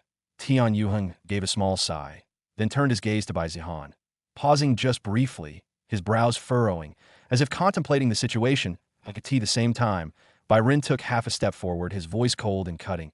If anyone believes they can cripple a direct heir of my Bai Clan over flimsy accusations and gossip, then they may step forward now and explain themselves. A beat of heavy silence. And if they cannot, Bai Ren's voice sharpened like a blade. Then today, I will make sure the punishment hall learns the true cost of provoking the Bai Clan. Tian Yuheng didn't interrupt Grand Elder Bai Ren. After all, it was indeed not good to accuse Bai Zihan, the heir of Bai Clan, and hand out a heavy punishment, given his status. While Elder Shen was obviously being pushed back by the many people who had come to support Bai Zihan, he was not going to back down easily. With the evidence he has, he didn't think anyone could really do anything against him. Although your Bai Clan is powerful, that doesn't mean you can do whatever you want in Heaven Sword sect. Elder Shen continued coldly. Sect leader, we have undeniable proof that Bai Zihan has been breaking the rules of Heaven Sword sect. And no matter what, we have to punish him according to the rules. Elder Shin said this to prevent Tian Yuheng from favoring Bai Zihan. If he indeed forsook the sect's rules for Bai Zihan's sake, his reputation would definitely fall, which would be great for their anti-sect leader faction, but if not, then he would proceed to hand out the punishment to Bai Zihan. That was also good for their faction, as everyone knew Tian Yuheng had a good relationship with the Bai Clan and had even brought Bai Zihan into the sect. That'd be why not being able to protect Bai Zihan, he would lose the trust of the Bai Clan. The Bai Clan might even blame Tian Yuheng. Tian Yuheng stared at Elder Shun, then at Grand Elder Bai Ren. Elder Shun, are you certain about your evidence? Tian Yuheng asked calmly. If the evidence was certain and Bai Zihan had broken the rules, he couldn't escape punishment, though it would not be too severe like Elder Shin intends to. However, neither Tian Yuheng nor Bai Ren had seen the evidence yet and couldn't be sure. Certainly. Elder Shan, show them. Elder Shin ordered. No need. Bai Zihan finally intervened. He had let everything play out as he planned, and there was no need to keep playing along with his enemy's scheme. What do you mean, Bai Zihan? Do you confess to your crime? Elder Shin asked, his tone mocking. He thought that Bai Zihan didn't want others to see his crime exposed and was going to admit it himself. You wish. Bai Zihan sneered. There's no need to see your evidence, because I have something that will prove yours worthless. Bai Zihan declared. He reached casually into his robes and pulled out a memory crystal mirror. I believe, Bai Zihan said lazily, his smirk widening just a bit. There's no need for Elder Shan's evidence. Since you all like drama so much, let's enjoy a better show, shall we? With a snap of his fingers, the crystal flashed, and the hall darkened slightly as images projected above it. The first scene appeared, a dimly lit room, clearly somewhere secluded within the sect. And in it, clear as day, stood Shun Liang and Mei Rulan. Shun Liang's voice rang out for everyone present to hear it. As long as you do this right, Mei Rulan, not only will you be rewarded, but the sect elders themselves will back you. Shun Liang continued. Blame Bai Zihan for stealing your underwears and peeking in female bathroom. As for the other things, you don't need to worry. I'll take care of it. Mei Rulan, her face nervous but greedy, nodded fiercely. The crowd exploded into an uproar. What? Senior Brother Shun was the one who orchestrated this whole thing. So Bai Zihan was really falsely accused? Then what about the evidence in Bai Zihan's courtyard? No, no. Senior brother can't have done something so disgusting. Disbelief and confusion filled the hall as they couldn't believe their eyes, especially those girls who were fans of Shen Liang. After all, Shen Liang, who was a role model for most disciples, scheming against someone and falsely accusing him was something they had never imagined. Moreover, the look of pity on their faces turned into anger as they stared at Mei Rulan, who had earlier acted like a pitiful victim. Now she was exposed for what she was, a lying bitch who was just greedy. Elder Shin's face turned pale. Along with him, Shen Liang and Mei Rulan stood frozen, stunned at seeing their conversation being played in front of everyone. Mei Rulan was pale with fright, feeling the glares of everyone burning into her. Falsely accusing someone was a grave crime in Heaven's Sword sect, and she couldn't escape punishment. But Bai Zihan wasn't done yet. With another flick of his fingers, the scene shifted. This time, it showed someone sneaking around Bai Zihan's courtyard in the dead of night, carefully planting undergarments and other evidence around, making it look like he'd stolen from other disciples that, of course, it was Fang Jinyan, along with another lackey of Shen Liang, who was doing it. The evidence was crystal clear. Anyone could see who was the victim and who was the mastermind. Shen Liang gritted his teeth in rage. The final image froze, the culprit smirking as he tucked a final piece of clothing under Bai Zihan's bed. The hall went dead silent. You could hear a damn pin drop. Bai Zihan looked around lazily, then chuckled under his breath. This is your undeniable proof, Elder Shun, Bai Zihan said with a sneer. He casually tossed the crystal over to Tian Yuheng, who caught it with a flick of his sleeve and quickly verified it with a sweep of his spiritual sense, genuine, untampered, in illusion arts. The sect leader's face darkened visibly. Grand Elder Bai Run snorted coldly, the sound like a thunderclap. Scheming against my Bai Clan's heir in such a despicable way. Don't think anyone involved can get away easily. Elder Shun's face twisted, veins bulging in his forehead. He opened his mouth, ready to spout something. Anything, but no words came out. What could he say? The evidence was clear. Unmistakable, he could only glare at his nephew, who couldn't even handle a simple task and had completely messed up. Meanwhile, Elder Qinglan's lips curved into a very slight, razor-sharp smile. She didn't need to say anything either. Bai Zihan had perfectly gutted them with the truth. All that was left now was to punish the true criminals, and there was no doubt about who they were. Fang Jinyan. Shen Liang's mind roared furiously. That damn traitor. Fang Jinyan was the only one who had been present when Shen Liang plotted with Mei Rulan, and also when planting the evidence in Bai Zihan's courtyard. He was supposed to be loyal, his trusted pawn. Yet now, standing silently behind Bai Zihan, his betrayal blazed as bright as the midday sun. You! Shen Liang's hand shook as he pointed at Fang Jinyan, words caught in his throat from sheer rage.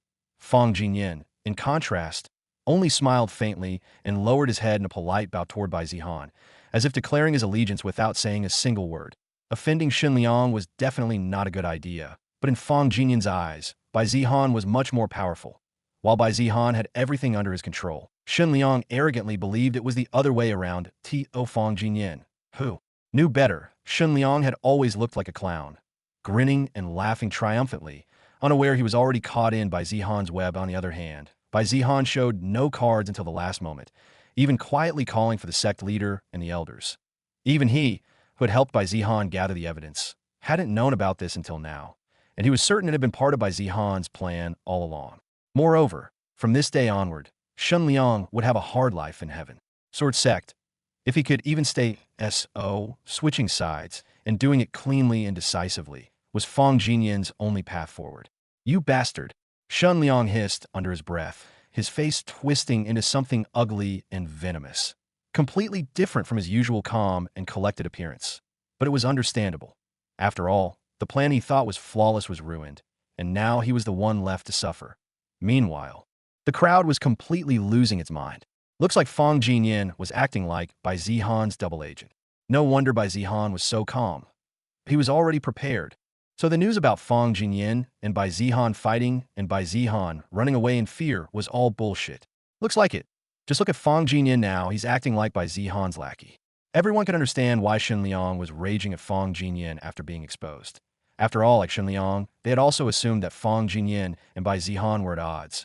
Many Mystic Moon Peak disciples had been present when they fought. That was undeniable.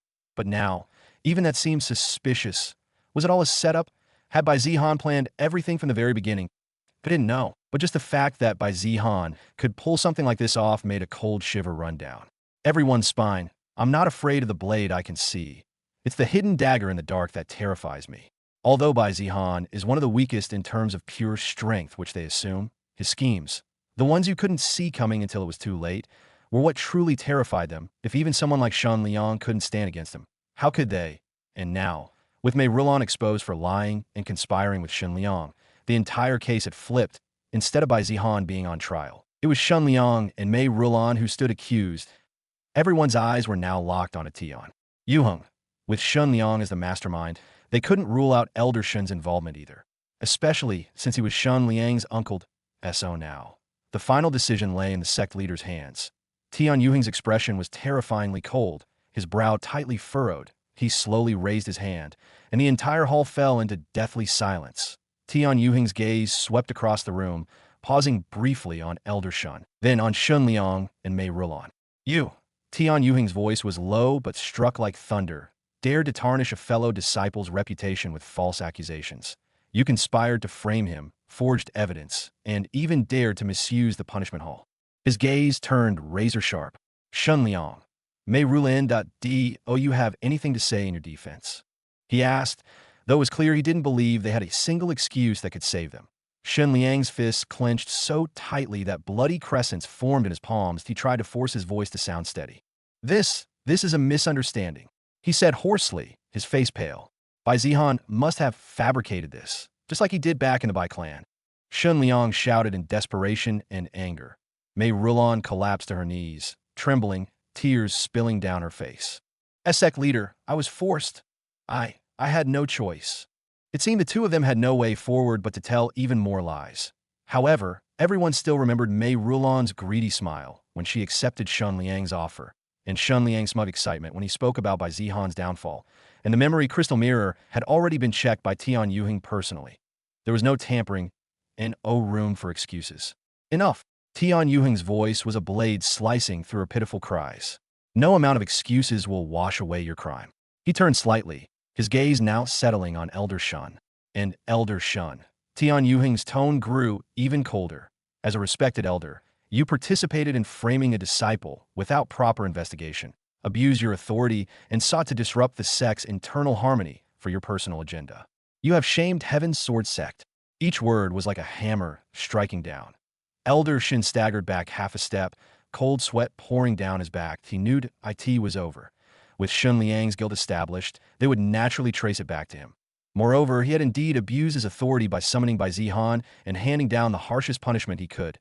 Even a little investigation would reveal his involvement with Mei Rulon's false accusation. Either way, it was a political death sentence. There was no way he could continue as the hall master of the punishment hall, a role that demanded fairness and impartiality. Tian Yuheng waved his hand. Elder Yu stepped forward immediately, her aura overwhelming the hall like a crashing tide. She was one of the elders of Punishment Hall like Elder Shen, though a supporter of the sect leader's faction and someone the sect leader trusted. Take Shen Liang and Mei Rulon into custody. They will be stripped of their core disciple and inner disciple statuses respectively and expelled after the sect assembly. Tian Yuheng also handed out quite a severe punishment to them, which was understandable. After all, they tried to mess with the Bai Clan's heir, and the punishment needed to be heavy enough to satisfy the Bai Clan. Otherwise, he wouldn't be able to explain things to them. As for Elder Shen and the others who were also involved, Tian Yuheng's voice paused, considering what punishment would be appropriate. Right now, only Shen Liang, Mei Rulon, Fang Jinyan, and the lackey who planted evidence in Bai Zihan's courtyard were confirmed to be involved. Fang Jinyan, anyone could tell, was working as a spy for Bai Zihan, so naturally, there wouldn't be any punishment for him. However, Elder Shen and the other disciples who went to arrest Bai Zihan might also be involved, although there was no concrete evidence why at the same time. Some might have been innocent, merely fulfilling their duties. You are suspended from your duties pending full investigation. Until then, you are confined to your residence. Elder Shen's body shook violently, and for a moment, it seemed like he might cough up blood. After a proper investigation, his involvement would easily be exposed. Moreover, a full investigation could uncover all the other corruption he had committed behind everyone's backs. Losing his status as Hall Master or Elder would be the least of his worries. The anti-sect leader faction would also abandon him immediately, like rats fleeing a sinking ship. After all, without status to back him up, no one would risk themselves to save him. Still, he gritted his teeth, swallowing his humiliation with trembling fists. It seemed like the case was finally coming to a close, with all the culprits facing punishment, until Bai Zihan stepped forward. "Wait," Bai Zihan said.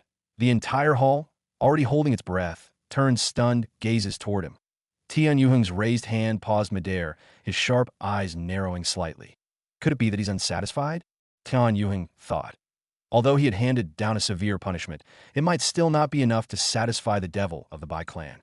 "I recall," Bai Zihan said leisurely, his voice carrying clearly across the hall, "that when Elder Shin handed down my punishment, he decreed that if I was framed, the framer would suffer the same sentence." A heavy silence blanketed the room. Some disciples gasped, remembering exactly what Elder Shun had said during that hearing. Cut off the right hand. A year of isolation in the reflection cave, and possibly expulsion from the Heaven Sword sect. That it wasn't just a punishment. It was a crippling humiliation, a destruction of a cultivator's future. Bai Zihan tilted his head slightly, a lazy, mocking smile playing on his lips. Now that the truth is out, shouldn't we honor Elder Shun's own words? His words weren't loud, but they slammed into the crowd like thunder. Shun Liang's face was drained of all colors. Everyone understood instantly what Bai Zihan was implying. He wanted Shun Liang's right hand. Tian Yuheng's face grew even grimmer. Even he hadn't expected Bai Zihan to be this ruthless. But fair was fair. Bai Zihan was merely asking to enforce Elder Shun's own decree. Bai Zihan's gaze shifted lazily to Shun Liang, who was being held down by Elder Yu's binding technique. "You heard it, didn't you, Shun Liang?" His tone was light, even casual, but it carried the weight of 1,000 mountains. "You plotted against me. You fabricated evidence. You nearly ruined my future in the Heaven Sword sect. And now," Bai Zihan's eyes glinted like sharpened blades, "return what you owe. You will lose your right hand, and you will spend 1 year in the reflection cave. That should be your punishment." A visible ripple of gasps swept through the crowd. Even the outer and inner sect disciples watching from the edges of the hall were stunned. If this truly happened, the Heaven Sword sect would lose one of its geniuses. On the dais, Tian Yuheng didn't immediately speak. Instead, his sharp gaze pinned Elder Shun to the spot. "Is what Bai Zihan said correct?" he asked coldly. Elder Shun's lips trembled. He wanted to deny it, find some loophole, make some excuse, but he couldn't. Too many had witnessed him arrogantly decree Bai Zihan's original punishment. And if he went back on it now, his credibility, what little was left, would be completely destroyed. After a long moment, Elder Shin finally croaked out, "Yes, that was indeed what I said, but it was merely a slip of tongue." Tian Yuheng's face darkened even further. Just when he thought things couldn't get worse, Elder Shin only made it worse. Of course, Tian Yuheng couldn't let this escalate unchecked. While the Shin clan wasn't as powerful as the Bai Clan, it was still one of the strongest clans. Cutting off the right hand of their genius was tantamount to provoking them. "Disciple Bai Zihan, how about you show some leniency?" His voice echoed heavily across the hall. "You've already proven your innocence and brought the truth to light. For the sake of the Heaven Sword sect's harmony, perhaps it's best to leave some room for mercy." It was clear he was asking Bai Zihan to back down. Not for Shun Liang's sake, but to protect the sect's stability and face. Unfortunately for him, he was talking to Bai Zihan. Bai Zihan smiled slightly, his eyes curving, but there was no warmth, only a sharp, chilling edge. "Leave some room for mercy," he repeated softly, as if tasting the words. Then his gaze sharpened, cold as ice. "One must keep their word, wouldn't you agree, sect leader?" Tian Yuheng's outstretched hand froze midair. The weight behind Bai Zihan's words made it impossible to press further without completely losing face. Everyone could feel it. Bai Zihan wasn't going to back down. Not even if the sect leader himself asked. The air grew unbearably tense, as if an invisible hand was squeezing the entire punishment hall like a tea that moment. Bai Shiweching hurriedly stepped forward, her brows knitted tightly, her voice urgent. "Zihan, let it go. Why ask for more when you've already gotten back at Shun Liang?" Bai Shiweching thought Bai Zihan was being disobedient again, even when the sect leader was already helping him. Bai Zihan turned his cold gaze toward her, so cold that Bai Shiweching instinctively shut her mouth. He spoke lightly, but each word struck like a hammer. "Would you be saying the same if they had succeeded? Would they have shown mercy?" Bai Shiweching's lips quivered. She couldn't answer, because everyone knew the truth, especially her. Shun Liang had pretended to offer help, demanding an apology from Bai Zihan first. And she too had agreed, thinking that a simple apology was a small price to pay to escape disaster. But now, Could she righteously ask Bai Zihan to back down? Bai Zihan continued coldly. One should pay the price for messing with me. And no matter who they are. The hall was dead silent, and no one dared to speak, and no one even dared to breathe too loudly at that moment. Everyone understood one thing clearly. Bai Zihan would not forgive. If there was someone, no matter who it is, their status, background, or talent, they could escape Bai Zihan's retribution once he set his mind on it. Even Bai Xueqing, the genius sister of his, more valued at Bai Clan, couldn't stop Bai Zihan. Perhaps there was only one person who could intervene without much consequence. Grand Elder Bai Run. Even if he acted forcefully, he wouldn't lose face as the Grand Elder. He had the authority to stop Bai Zihan if he believed he was making a rash decision. But that was only if he wanted to stop him. Rather than intervening, Bai Ren actually looked proud. He nodded in agreement with Bai Zihan's words. And in his heart, he believed this was how the heir of their Bai Clan should act. Fearless, decisive, merciless toward their enemies. Offending the Shun clan? Making them an enemy. So what? If they wanted to, the Bai Clan could wipe the Shun clan out with ease. Grand Elder Bai Run had always believed in finishing things thoroughly. No debts left behind. Previously, he had a negative opinion about Bai Zihan because of his cultivation talent and reputation and thought of him as a lazy, senseless troublemaker. But that has all changed now. Even without much cultivation talent, he believed that the character Bai Zihan showed was epitome of who their Bai Clan's future leader should be. Tian Yuheng slowly withdrew his hand and said nothing more. After all, it was simple.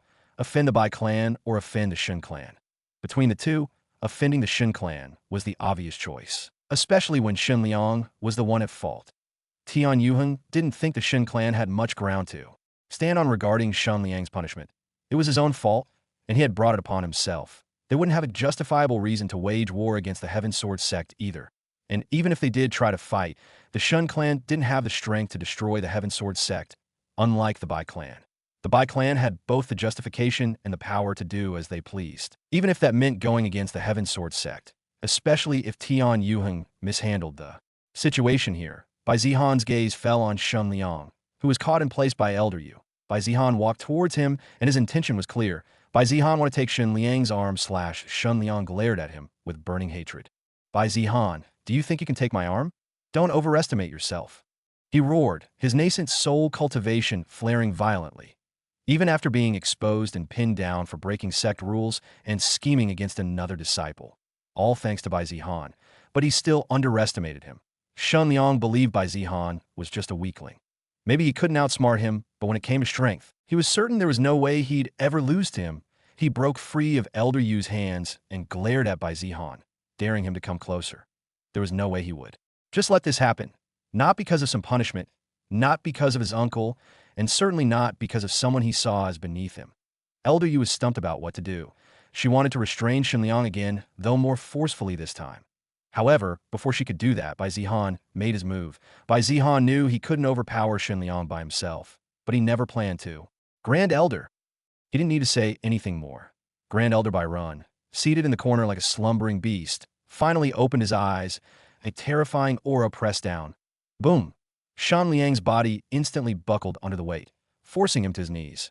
Elder Yu quickly retreated from Shen Liang, dragging Mei Rulan along a bit forcefully, as she clearly had no desire to be anywhere near the scene. Art! Shen Liang howled, his cultivation meaningless in front of that oppressive force. How about now? Bai Zihan said mockingly as he walked toward him. I end Shen Liang's current state. Even a child could kill him. Shen Liang's face twisted into raw terror. No, no, you can't. I'm a core disciple. I'm a Shen clan genius. He shrieked, scrambling for anything, pride, status, fear, to stop what was coming. Bai Zihan, think carefully, he gasped desperately. Your Bai Clan isn't invincible. If you do this, you'll make an enemy of the Shun clan. You could have an ally instead. He tried to bargain, tried to tempt Bai Zihan. But Bai Zihan wasn't listening. He wouldn't have gone this far if he cared about the Shun clan's opinion to TO him. They weren't worth more than his revenge. Bai Zihan lazily pulled out his sword from his storage ring. The cold blade flashed under the hall's light. No, no, no, don't. Shen Liang's screams echoed through the hall. Just as Bai Zihan raised his sword, a violent surge of spiritual pressure exploded from Elder Shun. Stop! Elder Shun roared, lunging forward to save his nephew. But, boom! Before he could even take 2 steps, a terrifying force crushed down. Grand Elder Bai Ren flicked his sleeve casually, Elder Shun was smashed into the ground like a dead dog, similar to how Shun Liang was. Stay still, Bai Ren said coldly, his voice like rolling thunder. You're lucky we're only taking the hand, not the head. Even though Elder Shun was a powerhouse in his own right, in front of Bai Ren, he was nothing, a toddler before a mountain. Coughing blood, Elder Shun could only glare helplessly as Bai Zihan stood before Shun Liang. Shun Liang shrieked, struggling madly, but there was no way that he could free himself from Grand Elder Bai Ren's restraint. Bai Zihan, think carefully, please, I'll apologize, just let me go this once. Seeing Bai Zihan approaching, Shun Liang couldn't hold on to his pride any longer and began to beg. Please, I'm begging you. He didn't care that countless disciples and elders were watching. He didn't want to be a cripple. Bai Zihan just gave him a smile before his sword flashing mercilessly. Without hesitation, slick, a flash of silver, poochie, a spray of blood arced through the air. Shun Liang's right hand was cleanly severed at the wrist, thudding wetly to the polished floor. Arg! Shun Liang collapsed, writhing and sobbing like a wounded beast. Several disciples turned their heads away, unable to bear the sight. But Bai Zihan didn't even blink that he stood there completely unmoved. Because to him, this wasn't cruelty, it was justice. The sharp scent of blood filled the hall. Grand Elder Bai Ren has stopped restraining Shun Liang as his hand has already been severed. Elder Yu quickly came over and calmly sealed Shun Liang's meridians to stop the bleeding.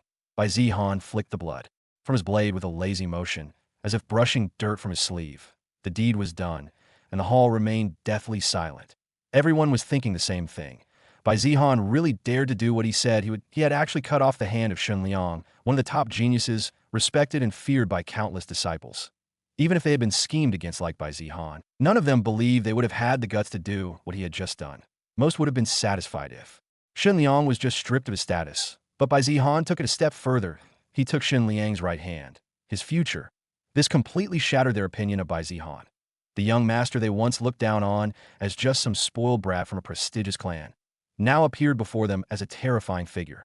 They were still in the process of comprehending what was happening, and no one dared even think of speaking. The only sound in the punishment hall was Shun Liang's wails of pain. Shun Liang was experiencing pain like never before. But more than the pain of having his hand cut off, the horrifying reality finally sank in. This wasn't a nightmare. He had truly lost his right hand. He had really become a cripple, that a genius of the Shun clan and the Heaven Sword sect. Shun Liang's future had once been brighter than anyone's, and his reputation soared as high as the sky. But today, he had lost everything. As the pain dulled slightly thanks to Elder Yu's emergency healing, Shun Liang's eyes burned with hatred toward Bai Zihan. Bai Zihan, Shun Liang roared at the top of his lungs. You and I are irreconcilable. I won't stop until I kill you. He spat the words out, glaring at Bai Zihan with pure venom. Bai Zihan just smirked and mocked. What can a cripple even do? His mocking words stabbed deeper than any sword. A brutal reminder about what has happened to Shun Liang. Bai Xueqing quietly watched everything after she was silenced by Bai Zihan. She had only wanted to intervene because Shun Liang had helped her before, and also because she felt Bai Zihan was demanding too much for crimes that, in her eyes, weren't that severe. She didn't expect Bai Zihan to react that way to her words, and now she felt a bit guilty because, truth be told, she had also thought he was in the wrong, until he revealed his evidence. The Bai Zihan before felt different from the one she knew. That same strange feeling had stirred back at the Bai Clan when she confronted him because of Shun Liang. But back then, it was just because he seemed a bit more gutsy than she remembered. Now, though, Bai Zihan's coldness and mercilessness, even the way he seemed to look down on her, it made her uneasy. Yes, for the first time, she felt a trace of fear toward her younger brother, the one she'd always thought of as a lazy troublemaker. And that fear only intensified when Bai Zihan mercilessly cut off Shun Liang's arm and stared him down without even blinking. Even she couldn't help but look away at the moment he struck. She hadn't thought he'd actually go through with it. After all, though he was known for making trouble, Bai Zihan had never gone this far with anyone. Hell, Bai Xueqing used to think he probably couldn't even kill a chicken. He always seemed that cowardly in her eyes. He just used his status to stir up drama everywhere, or at least, that's what she had believed. But that perception had now been shattered, and Bai Zihan's brutal retaliation made that very clear. Chu Zian also watched everything unfold, surprised that Bai Zihan didn't listen to the sect leader, and even more so when he went against Bai Xueqing. After all, she knew Bai Zihan had always been obedient, even a bit scared of Bai Xueqing. He never argued with her before. But this time, he didn't give her even a shred of face. He shut her down immediately with a few cold words. And even Chu Zian couldn't help but notice Bai Zihan's gaze as he spoke to Bai Shuqian. It was condescending, as if he couldn't be bothered to explain things to someone too dumb to understand. And like he said, he took Shun Liang's arm, just like that the shock of everyone. Chu Zian didn't dwell on it too much. Sure, Bai Zihan had probably gone too far, acting without much thought for the consequences. But in her mind, he was the victim here, and Shun Liang brought it on himself. Well, another reason she felt nothing for Shun Liang's fate was probably because she disliked him to begin with. Shun Liang was always so pretentious, always trying to play the righteous, noble senior. Chu Zian found it irritating, even more. So because she knew Shun Liang was chasing Bai Xueqing, her best friend, by pretending to be just helpful senior, he was always finding some excuse to approach her. Bai Xueqing never seemed to find it suspicious, but how could Chu Zian not see it? Still, Shun Liang had never crossed any lines, so she just tolerated his behavior and didn't say much. But who would have thought Shun Liang would end up crushed by the very younger brother of the girl he was chasing? It must have been devastating for him. Not that he showed it. Good. I hope you remember this, because I will never forget. Kakaka. Shun Liang started laughing hysterically, like he'd finally lost his mind. And maybe he had. After everything that happened, it wouldn't be surprising. His laughter echoed madly through the punishment hall. High-pitched, cracked, unhinged. His eyes were bloodshot, veins bulging like they could barely contain the madness surging through him. The sheer humiliation, the disgrace of being crippled in front of everyone, had shattered something deep inside him. Everyone could see it. This wasn't the same proud, polished Shun Liang they once respected. This was someone broken, beyond repair, and a broken genius was often more dangerous than a sane one. Do you think you've won? Shun Liang spat, his voice trembling but thick with venom. You've humiliated me, crippled me, turned the entire sect into your stage. But I swear on my life, on the name of the Shun clan, I'll make you crawl beneath my feet one day. Bai Zihan yawned. Are you done? He asked, wearing the expression of a man listening to a barking dog. If so, can someone take him away? He's too loud. Bai Zihan waved dismissively, clearly done with him. As far as Bai Zihan was concerned, the matter was settled. There was no point wasting any more time on him. Elder Shun, still lying crushed on the floor, glared daggers at Bai Zihan. His chest heaved with fury and helplessness, but he still couldn't move. He has to watch as one of the prospect of Shun clan became crippled without being able to do anything. Elder Yu, her face tight with restraint, signaled a few disciples to carry Shun Liang away. They approached. Shun Liang tried to struggle, but his body was no longer in a state to resist. All he could do was snarl like a caged beast. Bai Zihan, you bastard. I'll tear you apart. The disciples restraining them tightened their grip, even channeling their chi to reinforce it. Shun Liang looked like he wanted to struggle again, just like before, but this time the disciples were prepared, unlike Elder Yu. But instead, Shun Liang just laughed. Bai Zihan, you don't even realize. Your days of arrogance are over. Bai Zihan didn't even spare him a glance, as if he couldn't be bothered with him anymore. Shun Liang gritted his teeth at Bai Zihan's attitude. Always arrogant. Always looking down on him. Always getting away with everything. That's the image Shun Liang had of Bai Zihan. Ha! Bai Zihan, you must think you've done a great job bringing an elder from your clan to back you up, but that's your biggest mistake. Shun Liang shouted loud enough for everyone to hear. Most didn't understand why he said that, but there was no need to think too hard about it. Shun Liang turned toward Grand Elder Bai Ren with a smirk. You must be a high-ranking elder in the Bai Clan, right? He had come to that conclusion from how effortlessly Bai Ren had suppressed his uncle, someone who was powerful in his own right. For someone to overpower him without lifting a finger, there was no doubt in Shun Liang's mind that Bai Zihan had brought someone important. He just didn't realize it was the Grand Elder of Bai Clan. Do you know what Bai Zihan has done? Shun Liang asked coldly. Grand Elder Bai Ren frowned at Shun Liang's tone and the question. He didn't care for Shun Liang's attempt to sow discord or use him as a borrowed knife for revenge. He didn't even bother asking what Bai Zihan had supposedly done. Whatever it was, he figured it couldn't possibly be serious enough to warrant concern. Not when Bai Zihan had just performed so brilliantly. Even if it involved bending a few rules, Bai Ren was prepared to overlook it. But Shun Liang continued, undeterred by being ignored, because he knew Bai Ren would be interested after hearing what he had to say. Bai Zihan taught your precious earth-grade cultivation technique to an outsider. Shun Liang's lips curled into a cold smile. Everyone in the sect heard it, unless they were in closed-door cultivation like Bai Xueqing, and everyone knew why Shun Liang brought it up. In any sect, leaking a high-grade technique to an outsider, especially an Earth-grade one, was one of the greatest betrayals possible. And no matter how fond the Bai Clan elders were of Bai Zihan, surely even they couldn't ignore this. Grand Elder Bai Ren's eyes widened in surprise. From the murmurs in the crowd, it was clear that this wasn't just a wild claim. Whispers of this rumor had already been spreading among the disciples of the Heaven Sword sect. Did Bai Zihan really do it? He considered it. Bai Zihan was always causing trouble. There were few days when some chaos wasn't tied to his name. But even he wouldn't go so far as to teach an Earth-grade technique to an outsider. Would he? Byron looked at Bai Zihan, who remained calm, completely unfazed by Shen Liang's accusation. He wasn't panicking, not even trying to defend himself. He was looking at Shen Liang like he was an idiot. It didn't seem like he cared about the accusation at all. Grand Elder Byron closed his eyes for a brief moment and then replied coldly, "What our heir does is none of your concern." His next words crushed any hope Shen Liang had of seeing Bai Zihan punished, stripped of his position, or thrown out of the clan. "And why should I believe a liar like you? Don't take the Bai Clan for granted." Shen Liang froze for a second. Then he laughed, and oh, he screeched, the wild, cracked sound that echoed through the punishment hall and made several outer disciples flinch. "Ha ha ha! You're all insane. You old fool. Do you even hear yourself?" He thrashed against the disciples, holding him, blood still dripping from the stump where his arm used to be. "You're just going to let go. Just like that. Because he's your damn heir." He spat on the floor, frothing with fury, teeth bared. "Fine, fine. Let him do whatever the hell he wants. Let him bully fellow clan members. Make enemies everywhere. Teach your clan's secret techniques to outsiders. See where that gets you, you blind bastards." The disciples restraining him tried to keep him steady, but he kept twisting, snapping his head toward Grand Elder Bai Run with wild, red eyes. "You think he's the future of your Bai Clan? Him? You're all fools. The Bai Clan will burn to ashes with that lunatic in charge." His voice cracked, shrill with spite.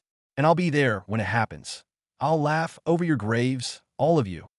"Drag him away," Tian Yuheng ordered. He didn't want Shen Liang to trigger Grand Elder Bai Run, who knew what he would do if truly angered. He wouldn't be able to stop him, even with the help of all the elders present. Better to remove the one provoking him before it was too late, before he embarrasses himself even more. The disciples didn't hesitate. They yanked Shen Liang away, silencing him mid-scream, but he still tried to struggle, still muttered curses and promises of vengeance. But his voice grew fainter as they hauled him out of the punishment hall like a sack of trash. Silence settled again. The sect leader stepped forward. He looked tired. He pinched the bridge of his nose between two fingers and let out a long, slow sigh that practically echoed louder than Shen Liang's rants. "I swear," he muttered, eyes closed. "One morning, just one peaceful morning, that's so much to ask." He opened his eyes and glanced around the punishment hall. At the broken tiles, the splatters of blood, the ruined pride of the Shen clan hanging like a ghost in the air. He looked at Bai Zihan. Then Elder Shen, still lying broken in the corner like someone had stepped on his spine. "This case is closed," the sect leader finally said, voice steady despite the twitch in his brow. Bai Zihan acted with reason and provided evidence. Shen Liang and Mei Rulan will be punished by the sect for his crimes and insubordination. He turned, already walking away. And as for everything else, he muttered under his breath, but loud enough for some to hear, "Someone better prepare 3 days' worth of tea and scrolls, because the damn paperwork for this is going to kill me." After all, he still had to investigate Elder Shen, whose work was likely filled with corruption, and then there was the matter of explaining this to both the Bai and Shen clans. There was also the possibility of war with the Shen clan, though unlikely, given Shen Liang was clearly at fault. But if they wanted to be stupid, they could try. More likely, they'd pick a fight with the Bai Clan rather than the Heaven Sword sect, in either case. The Shen clan had no chance of victory. "Elder Bai, do you have a moment? If you want to discuss this further, we can," Tian Yuheng asked politely. Bai Run gave him a faint, almost courteous smile and shook his head. "Unfortunately, I have my own matters to attend to." The sect leader didn't ask what those matters were. After everything that had just happened, and with Shen Liang's parting accusation still hanging in the air, it didn't take a genius to guess what Bai Run was planning to do next. He was going to talk to Bai Zihan. Not publicly, of course. He hadn't addressed the accusation directly, brushing it off with disdain to protect his clan's face in front of the sect. But in private, that was another story, and if that accusation turned out to be true, didn't even want to think about what a pissed-off Grand Elder from the Bai Clan might do. He sighed again. "Of course, I understand," he said, though his tone hinted at mild exasperation. As he walked away, he thought, "Bai Tianheng owes me big time for this one. Dealing with his brat, and then the Grand Elder. Yeah, this was a major favor. Both of them were like ticking time bombs. The sect leader's lips curled into a dry smile. You better believe it that I'm writing up the debt the moment I finish all this work. Byron stood still for a moment, hands clasped behind his back, gaze sweeping over the lingering crowd. Most had already begun to disperse, but many stole glances at him, and more notably, at Bai Zihan. He turned and walked slowly toward the boy in question. His eyes, deep, unreadable, rested on Bai Zihan's calm expression. They would speak soon. And what came next would depend entirely on the answers he received. He stopped a few steps away from Bai Zihan, his hands still folded neatly behind his back. His voice calm and almost casual. Zihaner, he said, tone polite but distant, why don't we head to your courtyard for a bit? It's been a while that we should catch up. There was a faint smile on his face, the kind that didn't quite reach his eyes. Bai Zihan didn't blink. He met the old man's gaze head on, the corner of his mouth twitching in something between amusement and resignation. Catch up, huh? If Byron truly believed there was anything between them worth reminiscing about, he kept it well hidden for the last decade. They weren't enemies, not openly, but close enough to catch up? No, their relationship had always been defined by distance and scrutiny, and Bai Zihan had no illusions about why Byron wanted to talk now. Still, he gave a light nod, face calm, tone perfectly courteous. Of course, Grand Elder, please follow me. As he began walking beside Byron, he didn't bother with small talk. Byron didn't either. This wasn't a reunion. This was an interrogation with good manners. Behind him, a quiet set of footsteps followed. 3 pairs, to be exact. Bai Zihan didn't need to turn around and know who they were. Bai Xueqing walked with her arms folded, her face unreadable. Her gaze had been fixed on him the moment the punishment hall emptied, and she hadn't said a word since. Chu Zian trailed, just behind her, jaw tight, glancing between Bai Zihan and Bai Run with subtle concern. She wasn't stupid. She knew this wasn't just a family stroll. And then there was Lin Xian. The kid looked nervous, doesn't know. More than nervous, he looked guilty, like a child caught playing with fire who suddenly realized someone else might be the one getting burned. His eyes kept flicking toward Bai Zihan's back, then down at the ground, then toward Bai Ren's imposing figure. Lin Xian thinks this is his fault. Of course he did. He believed he'd learned a Bai Clan's secret technique, stolen it. Even Shen Liang had practically screamed it at the sky, and now Bai Zihan was being invited for tea by the Bai Clan's Grand Elder. Lin Xian probably thought he'd just gotten the one person who helped him execute it. Bai Zihan almost laughed. Instead, he spoke without looking back. Stop frowning so hard. Lin Xian, that you'll wrinkle early. The words were light, joking even, but they cut through the tension like a blade. Lin Xian flinched. I mean, young Master Bai, if it's because of... Bai Zihan raised a hand behind him, silencing him with a flick of his fingers. You're not that important, he said dryly. Don't flatter yourself. He didn't say it cruelly, just bluntly, like someone swatting a mosquito of guilt before it bit deeper. Lin Xian looked like he'd swallowed something sour, but he fell silent and nodded. The distance between Bai Zihan's courtyard and the punishment hall was quite far, and even with their carriages, it took a while for the group to arrive. That on the way, no one spoke. Each person was lost in their own thoughts. Finally, they disembarked when they reached Bai Zihan's courtyard. Lin Xian immediately slipped into servant mode and began preparing tea for the guests in Bai Zihan's small room. The Grand Elder, Bai Zihan, Bai Xueqing, and Chu Zian sat together, waiting for the right moment to speak. Ahem, Zihaner, you did well handling this matter. I'll speak to your father and arrange a suitable reward for you, Bai Run said. He didn't want to start the conversation with something unpleasant and decided to lead with praise. Grand Elder, there's no need to be polite. Ask what you need to and clear your worries, Bai Zihan replied. Grand Elder Bai Run had helped him greatly, and Bai Zihan appreciated it. But this was as far as his courtesy went. Bai Xueqing shot Bai Zihan a glare but kept quiet. She'd already been silenced once and didn't want to push her luck. She thought it was rude for Bai Zihan to act this way toward the Grand Elder, especially when he'd clearly helped him. Then let's get straight to the point, Byron said. Did you really teach our clan's cultivation technique to an outsider? This time, his tone was much more serious. After all, this was a grave matter for the clan. Not really, Bai Zihan answered nonchalantly. He wasn't worried. After all, he hadn't done anything worthy of punishment. Really? Byron clearly wasn't convinced. Then why did that brat from the Shun clan say you did? And why did so many others seem to believe it? It's because when I was recruiting a servant, I guaranteed him an earth-grade cultivation technique and a bunch of benefits, Bai Zihan replied. And they just believed it. Byron was starting to question the intelligence of Heaven Sword sect disciples, if they were that gullible, that he was certain it was a lie. No one would make such a promise, especially for a servant. Maybe for a genius, but even giving a profound grade cultivation technique will be going too far without knowing their loyalty. You didn't really teach him an earth grade technique, did you? I'm a man of my word, that of course I taught him. Of course you didn't wait. What? Bai Ren blinked. He'd expected Bai Zihan to say it was just an empty promise to lure the servant in. Instead, Bai Zihan openly admitted it. Zihan, do you have any idea what you've done? Bai Ren frowned. If it were anyone else, he'd have already crippled their cultivation. The only reason he hadn't was because this was Bai Zihan, the clan heir, and he still valued him. Bai Zihan, did you really? Chu Zian asked, eyes wide in disbelief. She'd heard the rumors, but dismissed them. Rumors had been flying around for a while, especially after the assessment test. Not to mention, with Shun Liang actively spreading them, there was always someone talking about Bai Zihan. But she thought that even Bai Zihan wouldn't go that far, right? She hadn't even been taught an earth grade cultivation technique, only a high-level profound grade one from the Chu clan. But now Bai Zihan was saying he gave one to a servant, and he admitted it, leaving no room for doubt. Bai Xueqing, who would normally be the first to punch Bai Zihan in the face, just sat there quietly. It seemed his earlier actions had really shaken her. She wasn't treating him like before. Zihan, who is this person? Is he the only one you taught?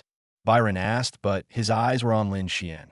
There's only one person acting like a servant here, and there was no need to contemplate on who that person who learned the cultivation technique was. He still didn't want to punish Bai Zihan. He'd rather just eliminate the one who received the technique and pretend it never happened. Relax, Bai Zihan said. I know what you're worried about, but I didn't teach our Bai Clan's cultivation technique to anyone. But you just said I taught him an earth grade technique, that I never said it was the Bai Clan's technique. Everyone, including Lin Xian, paused, confused. What did he mean? No one had even considered that Bai Zihan might have access to an earth grade technique that didn't come from the Bai Clan. After all, even powerful clans didn't always have one. Seeing their dumbfounded expressions, Bai Zihan sighed. They still didn't get it. Sheesh, don't act like there is only one earth grade cultivation technique in the world. Lin Xian, show them how you cultivate, Bai Zihan said. Better to show than explain. Lin Xian hesitated, showing a cultivation technique in front of them that was practically asking to get killed. But he didn't question Bai Zihan that he was probably the only person Lin Xian trusted, and he wasn't about to doubt him now that he activated the star-breathing technique under their watchful eyes. The qi in the atmosphere surged toward Lin Xian like a tide, and anyone could tell it was powerful, probably even stronger than the Bai Clan's Azure Dragon breathing technique. This, Bai Run muttered, he could tell it was an earth-grade cultivation technique, just not the Azure Dragon breathing technique. But that didn't make it any less shocking. You gave him this technique? Byron asked, still in disbelief. Bai Zihan just casually nodded, like it was no big deal. The three of them, Bai Run, Chu Zian, and Bai Xueqing, stared at him like he was insane. Where the hell had he gotten such a powerful technique? And more importantly, why the hell would he give it to a servant? People wouldn't even give something like that to their best friend, let alone some random guy. So now that you've confirmed I didn't teach our clan's technique to anyone, are we done here? Bai Zihan asked, already sounding impatient. Truth was, he'd been getting a flood of system notifications and was expecting some juicy rewards. All he had to do now was get rid of these unwanted guests. There was a moment of silence as the three of them tried to comprehend what was happening. While Lin Xian was just confused, he had always thought that the cultivation technique he was using was exclusive to the Bai Clan, and believed he would be crippled or even killed by their elders if they found out. Zihaner, where did you obtain this technique? Bai Ren asked curiously. Such a technique. Who would have thought it would be with Bai Zihan? Moreover, Bai Zihan had never explored the outside world and mostly stayed at the Bai Clan's estate. Oh, where did he get this? I don't really remember. I've had it for as long as I can remember, Bai Zihan replied. How could he explain that he redeemed this from the system store? These people didn't even know what a system was, much less believe in something they couldn't see. Besides, the system was his biggest secret, and in this lifetime, he wasn't going to reveal it to anyone. Once again, Bai Run and the others were dumbfounded by Bai Zihan's answer. They felt like they were being treated like idiots if Bai Zihan thought he could fool them with such a dumb excuse. But Bai Run didn't press him to him. It didn't matter where Bai Zihan had gotten the technique. This was still great news. Zihaner, can I look at this technique?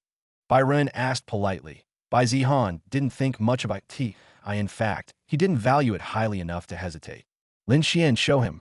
Bai Zihan instructed casually. Lin Xian nodded, took out the cultivation manual, and handed it to Bai Run. Bai Run accepted the manual carefully, his fingers slightly trembling as he opened it. The moment his eyes scanned the first few pages, his pupils contracted. Even someone at his level could sense the mystery and profundity within the technique. What shocked him even more was that the cultivation technique worked best when practiced at night under the stars. That meant that, even under suboptimal conditions, the star breathing technique was already comparable to the Azure Dragon breathing technique. This isn't just some ordinary Earth-grade technique, Byron muttered under his breath. It's at the very peak, almost worthy of being called heaven-grade. Chu Zian and Bai Xueqing both stiffened that heaven-grade. They had only ever heard of such techniques in legends, passed down by ancient sects, buried in ruins, or created by peerless sages who stood above the heavens. There was no one who possessed one in the desolate Heaven Empire. That meant this cultivation technique was among the best there was, and Bai Zihan had just given it to his servant. Well, Chu Zian at least was aware that Lin Xian was more than just a servant, unlike Bai Xueqing, who still had no idea what had happened recently in the sect. Bai Run, meanwhile, was still reading. After several minutes, he finally closed the manual and sighed. Zihaner, I don't know where you got this, but this technique is extremely powerful. You must treasure it dearly. Bai Zihan just scoffed. If this was something to be treasured, then what about his actual heaven-grade cultivation technique?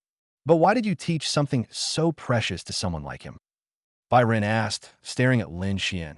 Lin Xian was nervous, but he didn't flinch under Bai Ren's gaze, which honestly surprised the old man. Ho ho, would you look at that? Bai Ren thought, seeing Lin Xian stand tall and face him head dash on a tee the very least. The kid wasn't showing fear or backing away. That made Bai Ren believe there was something special about Lin Xian, something that made Bai Zihan treat him differently. Someone like him. Bai Zihan echoed, his tone sharp. Perhaps Grand Elder hasn't heard yet. Heard what? Bai Ren was clearly confused. TSK, what is the Bai Clan even doing? Such big news, and they don't even have a clue. Bai Zihan clicked his tongue in irritation. He figured this ignorance will probably be one of the reasons for their demise. Bai Xueqing's ex-fiancée must have caused quite a stir, and yet the Bai Clan remained blissfully unaware. Then again, if most of them were like Bai Xueqing, just cultivating in seclusion all day, maybe he shouldn't be surprised. Bai Zihan thought that it was about time that he sent someone to check on that supposed protagonist. He also recalled the Bai Clan members of the sect who had been avoiding him ever since he arrived. Grand Elder Bai Run looked more and more confused as Bai Zihan kept cursing the clan without giving any proper context. Grand Elder, allow me to explain. Seeing that Bai Zihan probably had no intention of doing so, and was just going to keep roasting the Bai Clan, Chu Zian stepped in.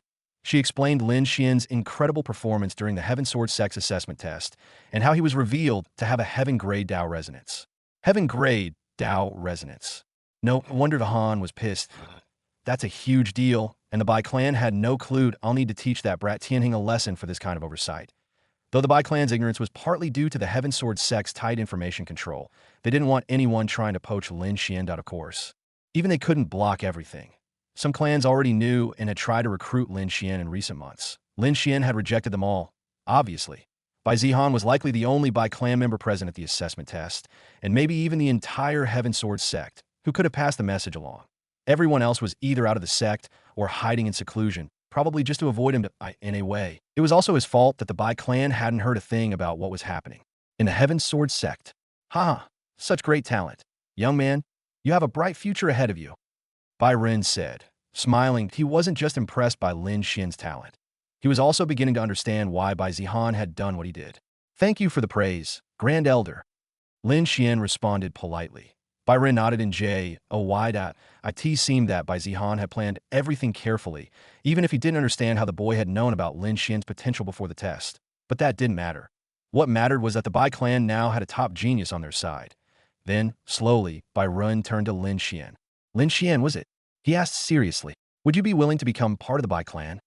Lin Xian blinked. Surprised by the question, he hesitated for a moment before shaking his head. I don't want to join the Bai Clan, he said slowly but firmly. I only want to serve young Master Zihan.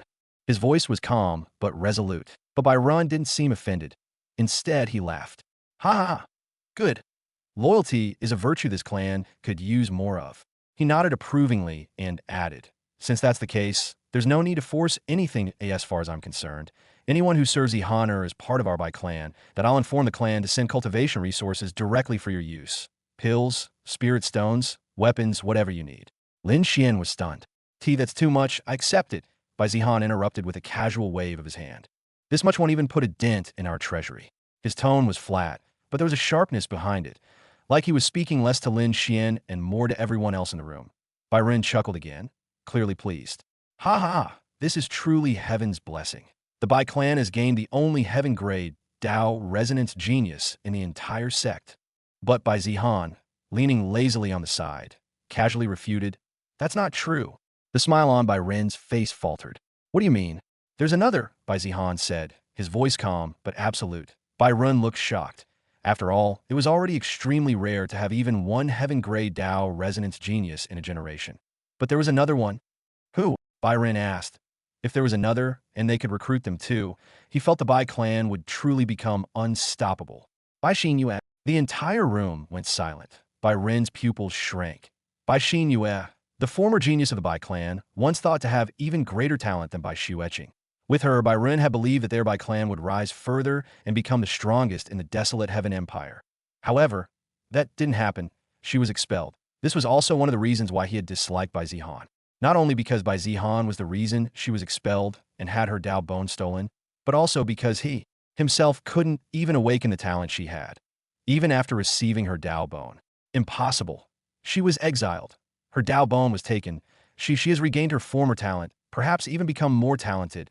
Bai Zihan cut in coldly. The strange tension entered the air. Even Chu Zian, who had vaguely heard of Bai Xinyue, looked uneasy. She'd heard about Bai Xinyue and knew there was some unresolved tension between the Bai Clan and her, specifically her fiancé and Bai Xinyue. She also knew about Bai Zihan's visit to Bai Xinyue, though it didn't seem like anything had happened between them. Chu Zian just continued to observe, wanting to know what exactly had happened between one hailed as a genius and one once hailed as a waste. The only reason she couldn't come to a conclusion was because even after Bai Zihan got Bai Xinyue's Dao Bone, he remained trash. Otherwise, if he had risen and Bai Xinyue was expelled, anyone could tell that Bai Zihan must have taken something from her. But because Bai Zihan remained trash, it was nearly impossible to know what really transpired between them.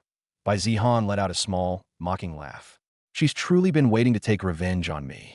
Bai Ren felt a chill down his spine. It looks like Bai Zihan was scheming something against Bai Xinyue. Grand Elder Bai Ren was full of regret about Bai Xinyue.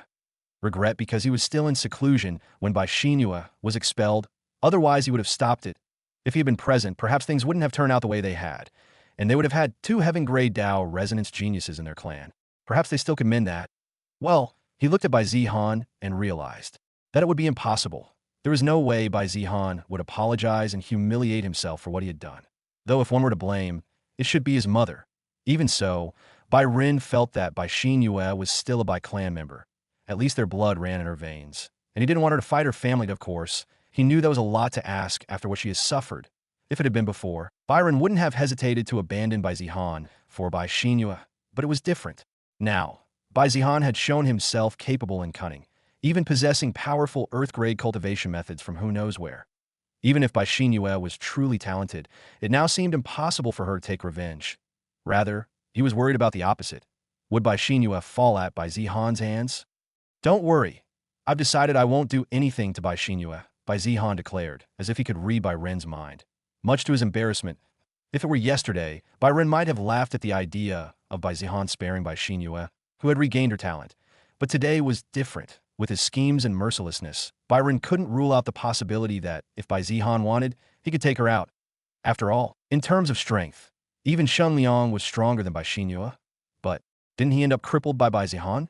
Moreover, Bai Zihan couldn't be blamed. Everything could be said to be justifiable. Although the truth was far different from what Bai Ren thought.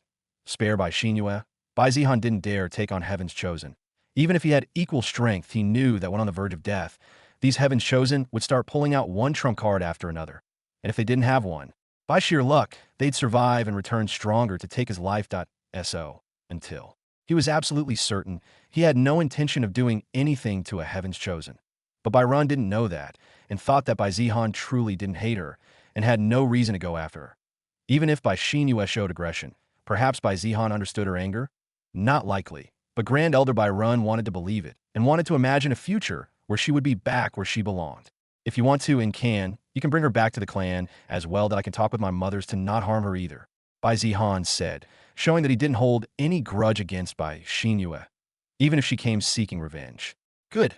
It's better for families to stick together.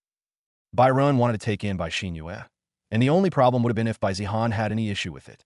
The conflict between them wasn't just some childish fight and could very well end up splitting the clan. After all, there are many who oppose Bai Zihan, and Bai Xinyue would be the perfect figurehead if she were brought back. If there were conflicts between the two, there was no way to stop the formation of two factions in the Bai clan. IT could become a big headache in the future.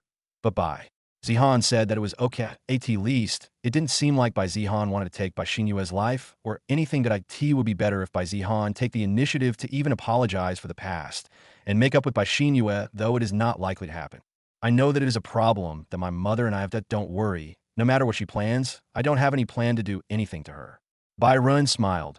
He thought that he had misunderstood Bai Zihan, who he thought of as a troublemaker and someone who can't take responsibility, not being able to resist even the smallest provocation. But it seems like he was quite kind, at least to their own clan members, which Byron really appreciated. Point one should always be strong toward their enemies and kind to their own. Byron felt that Bai Zihan truly showed the quality of a true clan leader. Then we should do that I will convince everyone to do their best to get Bai Xinyue back to the clan. Byron said, then are we done? Can you all go back? Bai Zihan asked. Looks like Zihaner can't wait to cultivate. Good, that is how the Bai clan's heir should be. Whatever makes you happy, old man, Bai Zihan thought. With that, Grand Elder Bai Run disappeared. Well, there were too many things that he had to do, and the priority was definitely to please Bai Xinyue and bring her back to Bai clan. Bai Xueqing and Chu Zian were still there, and of course, Lin Xian would be there. Until Bai Zihan had gone to cultivate, Lin Xian would be there to make sure everything was comfortable for him. His residence was quite close. It didn't take much time to reach his courtyard from Bai Zihan's. Bai Xueqing looked surprised after all the conversation between Bai Run and Bai Zihan that Akati seems like she indeed lives under a rock and lacks too much information. She reflected on this behavior of hers. Chu Zian, on the other hand, looked hesitant, unlike her usual self. Bai Zihan, Chu Zian suddenly said. Bai Zihan's eyes furrowed and wondered what was wrong with Chu Zian. Can I learn the star breathing technique? She asked. This question surprised Bai Zihan that it wouldn't have been if the person who asked was Bai Xueqing, who is strangely obsessed with cultivation from a very young age. I thought you didn't really care about cultivation. Bai Zihan answered. Well, not that cultivation is everything. It is good to be strong, no? Things become a lot easier when you are powerful. Chu Zian continued. Why? You get to Lin Xian, but can't give it to your wife. Chu Zian said with a tease. TSK, don't go around calling yourself my wife, Bai Zihan said in an irritated tone. Darling, please. Chu Zian said with pleading eyes and voice. Even Bai Xueqing looked disgusted by Chu Zian's act. She never thought that one day she would see her best friend act this way, and that too toward her younger brother. This was too much for her. Okay. Learn if you want. Lin Xian can show you. Bai Zihan said. Really? Thank you, darling. Chu Zian said happily as she acted like she wanted to kiss Bai Zihan, making him flinch and dodge her. You disgusting. Zian, stop it. Bai Xueqing wasn't sure whether Chu Zian was just teasing Bai Zihan or not. But this was too much for her to handle. Seeing her best friend being lovey-dovey with her younger brother, there can't be a more disgusting feeling than this. What's wrong? Jealous of our relationship? Chu Zian asked. Bai Xueqing just rolled her eyes. Chu Zian also stopped joking and said seriously. Really? Thank you that I owe you a big favor. Chu Zian thanked Bai Zihan. Bai Zihan didn't think much about it and even shooed her away. Not wanting to disturb him any further, Bai Xueqing and Chu Zian left the place, followed by Lin Xian after Bai Zihan said he would be cultivating in seclusion. Finally, Bai Zihan muttered as he finally got alone time. System. The system interface opened, and he directly went to the rewards section without any waste of time. Unclaimed rewards available. Defeated Shunliang. 2,000 points. Defeated Mei Rulon. 1,000 points. There were many rewards which were mainly systems points for defeating various parties involved in Shunliang's scheme. Although a bit disappointed that it was all system points. It had accumulated over 15,000 points, so he didn't have any complaints. There was also a big reward for totally destroying Shunliang's scheme and overturning it. That was a 10x cultivation speed card, 30 days. It was like he had gotten 10 of the 10x cultivation speed card, 3 days, which was a very good reward. Perhaps with this, breaking through to the Golden Core realm was a possibility, but more than that, there was a huge reward for defeating Elder Shun. The reward is a Dao Bone. Yes, Dao Bone. And not just any Dao Bone, but Supreme Dao Bone. Supreme Dao Bone. A Dao Bone of top quality, offering unparalleled cultivation speed, near invincible combat power, and the potential to attain the highest realms of cultivation. grants the ability to absorb qi and comprehend Taoist laws at an insane rate, far surpassing ordinary geniuses. Bai Zihan's brows lifted ever so slightly. Even he, someone already used to the broken nature of the system, found this set of rewards a little absurd. Supreme Dao Bone. This is ridiculous. Dao Bones were already legendary, but this one, it was on an entirely different level. Anyone could become a top cultivator with a cheat-like power of this Dao Bone. And now, it was his. Bai Zihan stared at the glowing notification with narrowed eyes, the corner of his lips twitching into a slow, crooked grin. Supreme Dao Bone, huh? He reclined slightly in his seat, fingers tapping the armrest rhythmically. System, absorb it. Absorbing Supreme Dao Bone. Warning, this process will replace your current Dao Bone. Optional. You may store the current Dao Bone in inventory for 1,000 system points. Proceed. Store it. Bai Zihan raised an eyebrow. His current Dao Bone, well, technically Bai Xinyue's Dao Bone, was already extraordinary, though it barely had any effect on him that a normal cultivator would kill to get their hands on it. Selling it could probably buy a small sect. If he could store it then, that is probably the best option, though it cost 1,000 system points. But it was worth it. Store it. Confirmed, deducting 1,000 system points. As the notification faded, Bai Zihan felt a strange pull inside his chest. Not painful, but deep, unsettling. His breath hitched. It was as if something from his body was being yanked out of him, like a buried chain finally being torn from the ground after years of silence. Then it was gone. Just like that, he exhaled, sharp and shaky. TCH. A weight he didn't even realize he was carrying had been lifted. The thing really wasn't mine, huh? He leaned back, letting the sensation wash over him. There was a strange clarity in his thoughts now. For years, he'd carried Bai Xinyue's Dao Bone. An unmatched treasure, sure, but it was no use to him at all. Rather, he clearly felt that he could absorb much of the qi faster than before. Rather than improving his cultivation, was Bai Xinyue's Dao Bone just restricting him? It certainly felt that way, that he let out a low chuckle. But before he could enjoy the clarity for long, Dao Bone stored in inventory. Beginning absorption of Supreme Dao Bone. Estimated time, 12 hours. Pain level, extreme. Oh joy, Bai Zihan muttered, already bracing himself. It's always extreme with you, isn't it? Then the pain hit. Like every part of him, body and bone, was being deconstructed and rewritten on a fundamental level. His bones shattered, his meridians rewired, then reforged with something more powerful.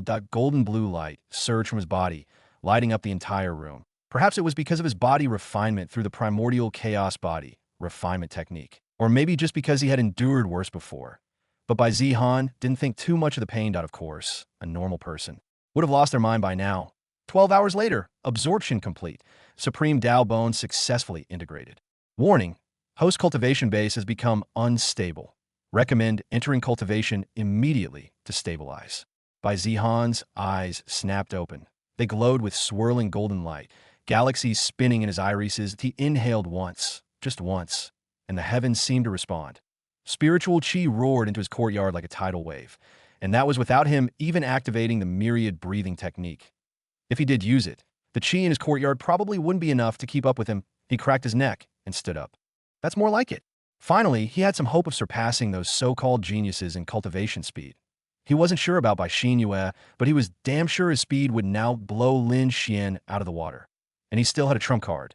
10x cultivation speed card, 30 days. With that, even the so-called heavenly geniuses could eat his dust, at least for a month. With the combination of his Supreme Dao Bone, myriad breathing technique, 10x speed card, and top-tier pill from the Bai Clan, these next 30 days are going to be insane. Normally, anyone else would have collapsed from that kind of agony, maybe even needed hours just to catch their breath. But Bai Zihan, he barely flinched, and now, he acted like the pain had never even happened. Without wasting a moment, Bai Zihan began to cultivate, sparing no resources. While Bai Zihan was in seclusion, the outside world was reeling from what he had done. So all those rumors about Bai Zihan were made up by Shen Liang. What a despicable person. Yeah, everyone saw the memory mirror crystal. He orchestrated the whole thing. And Bai Zihan, he took one of Shen Liang's hands as punishment. Dude didn't hold back at all. The Shen clan won't take that lying down. Even if they don't, what can they do about it? Bai Clan is the strongest in the desolate Heaven Empire. The Heaven Sword sect was in an uproar, and the chaos didn't stop there. Word had already spread across the entire desolate Heaven Empire.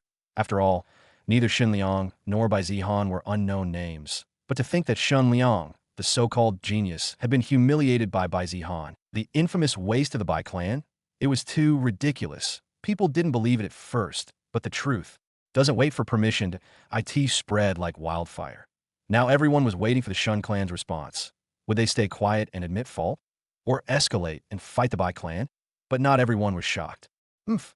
Must have used some underhanded tricks like always. Bai Shina muttered when she heard the news. Most people were shocked, but she wasn't. Bai Zihan was weaker in cultivation and had long been branded the Bai Clan's joke to SO for him to defeat Xin Liang. It should have been mind-blowing. But not to her.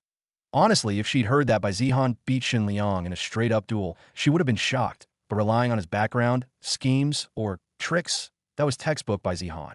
She had no reason to fear those tactics. She had her own trump cards. If Bai Zihan wanted to play games, she'd play too, and beat him at it. But what she truly wanted was a fair fight to face Bai Zihan, toe-to-toe, and to show him that even with her Dao Bone, he was still trash. Just as Bai Xinyue finished scoffing to herself, arms crossed, eyes cold. A light knock echoed at the entrance of her courtyard. "Junior sister Bai, are you in?" A voice called politely, slightly breathless. She didn't respond right away. Her thoughts were still tangled up in the image of that arrogant bastard. Still, she turned lazily toward the voice. "Speak." The door creaked open. A young man stepped in, wearing the sky-blue robes of Azure Cloud Peak. His hair was tied in a hurried mess. He'd clearly run the whole way here. "Junior sister Bai," he said with a respectful bow. "Master is calling for you." Her eyes narrowed slightly. "Master, do you know why?" "Why, yes. It seems some elders from the Bai Clan have requested to meet you." That made her pause. She narrowed her eyes. "What do those people want now?" Ding! Notification. 10x cultivation speed card, 30 days, has expired. Bai Zihan's eyes slowly opened. Golden light swirled in his irises for a moment before fading. His once silent courtyard now brimmed with a residual, storm-like aura. An aftershock of the past month's madness. He exhaled, long and deep. It felt like an entire lifetime had passed. And yet, at the same time, not even a blink. "Damn," Bai Zihan muttered, rubbing his temples. That speed card was crack. Going from riding lightning bolts in the heavens to dragging his ass across the dirt again. That part stung. His cultivation had skyrocketed, from the mid-core condensation stage to the very brink of nascent soul. His supreme Dao Bone, paired with the myriad breathing technique and pills worth more than some sect's entire treasuries, had done the impossible. He felt like a different person. More than that, he was a different person. And yet now, the rush was gone, like from flying the sky to crawling on the ground. Still, he wasn't going to complain, not when the results spoke for themselves. "System," he murmured, stretching his arms lazily. "Status. Host info, host. Bai Zihan age, 16 cultivation realm. Golden core late. Constitution. Supreme Dao Bone martial arts. 9 shadows flowing light sword. Minor mastery. Almost broke through to nascent soul," Bai Zihan muttered with a satisfied smirk. "Another week, and I might have done it. Having the 10x cultivation speed card, supreme Dao Bone, and myriad breathing technique was too much of a cheat.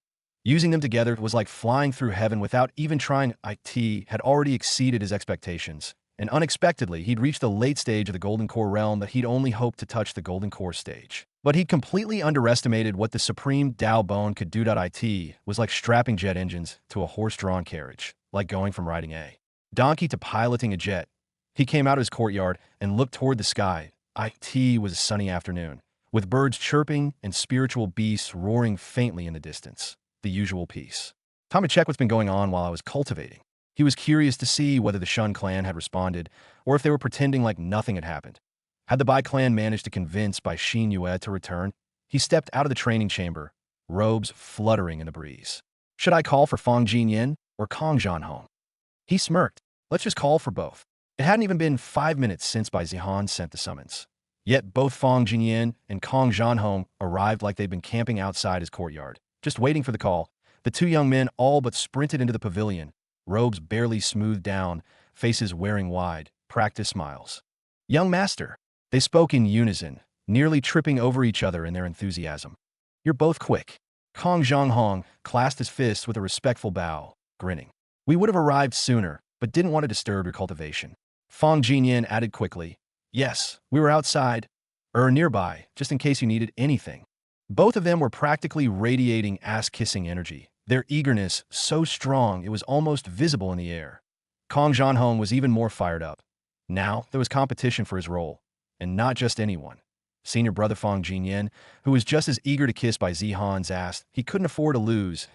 He was set on becoming the greatest bootlicker in sect history.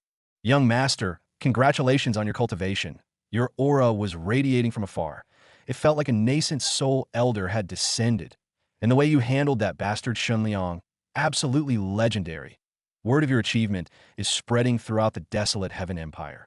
Kong Jianhong went on, tone full of awe. It's a pity I wasn't there to see Shun Liang get crippled. This is my biggest regret. Bai Zihan just nodded, then turned to Fang Jinyan, who had been waiting patiently for his turn. But how could he compete with veterans like Kong Jianhong? All he could do was watch as Kong Jianhong went far and beyond to shovel praise. Fang Jinyan, Bai Zihan said calmly, sipping his tea. You did well before for that. He tossed a small pouch forward. Fang Jinyan caught it midair and opened it. His pupils shrank. 10. These are high-tier golden essence pills, Bai Zihan cut in, waving a hand. Your reward.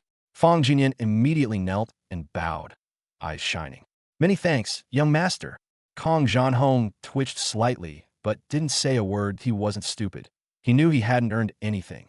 Yet, Bai Zihan let the moment hang, then set his cup down with a soft clink. All right, let's get to business. His voice was calm, but commanding. The mood shifted instantly. What's been happening in the sect while I was in seclusion? Give me everything major. Kong Jianhong immediately stepped up, scroll already in hand like he'd been waiting for this moment. Yes, young master, here's the breakdown of recent events. Lin Xian's heaven-grade Dao resonance mirror result was still dominating all sect discussions. His rise had turned him into the sect's new golden boy. Bai Zihan's own reputation had also surged. Once dismissed as a waste, many were now re-evaluating him.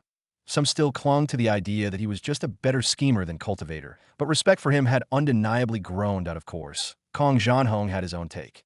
In my humble opinion, young master's brilliance surpasses even the Empire's prime minister.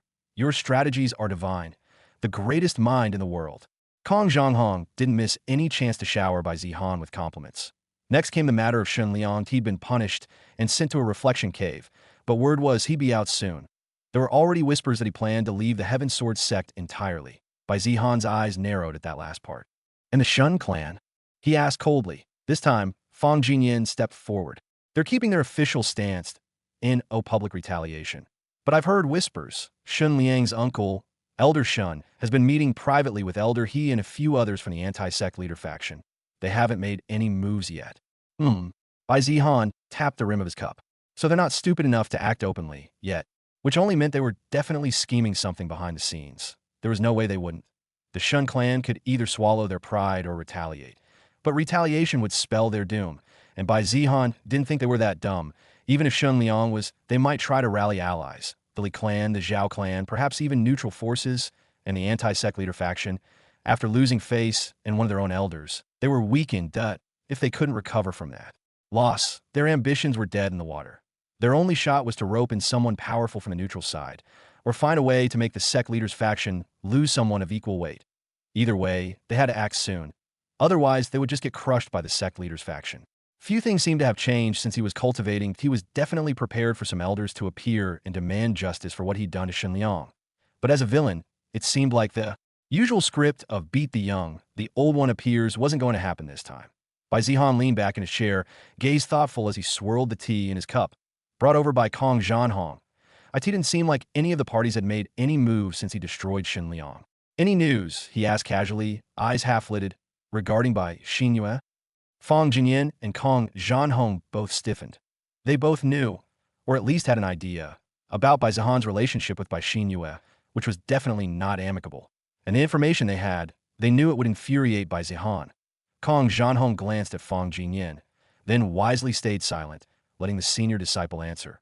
Fang Jinyan cleared his throat. There have been rumors, he said carefully. After the young master went into seclusion, a few elders from the Bai Clan seemed to have approached Bai Xinyue. They had some talks.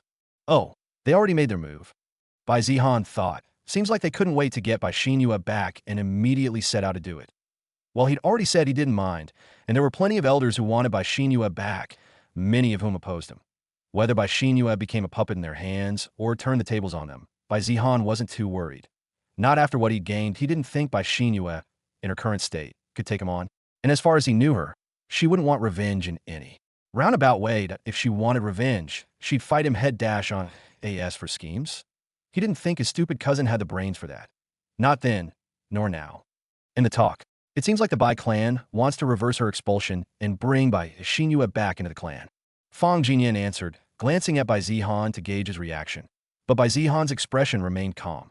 That helped Fang Jinyan relax a bit. It looked like Bai Zihan wasn't angry. So, did she agree to rejoin the Bai Clan? Bai Zihan asked, more curious than anything. Well, it seems like her decision is on hold. Fang Jinyan replied. Bai Zihan nodded. Understandable, probably because of him, but he didn't think Bai Xinhua had any issue with the other Bai Clan members aside from him and his family. The other elders had treated her well, and ever since her talent was revealed, that only improved. Surprisingly, Bai Zihan's mother had treated her like a daughter and was the one who brought her into the family after her parents disappeared, though now, it was clear that it had only been to steal her Dao Bone. Either way, the hesitation might be because of him, or maybe she held a grudge against the whole clan, unlike what he'd assumed. But if she hadn't outright rejected the offer, then the latter probably wasn't true. Then what about Mei Rilon? She was the one who had accused him previously, and Bai Zihan had vowed to make her and her clan pay if she continued to lie. And of course, she didn't take his words seriously and continued lying. He didn't forget, nor was he joking when he threatened her. Because of the system's reward, Bai Zihan had to put those plans on hold, as he considered them a low priority. Perhaps only Bai Zihan could consider destroying a clan a side quest of no importance. That accuser is also in Reflection Cave, and her clan has been given a stern warning about her behavior, Kong Zhanhong said. That's a pretty mild punishment, considering she messed with me. Although Bai Zihan said that it wasn't considered mild at all. Mei Rilon had been stripped of her inner disciple status. All her cultivation resources had been taken back, and she was locked up in Reflection Cave. Those punishments were all for merely falsely accusing Bai Zihan.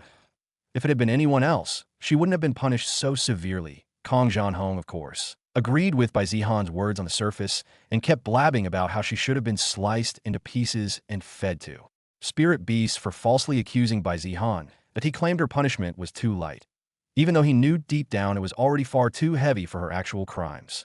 I did promise that I would destroy her clan, right?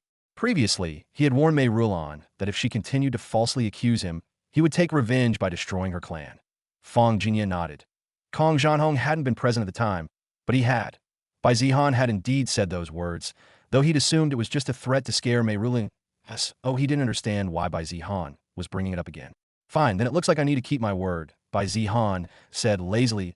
He was like he didn't want to destroy the clan, but had to, simply because he'd said he would, not even treating it like anything outrageous. Fang Jinyan and Kong Zhanhong didn't understand at first what Bai Zihan was talking about, but then they thought about it and immediately shivered. Young master, you don't mean destroying the Mei clan? Fang Jinyan asked. What else could I mean? Since I already said I would do it. Then I should keep my word, Bai Zihan answered casually.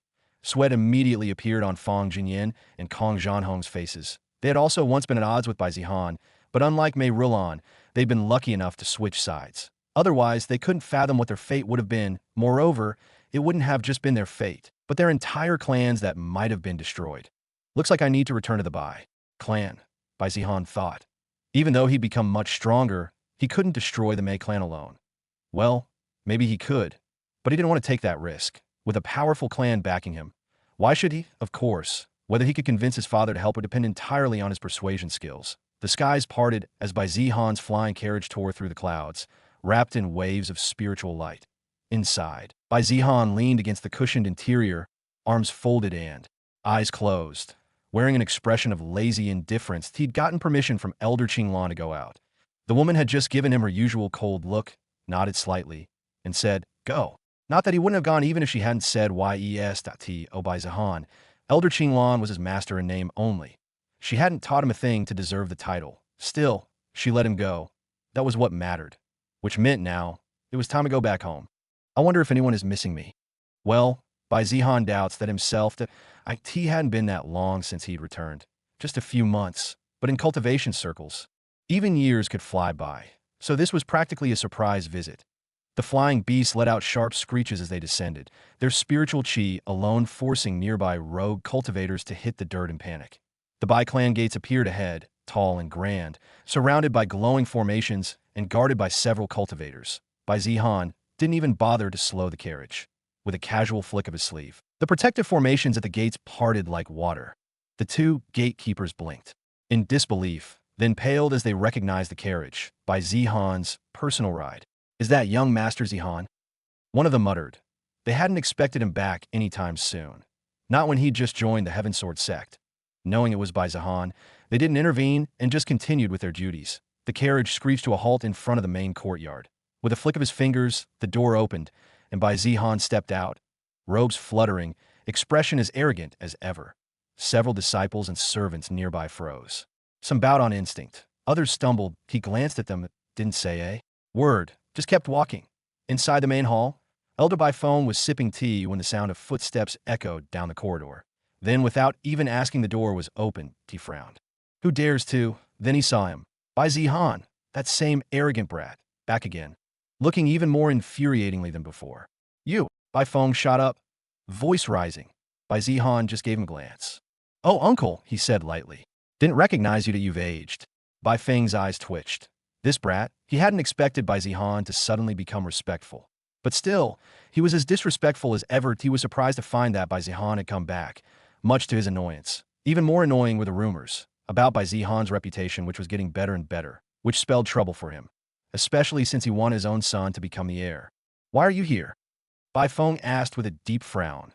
Bai Zihan ignored him and kept walking into the inner hall, eyes sweeping across the familiar surroundings.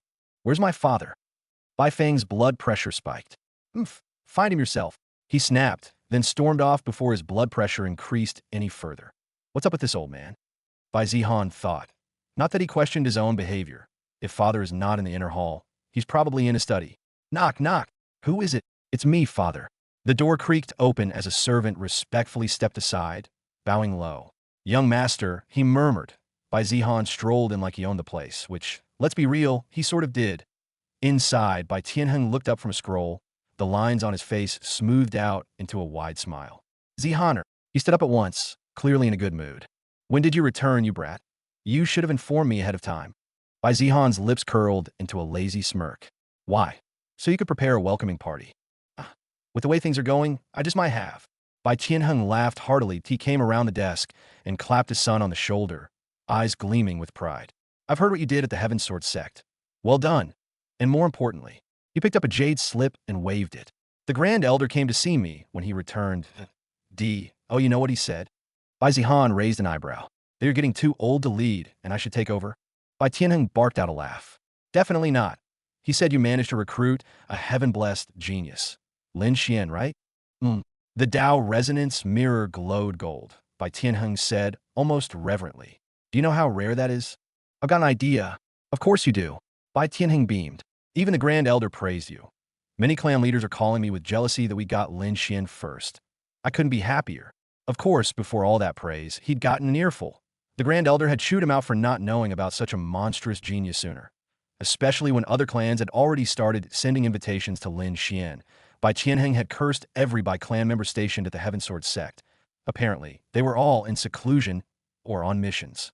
Yeah, right. Still, eventually, Bai Run had switched tones and started praising Bai Zihan, much to Bai Tianheng's relief. Is it true you got your hands on an Earth-grade cultivation technique? He asked curiously. Even though the Grand Elder had told him, he still found it hard to believe. This was Bai Zihan, the same kid he thought would die without constant supervision.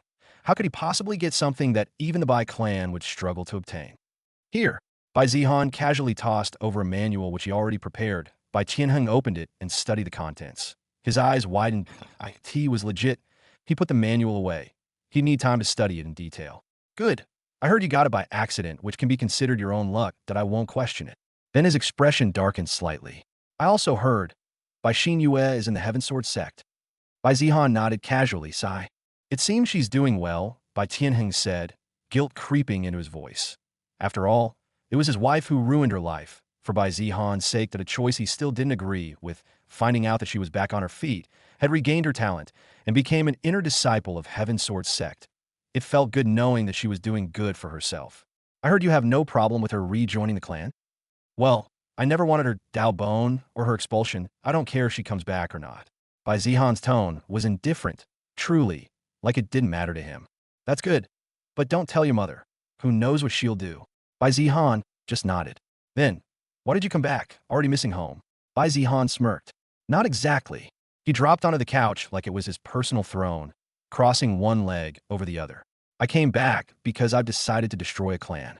The room went dead silent. Bai Tianheng blinked in surprise, not expecting such an answer. And Bai Zihan was acting like he was saying he wanted to go on a stroll. If it were an average person, they might have asked whether Bai Zihan had gone crazy. Which one? But Bai Tianheng just asked which clan. He figured it might be the Shin clan. They were the ones who defended Bai Zihan, after all, and destroying the Shun clan wasn't exactly difficult. But it wasn't something you decided on over tea. If it was the Shun clan, Bai Tianheng was already preparing to shut the idea down that it wasn't feasible. The Mei clan, Bai Zihan said casually. The Mei clan, Bai Tianheng frowned.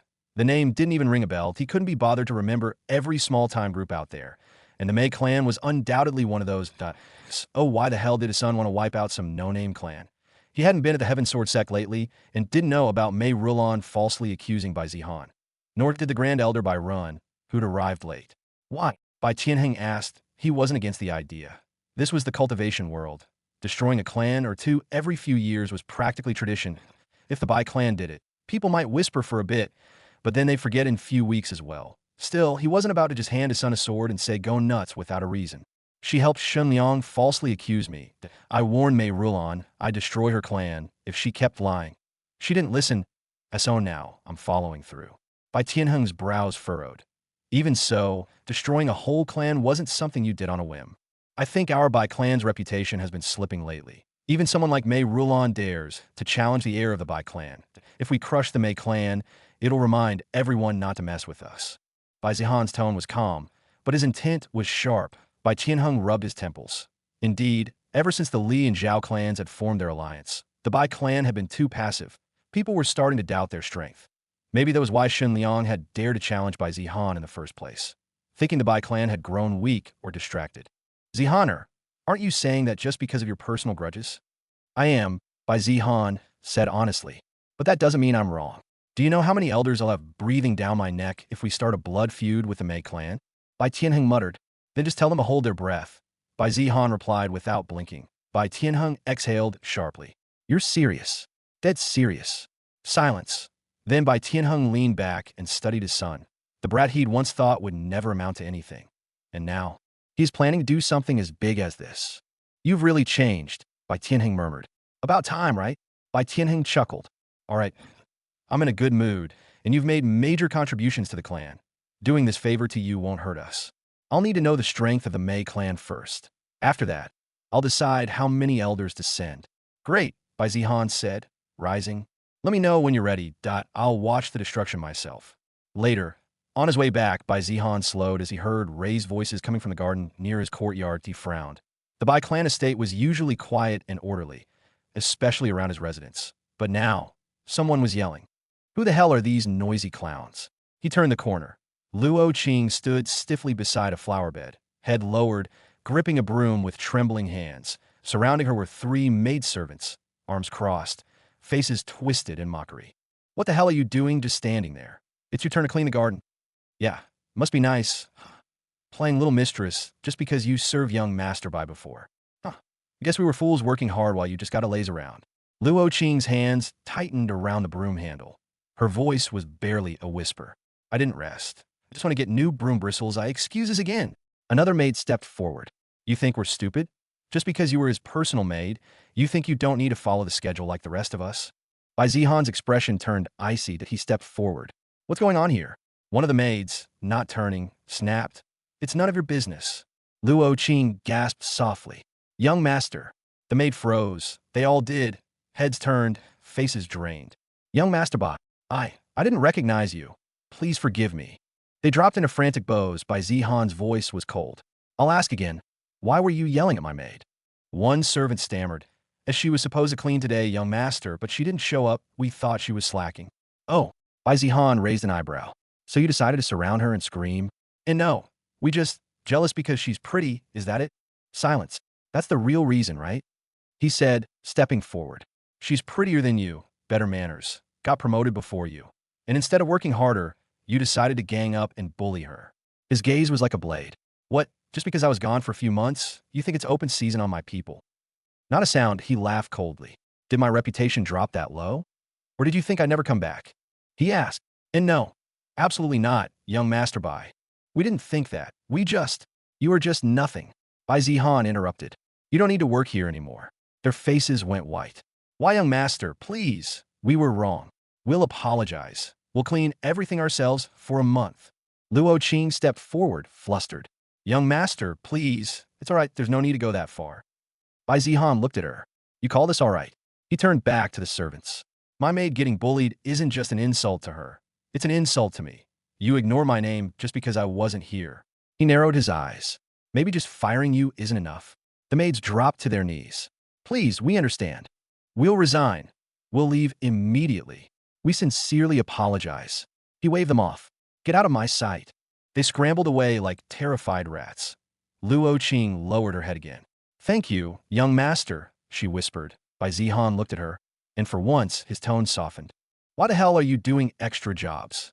Isn't your only responsibility to keep my courtyard clean? She didn't reply. It was clear those servants had bullied her into taking extra duties. Her job was easier, and her pay was better. Back when he was around, nobody even wanted to be associated with him. They felt pity for Luo Qing, who was stuck with him, but now they are jealous because her work is easier and pay is much higher. TSK, you don't need to listen to what others say. If others try it again, just use my name, and if they still don't listen. He grinned. Well, there's no way they won't. He looked her in the eyes. Do you understand? Luo Qing nodded quietly. Then what is your work? To look after the young master's courtyard. Good. The army to destroy the Bai Clan was ready by the next day. The IT included a few elders and many younger generation disciples. Well, only the elders were truly needed to wipe out the Bai Clan, but the younger Bai Clan members were brought along to ensure no one escaped, and of course, to gain some experience. But among them, one figure stood out above all. I didn't expect the Grand Elder to join us, Bai Zihan said with a raised brow. Indeed, one of the Bai Clan's strongest had come along. It was Grand Elder Bai Run himself. Frankly, Bai Zihan felt that no one else was needed if Grand Elder Bai Run was here. Ha! I heard you were going to do something interesting. How could I miss out? The old man chuckled. Clearly, the Grand Elder had joined for amusement. Maybe being stuck inside the Bai Clan had left him bored. After all, he'd even shown up when Bai Zihan only wanted a bit of support during his clash with Shen Liang. But Bai Zihan had no complaints. With Grand Elder here, what could possibly go wrong? Is everyone ready? Bai Zihan turned to the gathered elders and disciples. Yes, they shouted in unison. Well then, let's depart. Time to destroy the Bai Clan.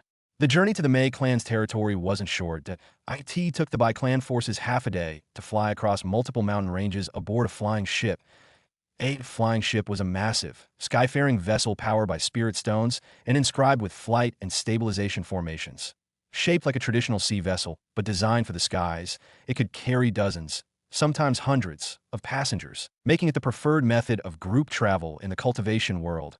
Hovering through the air, like a slow-moving fortress, it combined speed, defense, and mobility. It wasn't just transportation. It was a war machine.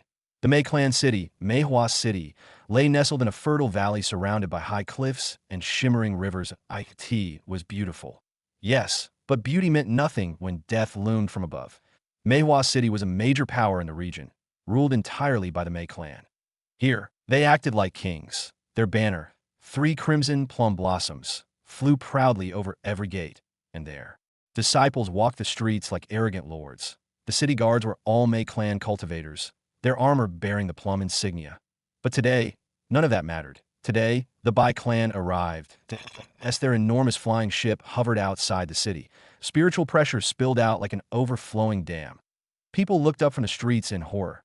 Commoners fled, merchants shuttered their stores, and cultivators scrambled to the city walls in panic. After all, flying ships weren't allowed to fly over Meihua City unless it was unauthorized. Then a voice boomed across the sky, thundering like divine judgment. A single figure shot forward from the flying ship, his robes flaring in the wind, black hair trailing behind him like a banner of war. He stood mid-air, one hand behind his back, a lazy smirk on his face. It was Bai Zihan. Bai Clan. His voice echoed with chi. You've lived long enough. Countless eyes turned upward.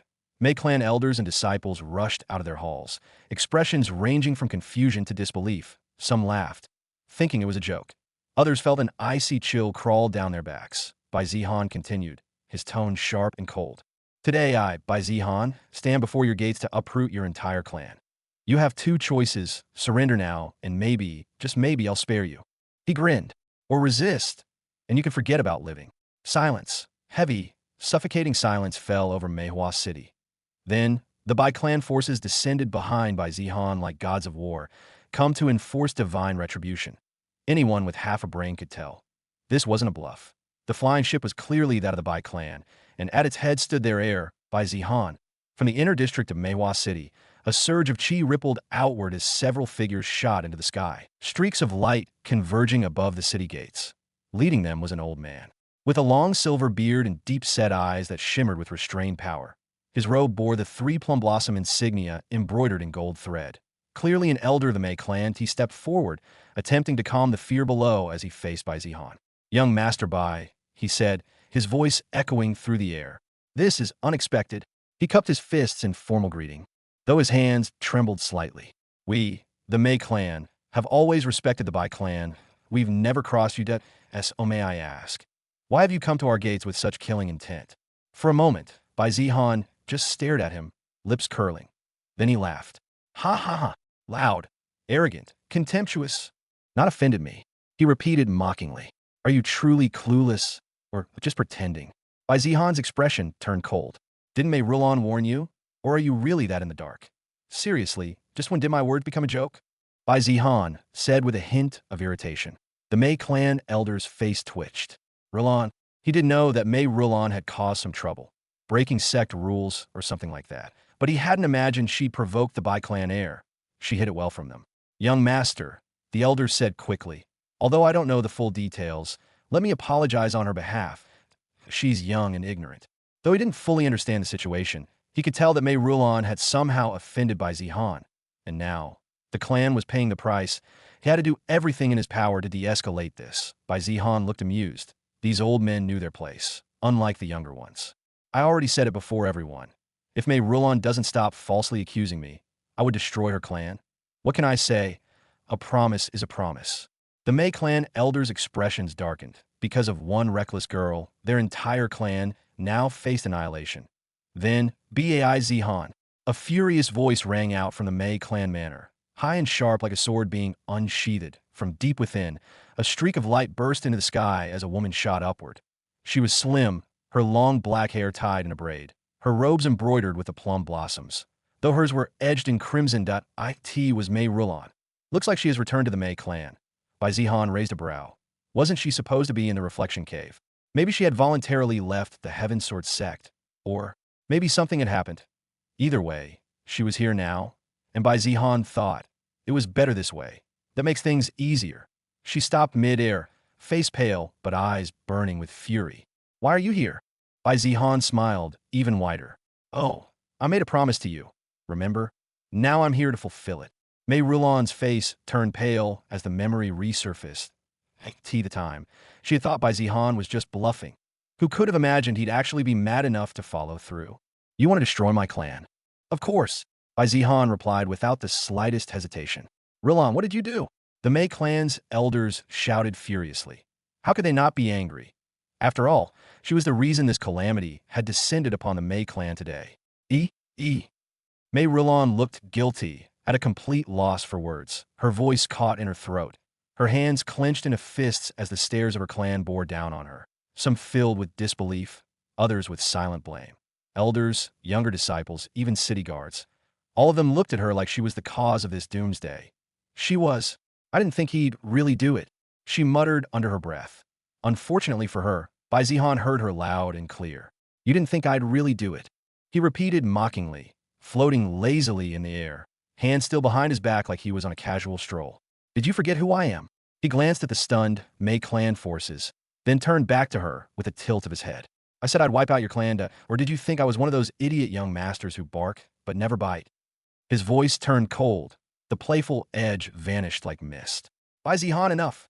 Another Mei clan elder stepped forward, his face flushed with anger. "So what if Mei Rulon offended you? You'd go this far, just because of one clan member? You want to slaughter an entire clan? Isn't this too much?" Bai Zihan turned toward him slowly. His eyes were calm, distant, bored. "Of course it is not too much. Who told you to raise someone who would challenge the heir of the Bai Clan? You should have done a better job educating her. He raised a single finger. And didn't I give her a chance? She's the one who threw it away. His eyes narrowed. So don't blame me for what happens next. He pointed at the Bai Clan elder. Boom! A wave of spiritual chi burst from the flying ship behind him. The Bai Clan's elder stepped forward, robes flapping in the wind, faces calm and murderous. You could see their head was Grand Elder Bai Run, stroking his white beard with idle amusement. The Bai Clan's elders weren't going to back down easily as they got ready to respond to the Bai Clan's threat, though many were visibly scared. Wait! A new voice echoed like thunder through the sky, steady, deep, and filled with authority. Everyone turned toward the heart of Meihua City, where majestic pressure surged upward, parting the clouds above like a divine blade. From the main hall of the Bai Clan manor, a figure rose into the air. He wore flowing silver and crimson robes embroidered with golden plum blossoms. His long black hair was streaked with gray, and his stern face bore the weight of decades of leadership. His presence silenced everything. Was the Bai Clan leader, Mei Yunhe. The air turned heavier as he floated forward, stepping between his trembling clan members and the Bai Clan's looming forces. Young Master Bai Zihan, he said calmly, hands clasped behind his back. I am Mei Yunhe, head of the Bai Clan. He introduced himself politely with his head bowed. Mei Yunhe's gaze swept over the devastation in the sky and finally landed on Mei Rulon. She froze. He turned back to Bai Zihan and bowed.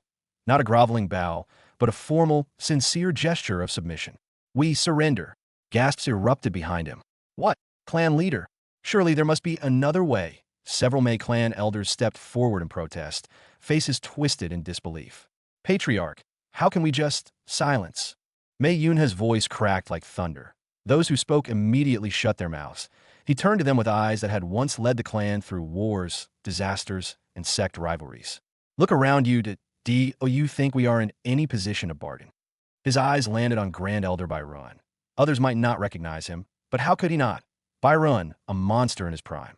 His name once echoed across the continent, and no one dared to provoke him. He was said to have reached the immortal realm, a realm Mei Yunhe couldn't even dream of touching if Bai Run wanted to. Mei Yunhe knew that he could reduce Meihua City to ashes in seconds. And even if they managed to defeat Bai Zihan and his forces now, what then? The Bai Clan would simply send stronger reinforcements, bigger, deadlier. There was no escape. Surrendering was the only option. That is the Bai Clan's Grand Elder. The power gathered here today could wipe us out 10 times over. You want to resist and die, dragging all our disciples and families down with us. His voice was cold, all because of one mistake. The elders lowered their heads in shame. Then his gaze fell upon Mei Rulon again. She flinched. And you? Mei Yunhe's voice dropped, now full of fury. You've truly brought disgrace to our clan. Father, she tried to speak, but he raised a hand. Enough, not a word. His voice cut like a blade. You will be punished, severely. Mei Rulon's lips trembled. She bit down and lowered her head, pride shattered. Bai Zihan watched it all with amusement dancing in his eyes. Interesting, he murmured. Looks like this one isn't completely stupid. Mei Yunhe turned back to him. We accept all responsibility, he said steadily. If compensation is required, we will pay it. If punishment is needed, we will accept it. He cupped his fists deeply. I only ask for the lives of our people. Silence. The Bai Clan disciples and elders looked toward Bai Zihan, waiting for a signal. After all, everything depended on what Bai Zihan, and they were just here to fulfill Bai Zihan's wish. But Bai Zihan just smiled. Oh, he leaned forward slightly in the air. You'll accept any punishment? Yes, Mei Yunhe said without hesitation. Even crippling your cultivation? Bai Zihan asked, Gulp. If that's what it takes, I'm willing. Mei Yunhe said firmly. Father, Mei Rulon cried out. She never imagined that chasing a little personal gain would bring her and her clan to this point. Even her proud father was being humiliated, forced to kneel and bear this shame. Interesting, Bai Zihan said. I'm in a good mood today. Let's head to the Bai Clan. I'll decide what to do once I'm there. He hadn't expected the Bai Clan to surrender so easily. Looks like their leader was a sensible man. He knew that resistance was pointless. Though if this were a protagonist story, he figured there'd be some dramatic last stand, a surge of power, or a last-minute miracle. But this was the villain's path, and villains rarely got that kind of drama. The villain's path is easy until his death. The Bai Clan forces descended like a dark tide, the air crackling with power as they followed Bai Zihan through the skies toward the Bai Clan compound. The streets of Meihua City were deserted, its citizens hiding behind closed doors, shivering in fear as the infamous young master of the Bai Clan passed overhead. Mei Rulon walked at the back, head bowed, steps unsteady. Her hands wouldn't stop trembling. She could still feel the weight of her father's glare, like a sword piercing through her spine. It was over. She'd doomed them all. And it was because of her greed. Yes, the grand gates of the Mei Clan opened. A parade of elders, stewards, and disciples lined up in silence, and no one dared to speak. Bai Zihan stood at the front, looking over them with that same casual smirk. "So this is the mighty Mei Clan," he remarked sarcastically. Well, compared to the Bai Clan, the Mei Clan couldn't even begin to compare. Their mansions were like huts next to the Bai Clan's towering palaces. Kind of underwhelming, don't you think? No one from the Mei Clan responded. They didn't dare, even if they knew that they were looked down on. Though would you even call it looking down on when it was the reality? Anyway, they continued toward the Mei Clan's main hall. Red carpets had been rolled out. Incense burned in ornate golden burners. Servants moved like the wind, setting down trays of spirit fruits, rare teas, and crystal cups filled with glimmering nectar. The best of their reserves, plucked straight from the clan leader's personal treasury. Top-grade spiritual peaches, luminous jade grapes, and golden mist tea brewed from leaves over 100 years old. To most guests, this would have been a royal reception. To the Bai Clan, it was just barely passable. Such things can only be said to be normal or even subpar compared to what they have at Bai Clan. Not like they were expecting anything different from a small clan like the Mei Clan. Bai Zihan sat at the head of the main hall with one leg lazily draped over the other, swirling a cup of tea without drinking it. The smile on his lips was calm, but the air around him was suffocating. All the Mei Clan disciples and elders stood stiffly in 2 orderly rows. Every one of them had been instructed to show full respect. Bow low. Speak politely. Don't speak unless asked. They followed the orders to the letter. Even the most hot-blooded ones, who had burned with indignation earlier, kept their heads down. They didn't dare provoke the sleeping tiger. The far end, Mei Yunhe stood, personally beside Bai Zihan, pouring tea himself. He looked less like a respected clan leader and more like a servant. "Please forgive the humble offerings, young Master Bai," he said. "We've provided the best our clan has to offer." Bai Zihan raised an eyebrow. "Oh, this is the best." "Yes." Mei Yunhe nodded quickly. "Though I know it may not compare to the Bai Clan standards. It's fine." Bai Zihan waved a hand. Cutting him off mid-sentence, he popped a single jade grape into his mouth and chewed slowly. "It's not complete trash." Mei Yunhe bowed again. "Your grace humbles us." The Mei Clan was throwing everything at them, and it still looked like a pauper entertaining nobles. But Mei Yunhe didn't falter. He ordered more delicacies brought forward, instructed musicians to play soft Guqin melodies in the background, and even offered several clan treasures as tokens of apology. All while smiling like this was just a friendly diplomatic visit. But everyone knew the truth. This wasn't hospitality, that it was survival. Just as another tray of spirit fruit was laid before Bai Zihan, the heavy silence of the main hall was shattered. "Let me go." An angry voice sounded from outside the main hall of Mei Clan. "Please don't go. Clan leader has forbidden anyone to enter." It looked like the guards of Mei Clan were trying to stop the intruder, though they failed. Boom. A blast echoed through the air as the ornate main doors slammed open. Cracking the intricate carvings along the frame, a violent gust of wind tore through the hall, scattering incense smoke and rattling teacups. Ding! Heaven's Chosen detected.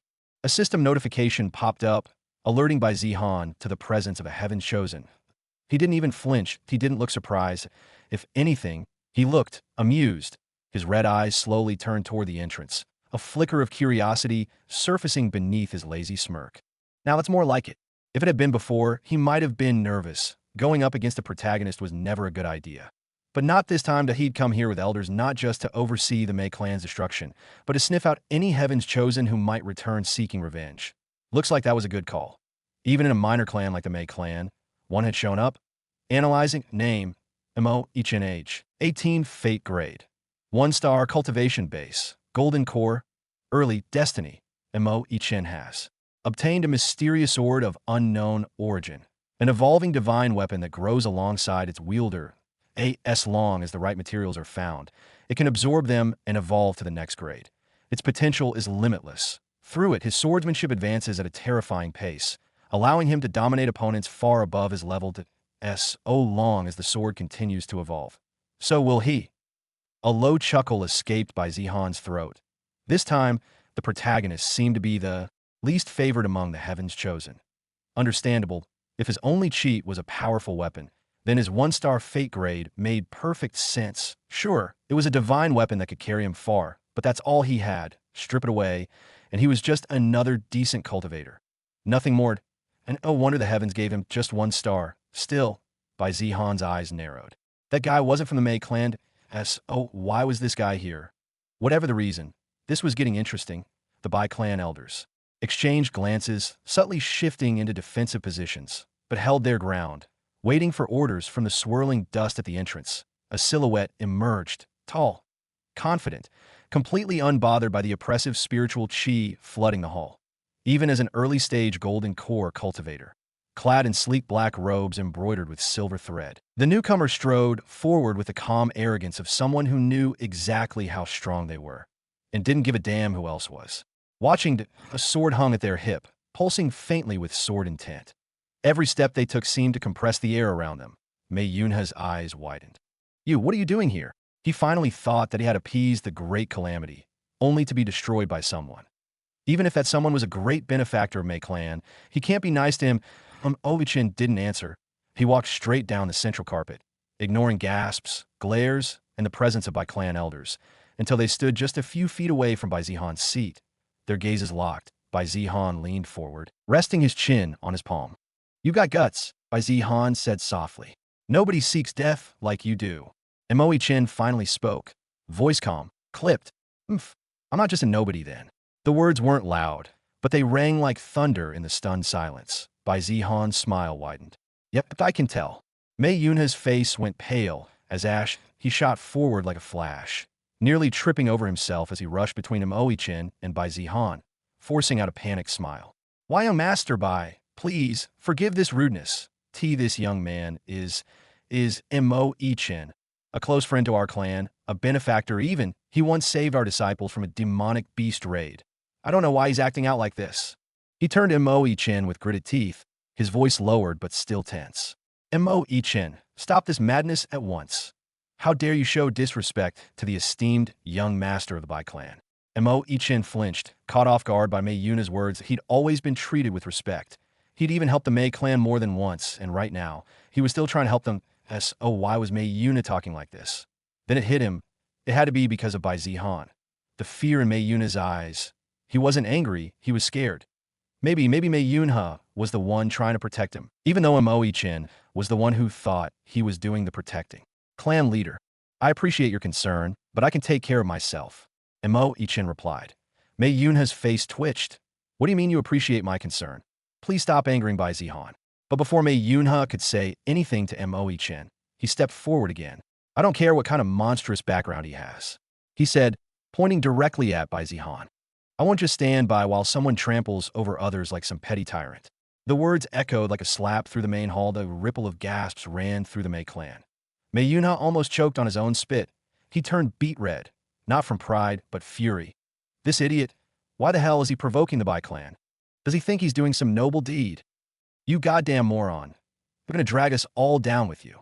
Mei Yunha screamed internally, but forced a tight smile in front of Bai Zihan. He turned, about to kneel and beg again.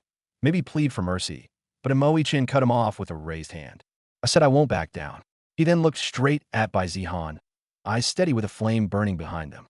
"I challenge you one-on-one, right here, right now." Moi Chin declared righteously.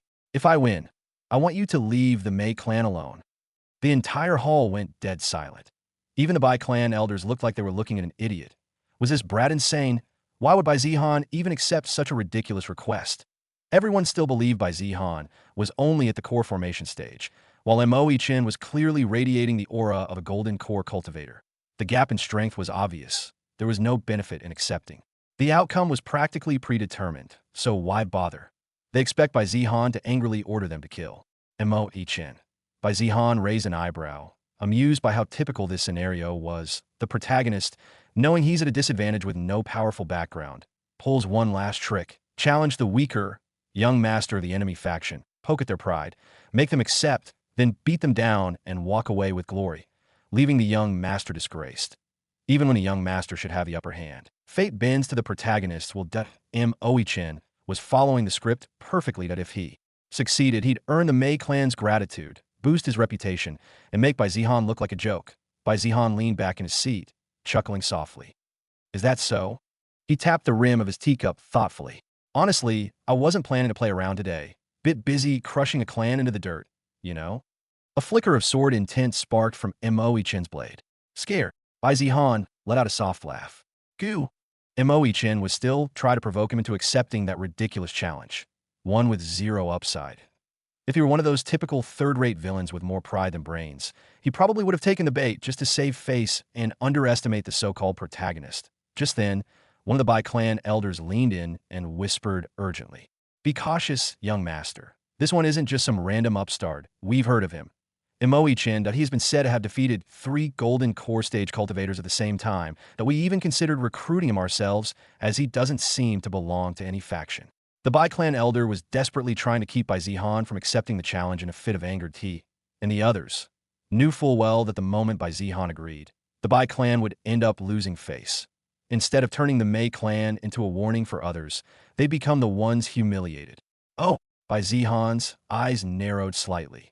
Now, that was interesting. Mo Chen's story arc was clearly heating up. He was in that classic stage, his rep and cultivation exploding right before facing his first true boss. Was Bai Zihan that boss? He didn't think so. Maybe a third-rate villain, definitely not final boss material. Even in Bai Xinyue's story, where their fates were deeply intertwined, he didn't think he was her main enemy. Just someone she needed to bulldoze for a power-up before taking on the real villain. Maybe the Bai Clan as a whole was the final challenge. But him? No way.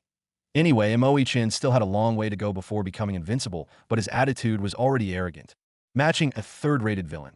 Maybe he'd never suffered a real setback before death, or maybe he was just that confident in his strength, or rather, in his weapon. A low, dangerous grin spread across Bai Zihan's lips. All right, he said, standing up slowly and dusting off his sleeves. You want a duel? Find out I'll amuse you. Bai Zihan accepted. He normally wouldn't go along with the protagonist game, but this time he was curious. Could he, with his current strength, actually beat Heaven's Chosen? Would fate let him win? Or would some divine plot armor force him to lose?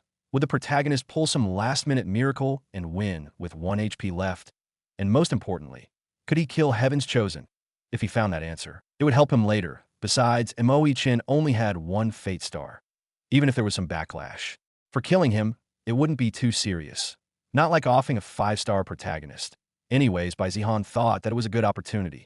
The moment Bai Zihan accepted the duel, an audible gasp swept through the hall.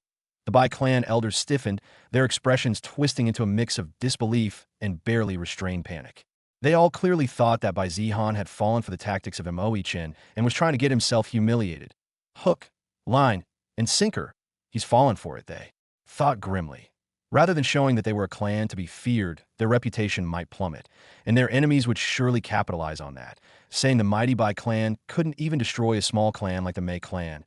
And if the Bai Clan didn't keep their word and continue to destroy the Mei Clan, their credibility would plummet further, which had already taken a hit due to Bai Xueqing's cancelled engagement. Of course, there was a way to kill everyone and leave no evidence, but who knows? There are a lot of ways to convey evidence even on the brink of death, and they couldn't take that chance. Their safest bet was to not even entertain the idea of accepting the challenge, especially not from a known genius like Mo Chen. But Bai Zihan had already accepted it. Many of them sighed in disappointment. The young master, who had seemingly changed, was still the same arrogant fool who couldn't see past his pride, or so they thought. However, Grand Elder Bai Ren showed no such sign of concern. He was watching Bai Zihan's actions without missing a beat. With how Bai Zihan had performed at the Heaven Sword sect and how he handled Xun Liang, Bai Ren knew this boy was no fool, that he wouldn't walk into an enemy's trap without something to back it up. Don't disappoint me. Grand Elder Bai Ren thought that on the other side, Mei Yunhe was trying very hard not to let a grin creep onto his face. He accepted. He actually accepted. He glanced at Mo Chen, eyes flickering with a mix of hope and desperation. It was the complete opposite of his earlier attitude, when he'd been furious with Mo Chen's behavior. Now, he thought it was a good thing that Mo Chen had been so provocative, because Bai Zihan had swallowed the bait. If Mo Chen really can beat Bai Zihan, then we won't need to worry about the Bai Clan. I can even accept taking him as my son-in-law. Mei Yunhe thought excitedly. His hope rekindled. He also knew why Mo Chen had dared to provoke even the Bai Clan. He was after his daughter, Mei Rulan. Previously, although Mo Chen was very talented and someone he wanted his clan, his poor background has made him hesitate. However, if he managed to save Mei Clan from this great calamity, then he wouldn't mind helping Mo Ichin win his daughter's heart. Similar thoughts were shared by the other Mei Clan members. Everyone had seen with their own eyes just how powerful Mo Ichin was. Even opponents at the same cultivation level wouldn't be able to defeat him. And on the other hand, despite Bai Zihan's recent fame, one thing hadn't changed since his days of infamy. His cultivation. Everyone thought he was still in the core formation stage, which he'd barely reached last year. Even if he was a talented genius, no one believed he could be beyond the core condensation stage.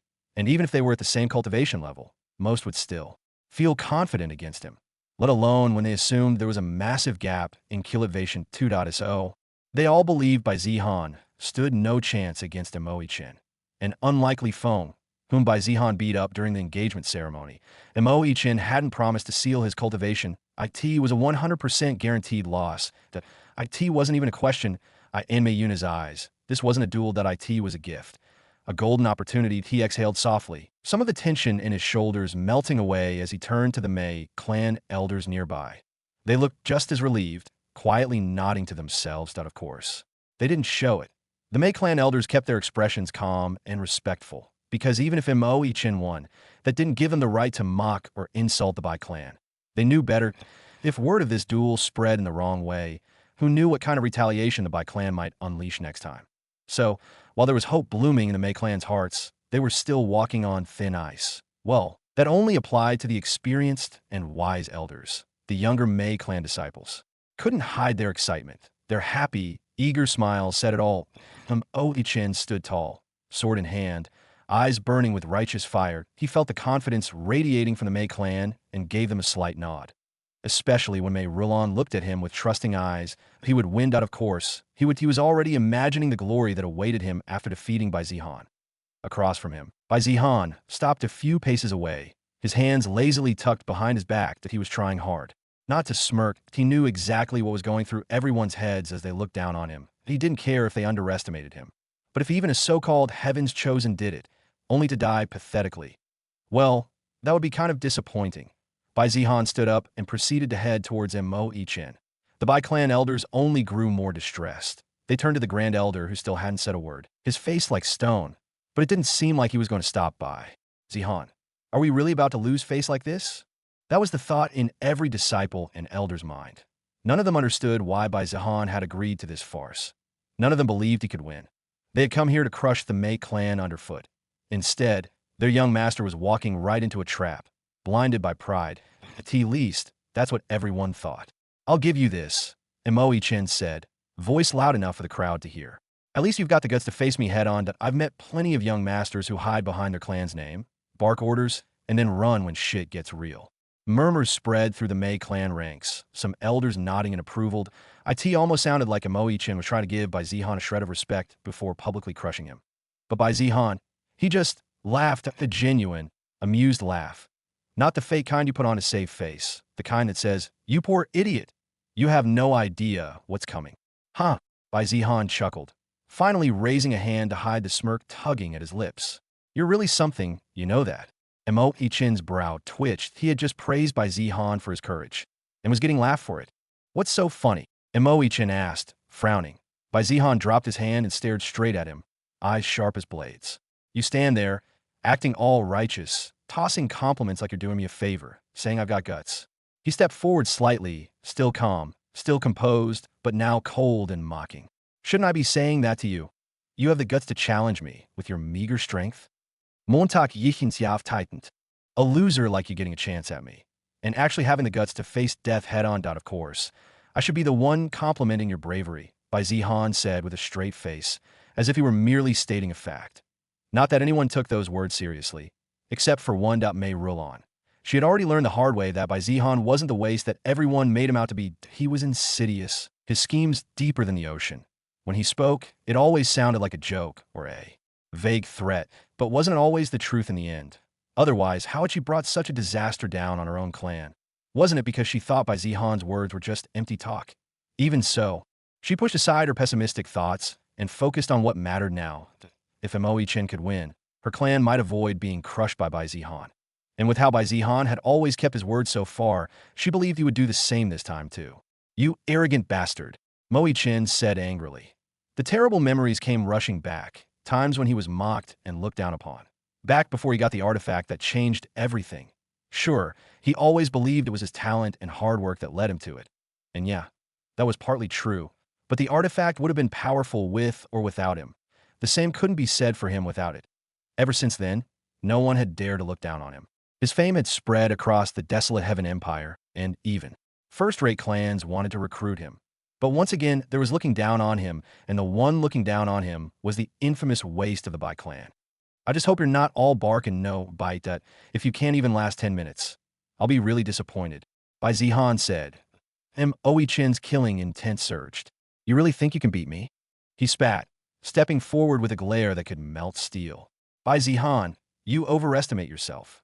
And that's the end of today's chapter from the Dimensional Diary. If you enjoyed wandering these worlds with me, don't forget to like the video, share it with fellow adventurers, and subscribe so you never miss the next story that unfolds.